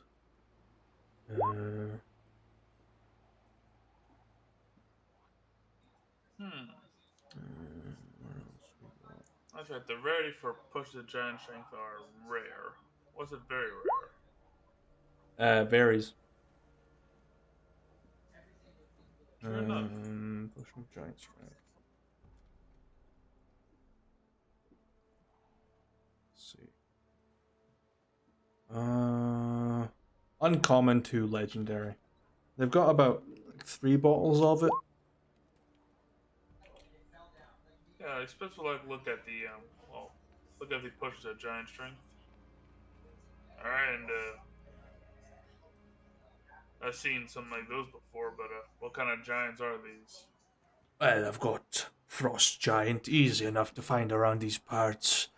I've got some fire giant, and I've got cloud giant as well. I also got a couple of good healing potions, and a potion of dragon's majesty as well. What does the Dragon's Majesty do exactly? Oh, well, takes a lot of time to make one of them. But it contains a scale from a breed of dragons. If you drink it, you will polymorph into an adult dragon. Lasts about an hour usually, and you use the powers of a dragon for that amount of time. That's actually mighty impressive. Very complicated potion making, and there's only 2 people that know how to make it. It cost me a pretty penny, so I'm selling it for a pretty penny and a piece. Yep, I feel you gotta buy low and sell high. Which one? See, which one's the frost giant? Are they weaker or stronger than fire giants? Just checking. They are weaker. It goes frost giant, fire giant, cloud giant, storm giant. Frost and stone are the same. Hill giant's the weakest. Okay, and what's the rarity on the frost giant potion? It's rare. Fire giant's also rare, and cloud giant is very rare.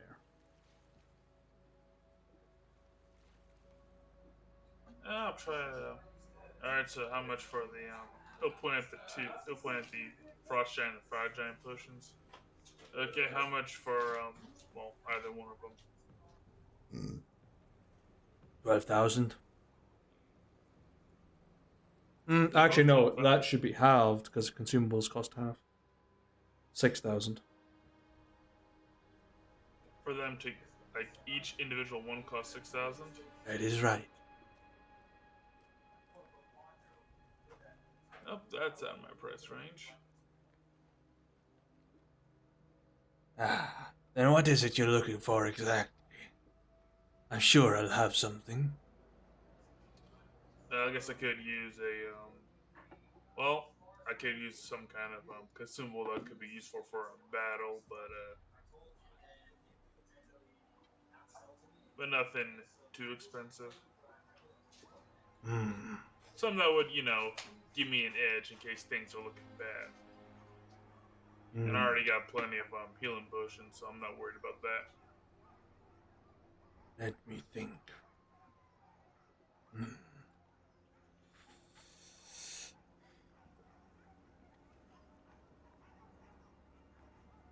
We need an in-house alchemist because I can't afford to keep buying all these expensive consumables. Everybody's got to have a hobby. Magic it down, magic it down.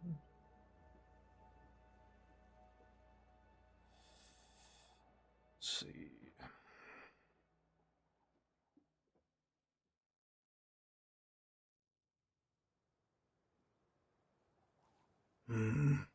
Pulls out a couple of random potions. One looks like it's made out of like glitter. There's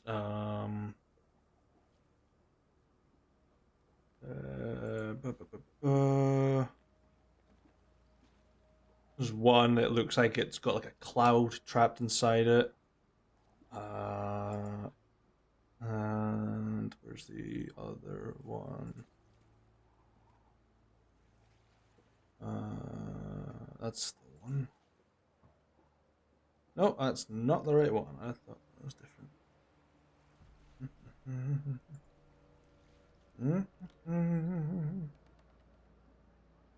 I'll get there.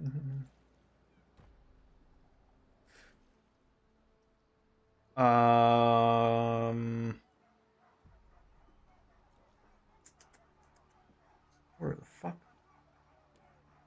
Ah, there it is. It's one. And a potion that's kind of like yellowy, with like streaks of black through it, like a wasp.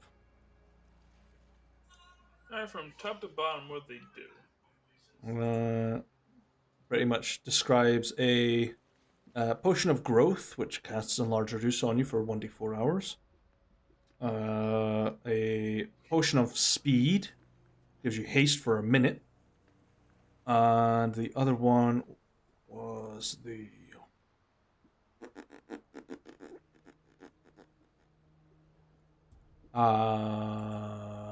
a potion of advantage. And that was it, I think. Oh, and a potion of giant size was the other one. That's basically. Alright, I'm guessing push of advantage just gives me inspiration. Yeah.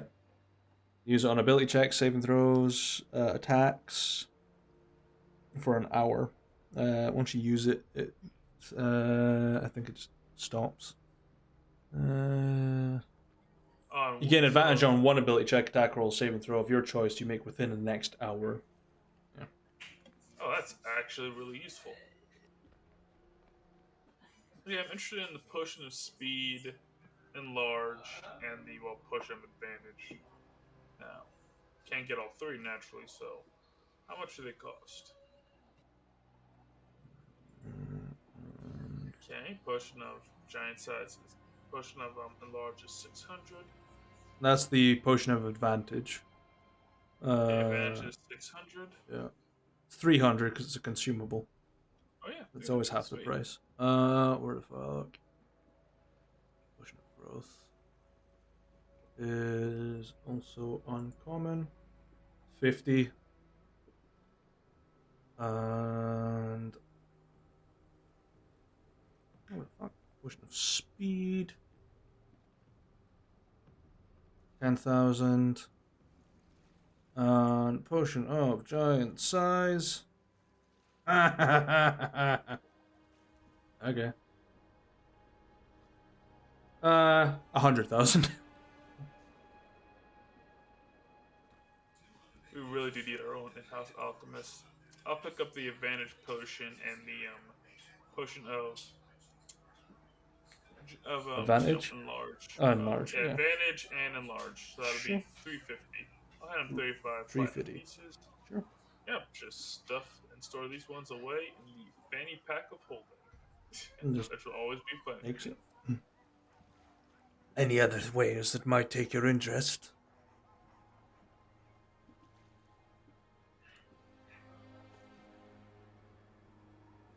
Just will think for a moment. You gotta.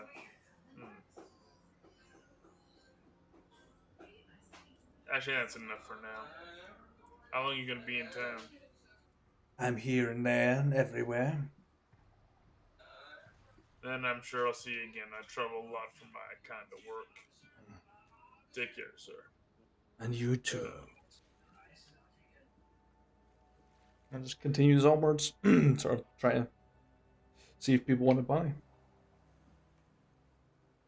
Yeah. But if the rest of you are going about your day, the day will come to an end. If you're all pretty much finished. Take the silence as yes. Well, I'm just. we were I'm looking just. for jobs. Yeah, I was looking at. I'm just like. I just can't. I just keep braced with how poor I am. I'm just like. There's like all this stuff I could use, but I can't because I have The no money. key to get richer is to not spend as much. It's the bet on Spitster effect. The key to get Uh, richer is to make a wish. which adventuring guild are you going to? Yes. Yes. Yeah, that's a frustrating part. If I don't use this stuff, there's a good chance we'd start dying. Because again, basically the speed potion help because like the speed. There's more money for the survivors. True, because I'm hard to kill. Exactly. You guys aren't.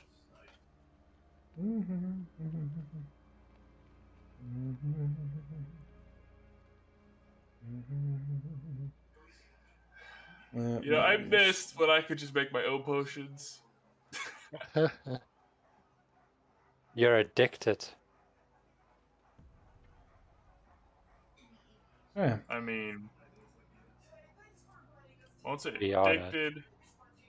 But here's the thing: it's just I don't like sitting on consumables. That's a problem with like a lot of D&D players. They'll sit on like this potion for like 8 years and not use it, even Yep. when they get killed or when their friends get killed. Absolutely. That's why I don't have any. You don't even have like a pocket heal potion, so you don't for a fallen comrade. Nope. Oh, That's sad. I don't have space for it. My armor and weapons are just too much already. I would slow down to a crawl, have single the entire healing. time either, until I got Just- the flask from Just put it Ateria. that way.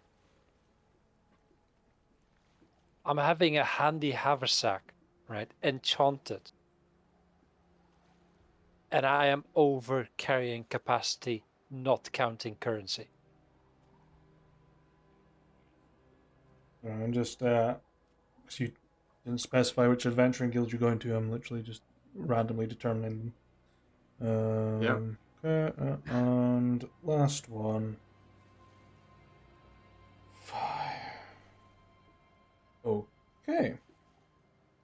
So, you look around for an adventuring guild, eventually stumbling across more of a hidden away society of adventurers, known as the Society, the Royal Fig Society.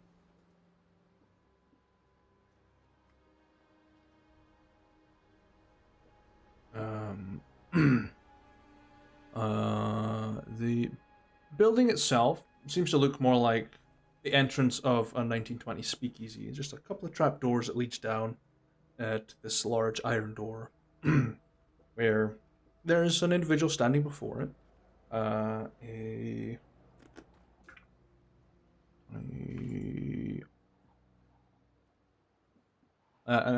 Who's an elf, of a high elf, just sort of dressed in royal blue colors, with a set of just a breastplate and some like sort of tightly banded pauldrons. Spotting you walk up. Are you new here? Yes, indeed. Well, who invited you? We invited ourselves. And what is the intention of your visit? Right. Well, we are representing a mercenary company. We're looking for customers, as it were. Roll a persuasion check, please.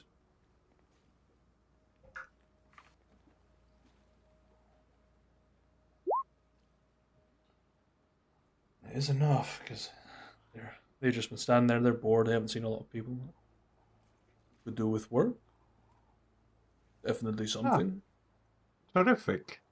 Just turns around, knocks a few times on the door, grinds open. Please step through, and welcome to the Royal Fig Society.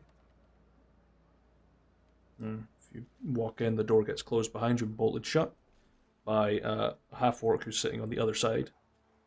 I'll give you a description of this place. Let me see.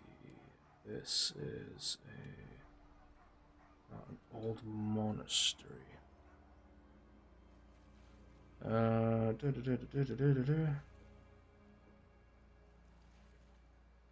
Okay.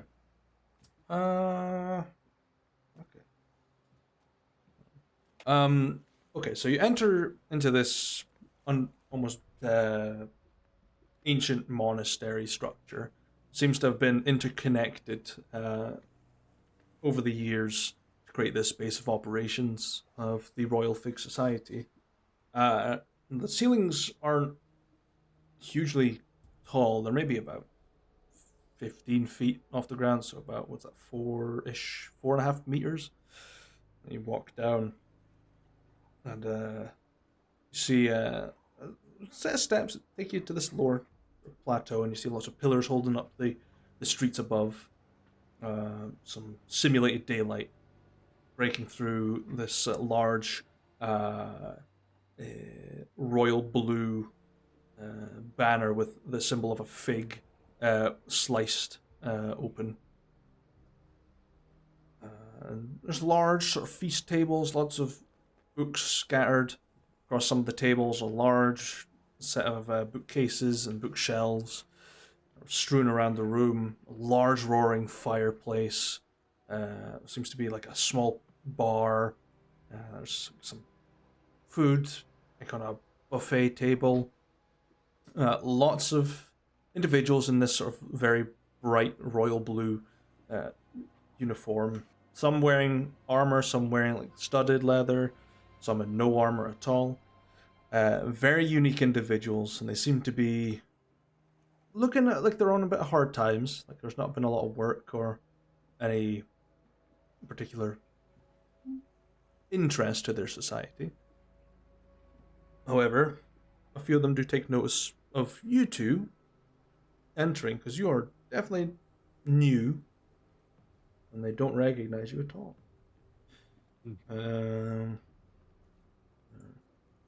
If I remember correctly, this is... yes.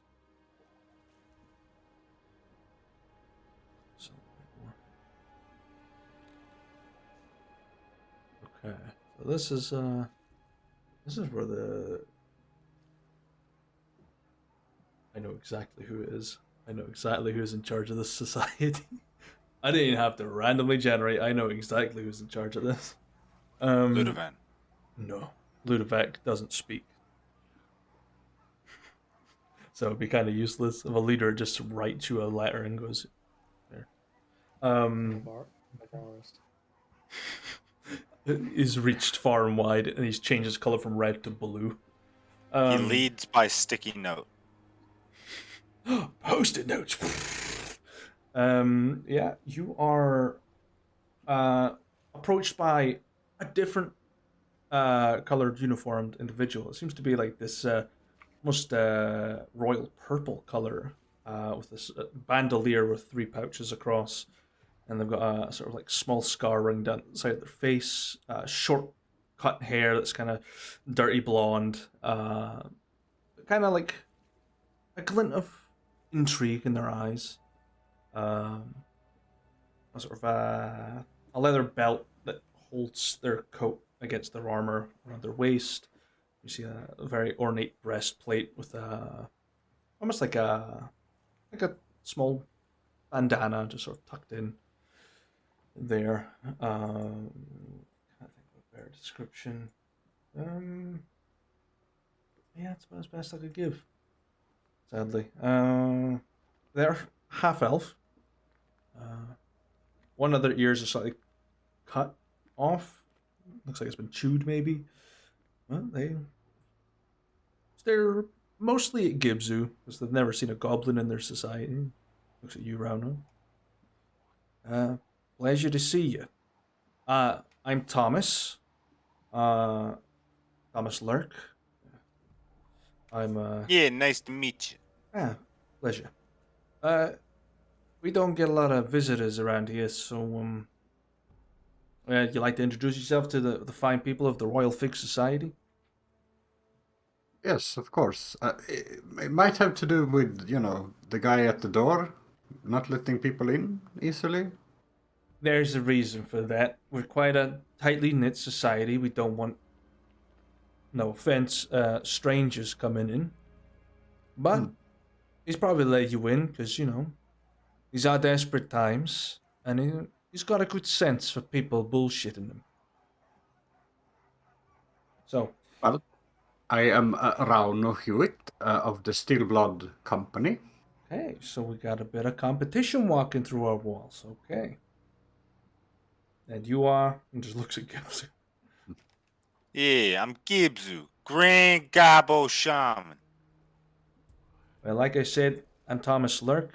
I am one of the cooperative leaders here. I'm the one that's been left in charge until such times as this whole war blows over. The rest of them got drafted, so who knows. But we come from all walks of life, and if you're here for work, we'd be more than happy to give you some. You see, we at the Royal Fig Society, we focus on crushing tyranny from the back door, so to say.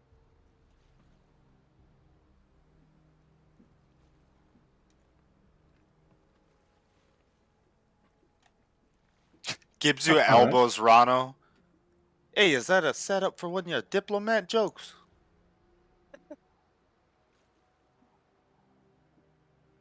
I don't think so, no. So, work, yes. We are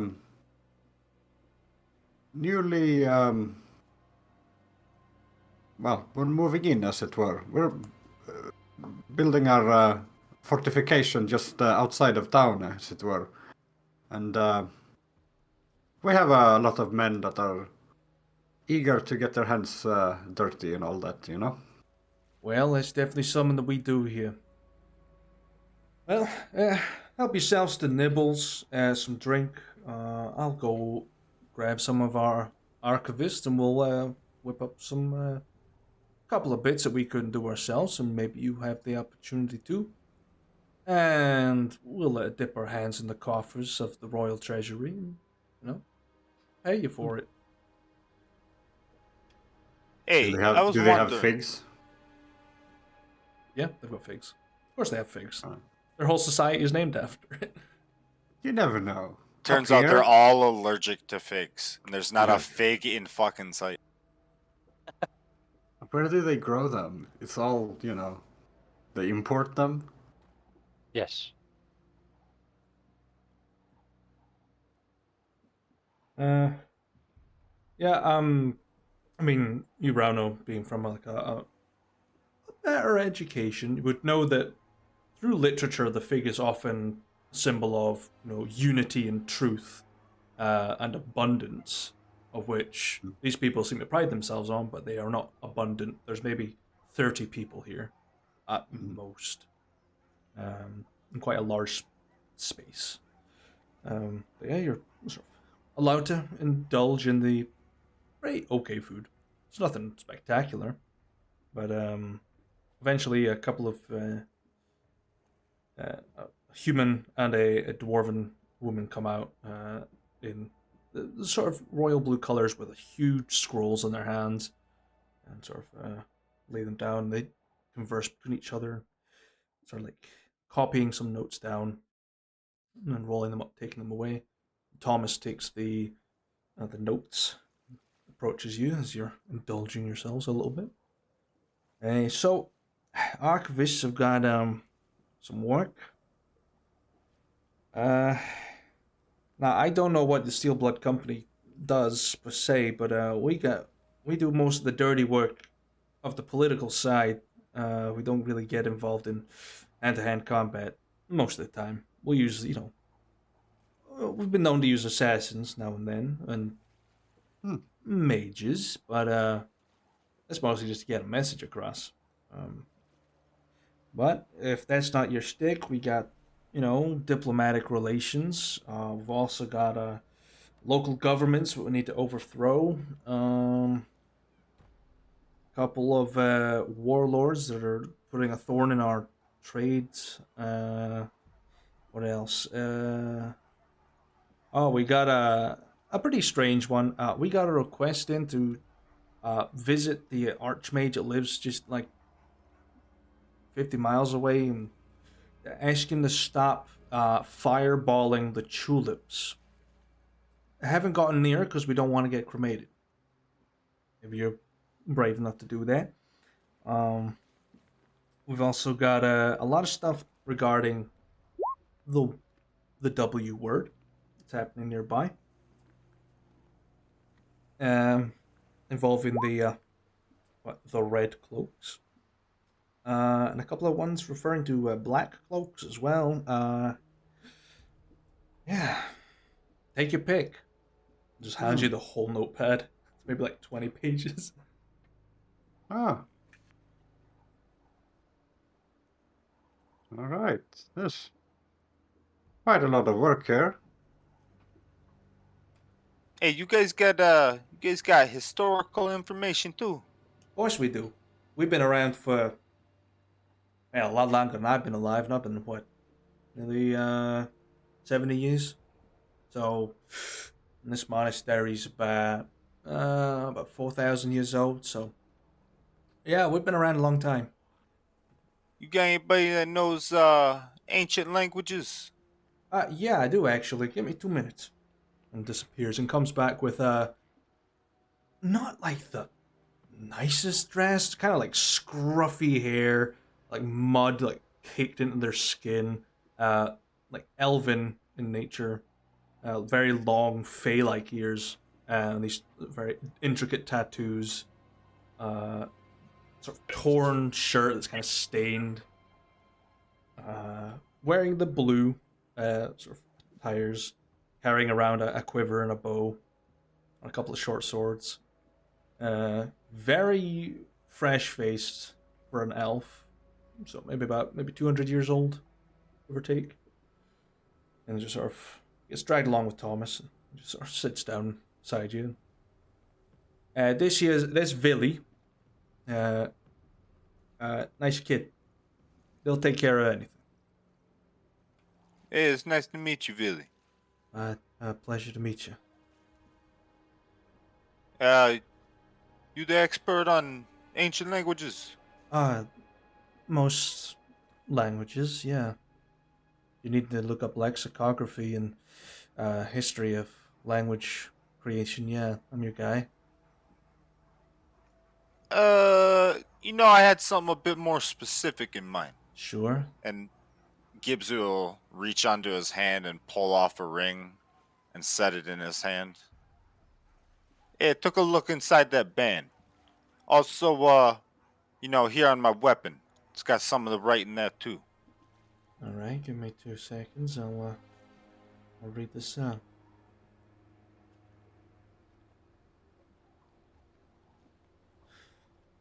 The writing inside the ring seems to be written in Eldarin, so, mother tongue. Always fun.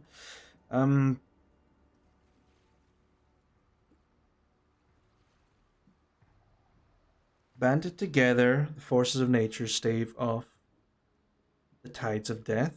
So that's the ring. And this nice stick, I guess, sort of looks across it.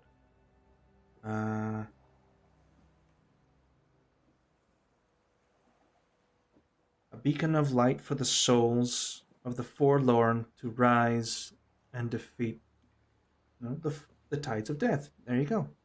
So whoever had this did not like the concept of the natural course of things. Try to stave it off as long as possible. Well, as best I can imagine. You're the first person I've come across that's able to read that. Well, yeah, it's my native language, so I'd hope so. Well, I mean, if it's native to you, you happen to know anything about a shaman king? Yeah, big historical figure in my history, anyway. You think you could fill me in on that? Uh, no. How come?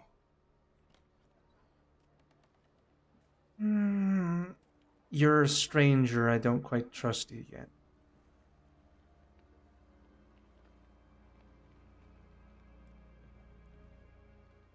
I mean, yeah, fair enough. Fair enough.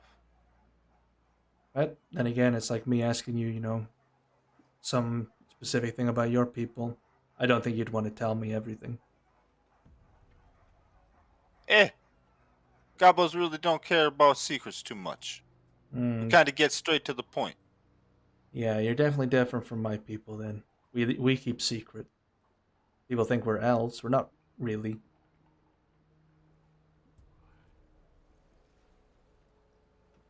All right. Well, is there something I can do for you? Maybe a little give and take. I help you out. You tell me about your history of this great historical figure. Been trying to find out about him. Turns out this ring, this glaive here, I think they belong to him. Well, there's actually something that I do want to try and get my hands on. I've been struggling to do it. You see, this is a bit embarrassing. I am a collector of paraphernalia, of certain line of literature that's a bit too. What's the word I'm looking for? You like war mages, huh? I like that too. Yeah, Battle Maidens is where it's at, but War You damn Mages right. is pretty good as well. It's only started, but I like it. I got the Yeah, graphical big ones too. fan. Yeah, I've been after one of my favorite characters, Hans Flit, for a while. Couldn't find the card at all. You and me both. I've been Ah, looking for that card for over a year. yeah, so have I, and I even petitioned the writer to bring her back. Me and about 1,000 other people. Probably won't ever see them again, but who knows? But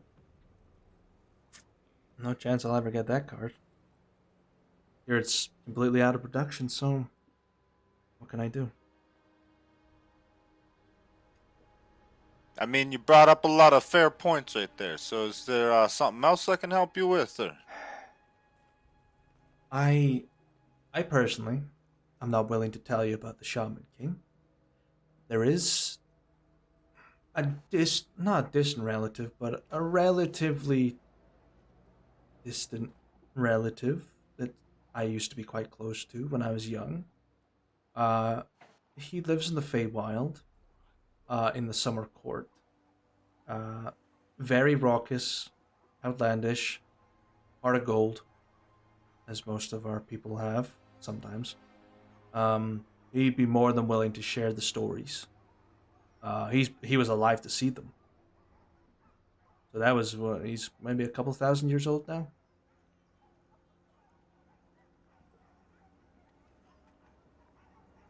Oh, hold on. You were talking about the card? Goblin card? Yeah, on Split. Yeah.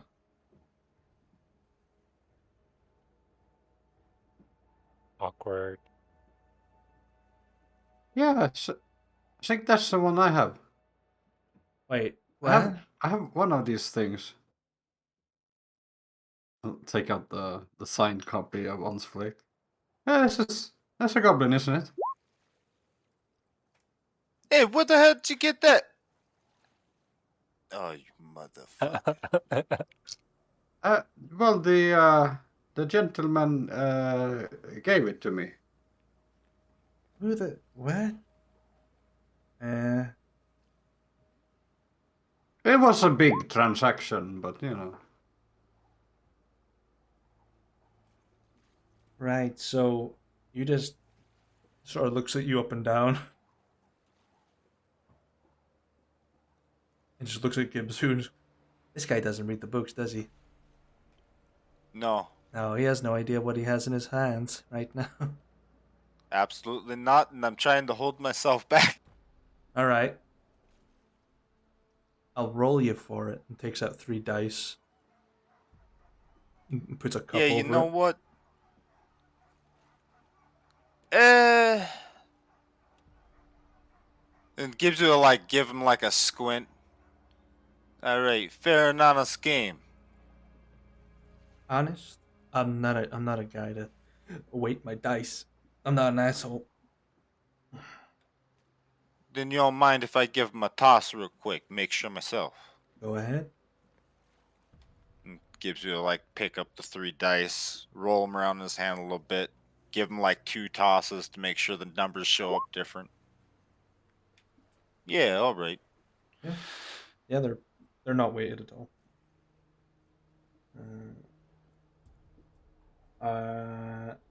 He's Billy is suggesting a game of sevens, which is your objective is to make the number 7 out of 3 dice.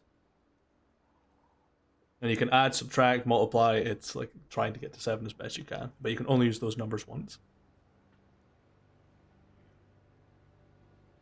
Wait, what?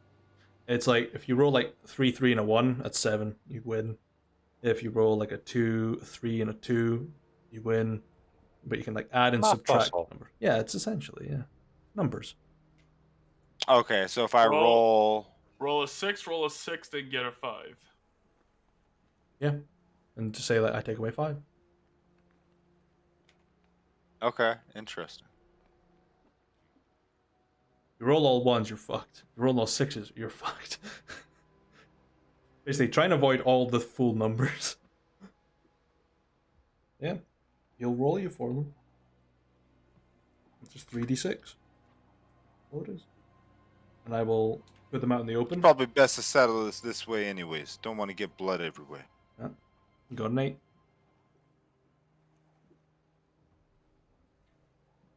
3, 4, 7 is 5. 4, 5. Yeah. Well, seems we both lost that one. Best of 3.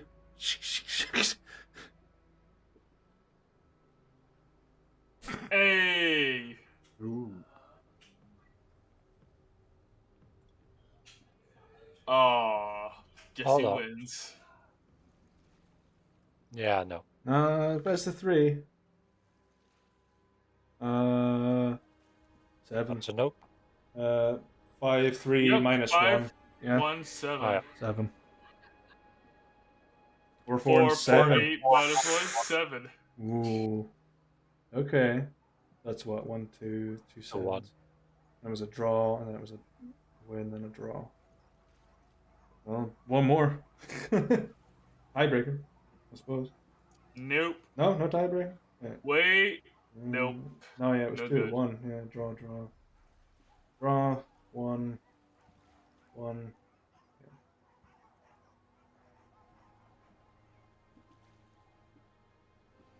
All right. I mean, not gonna lie. Tight. And just takes his dice back. How badly you want that card? I'm assuming enough that you'll give it up for the information of the Shaman King?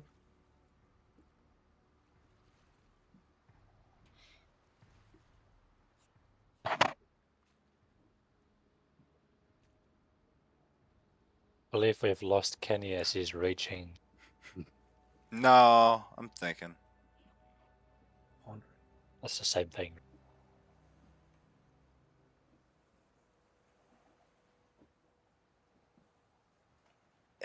You won it fair and square. Alright. I'm not a cheat. Just take the card. What do you mean? It's not either of their cards. It's round. Yeah, I know. it's still my card.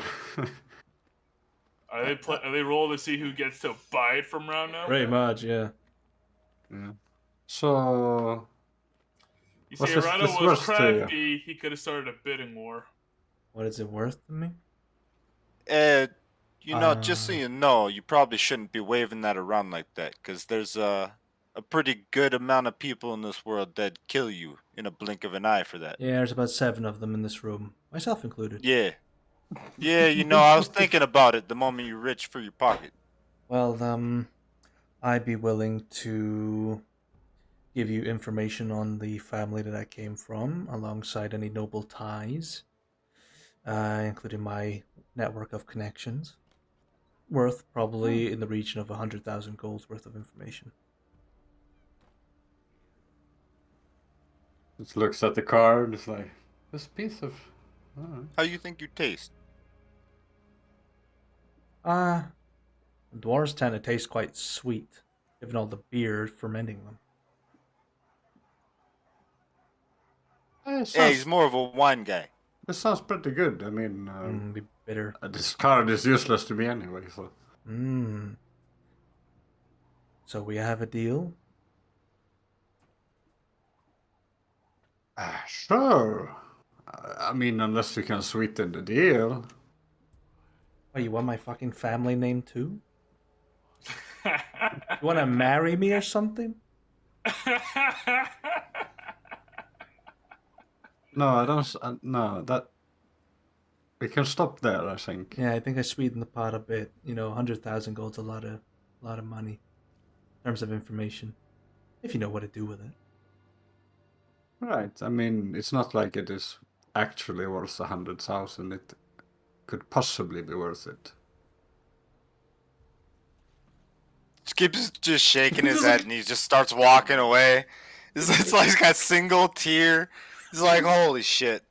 Like the fucking commercials, but like the Native American, just like the trash. Yeah. I mean, here's the thing. It's perfectly liable if Gibbs could just wait for him to leave the bar and jump him in a back alley, get the card back. But Gibbs is not chaotic evil enough for that Yet. yet. Sort of fishes around in one of his pockets and they pull out looks to be a sanding stone. Just puts it down. There's the key to all my information.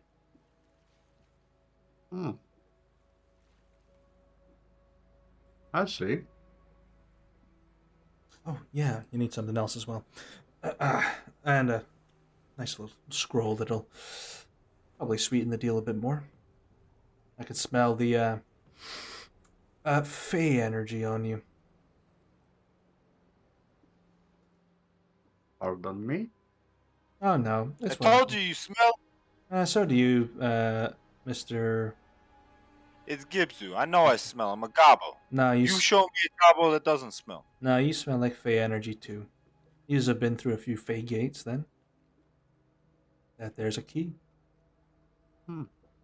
It'll help you read most of the symbols. A cipher.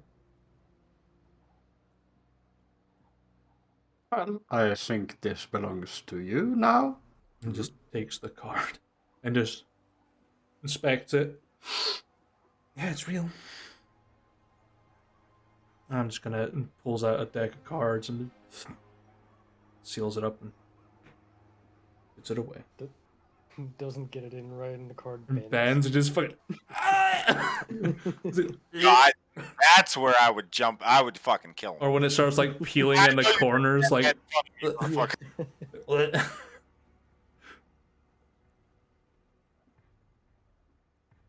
I suppose I better give you information on the Shaman King. Gibbs, get back here. Yeah, give me a minute. You know, just fucking. How the fuck did he get it? I looked for fucking 2 years. 2 years of my goddamn life looking for this goddamn card. The guy doesn't even know how much it's fucking worth. Gibbs, Doesn't even. what's your passive perception? 17. You feel something really warm crawling up your back and then sitting on your shoulder.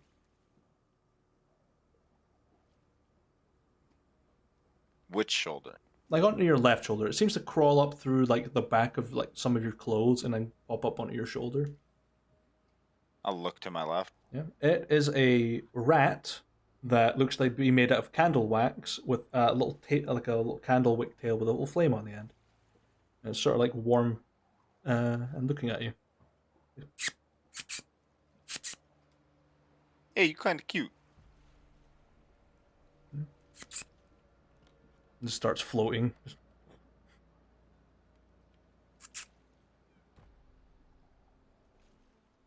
I'll like look over. Hey, who's this little guy? That's my familiar. That's Tea Light.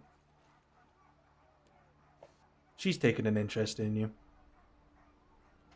Nice to meet you, T Light. And I'll like give her a little scritch on the head. Yeah, kind of gooey, like wax, but it makes like a little like chittering noise, and then just disappears and reappears at the table, or moving around, and lighting some of the candles with their tail.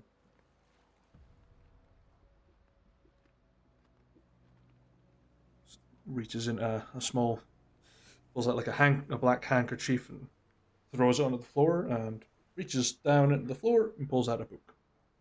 Puts it on the table, folds up the handkerchief, and folds it away. It's all the information on the Shaman King I've got. It's from the whole line of the family, but, you know, you're more than welcome to meet my great uncle, I suppose. Or great uncle. My grunkle. You said he was in the summer court, right? Yeah, yeah. He doesn't like work directly into her, does he? No, not in line with the Queen. Well, was once in line with the Queen. But not the one that's on the throne now.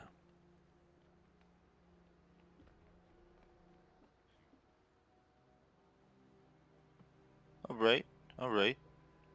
I'll like look down at the book and open a cover carefully. And am I able to read what's inside, or is it written in? It's Eldarin? written in Eldarin. It is pretty old book.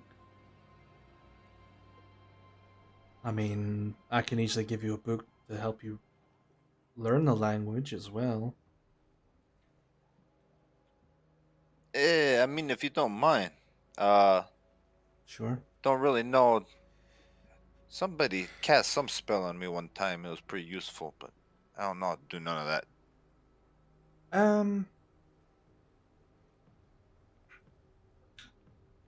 So you don't seem like the type that has the time. Follow me. Take the book. Yeah, I'll carefully pick it up. Yeah. Follow Vili, and they take you to a sort of back room with this sort of long stick with a nail looking sort of object through it, and a shit ton of arcane ink and like huge decorative walls. I can give you a wild mark and it'll help you learn faster.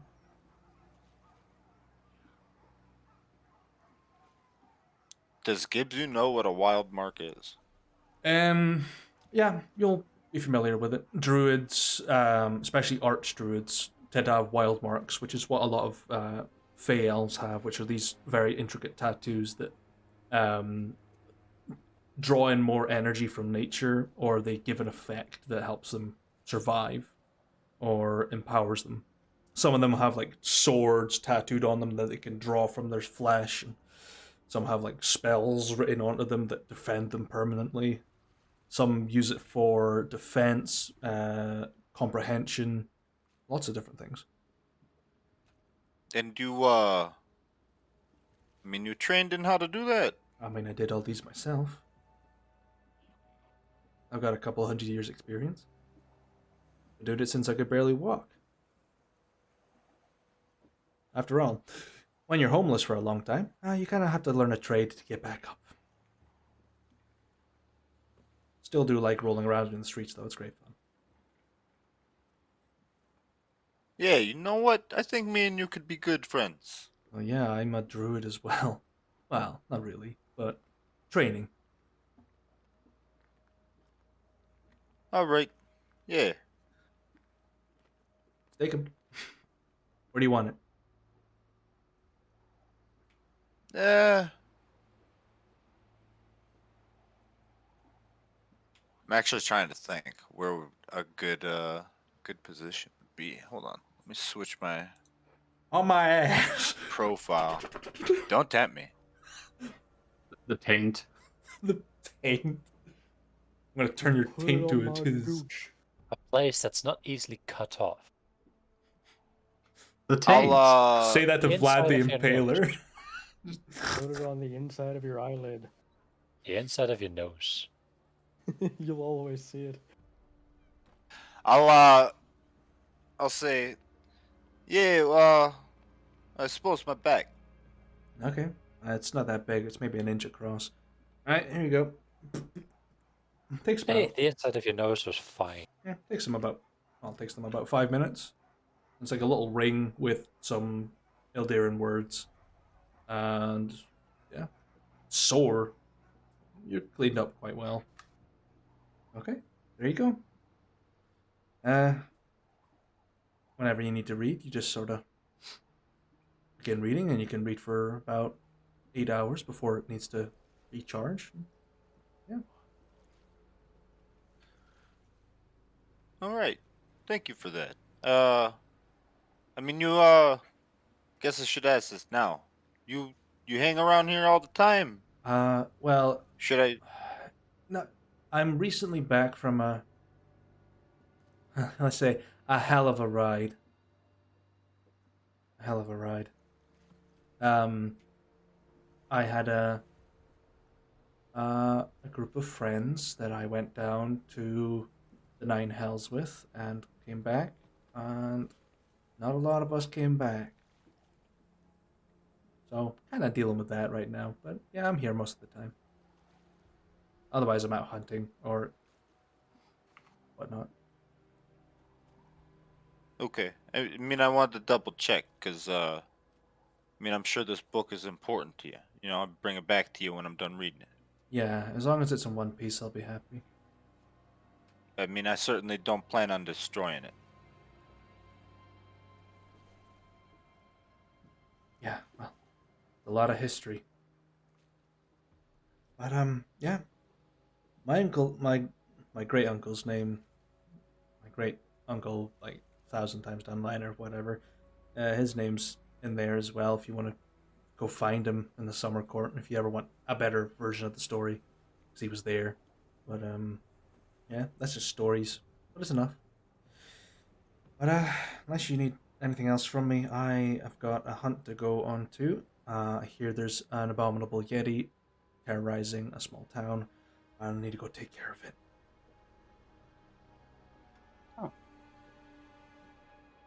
Good luck.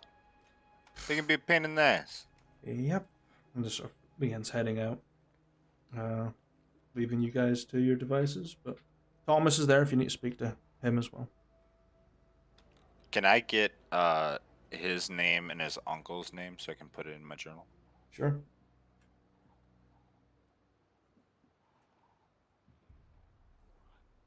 That's the guy you spoke to.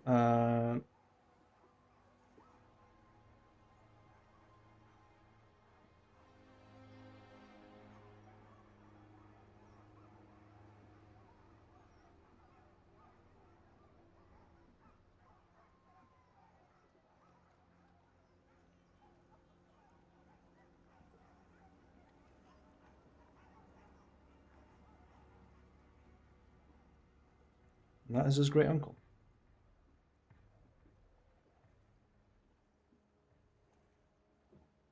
You know, all this talk about these battle makers, I actually had this book that I need to give to this librarian.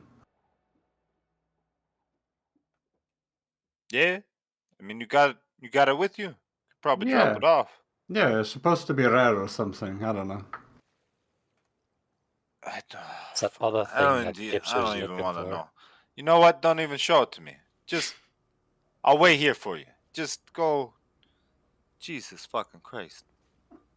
Where the fuck they find these guys? I think that'll be a good place to wrap up the session. We'll Yeah. continue with this storyline. We're like 45 minutes beyond You the time limit. nerds argued and rolled dice for a fictional card. Goddamn right. And I was in it too. Fictional million, but you know. Damn right. This is like the Final Fantasy VIII card game. Gotta get it, gotta win. Yeah. We're all just sitting around drooling over the I Black mean- Lotus, and he's the one that has it, and he was getting ready to fucking wipe his ass with it. I mean, jokes aside, Wondered why the whole fucking building was ready to set him on fire. Jokes aside, I do remember, like in The Witcher 3, challenging literally every person I could find to get like more and more Gwent cards. I would spend thousands of orins or crowns just getting more Gwent cards. Just See? Yeah. not The even for interesting like part decks I was- used. I just got them. You know what I think is interesting about this session, right? The scene where Gipso was talking to the author, while the author was drawing Rauno. Rauno already had the card, Yeah. and Gipso asked after On's fleek, and Rauno was like, "Nah, I ain't saying things." I don't know who this goblin is. Yeah. Thank everyone so much for watching, and as always, stay safe out there, adventurers. Judy, bye. Don't stay up for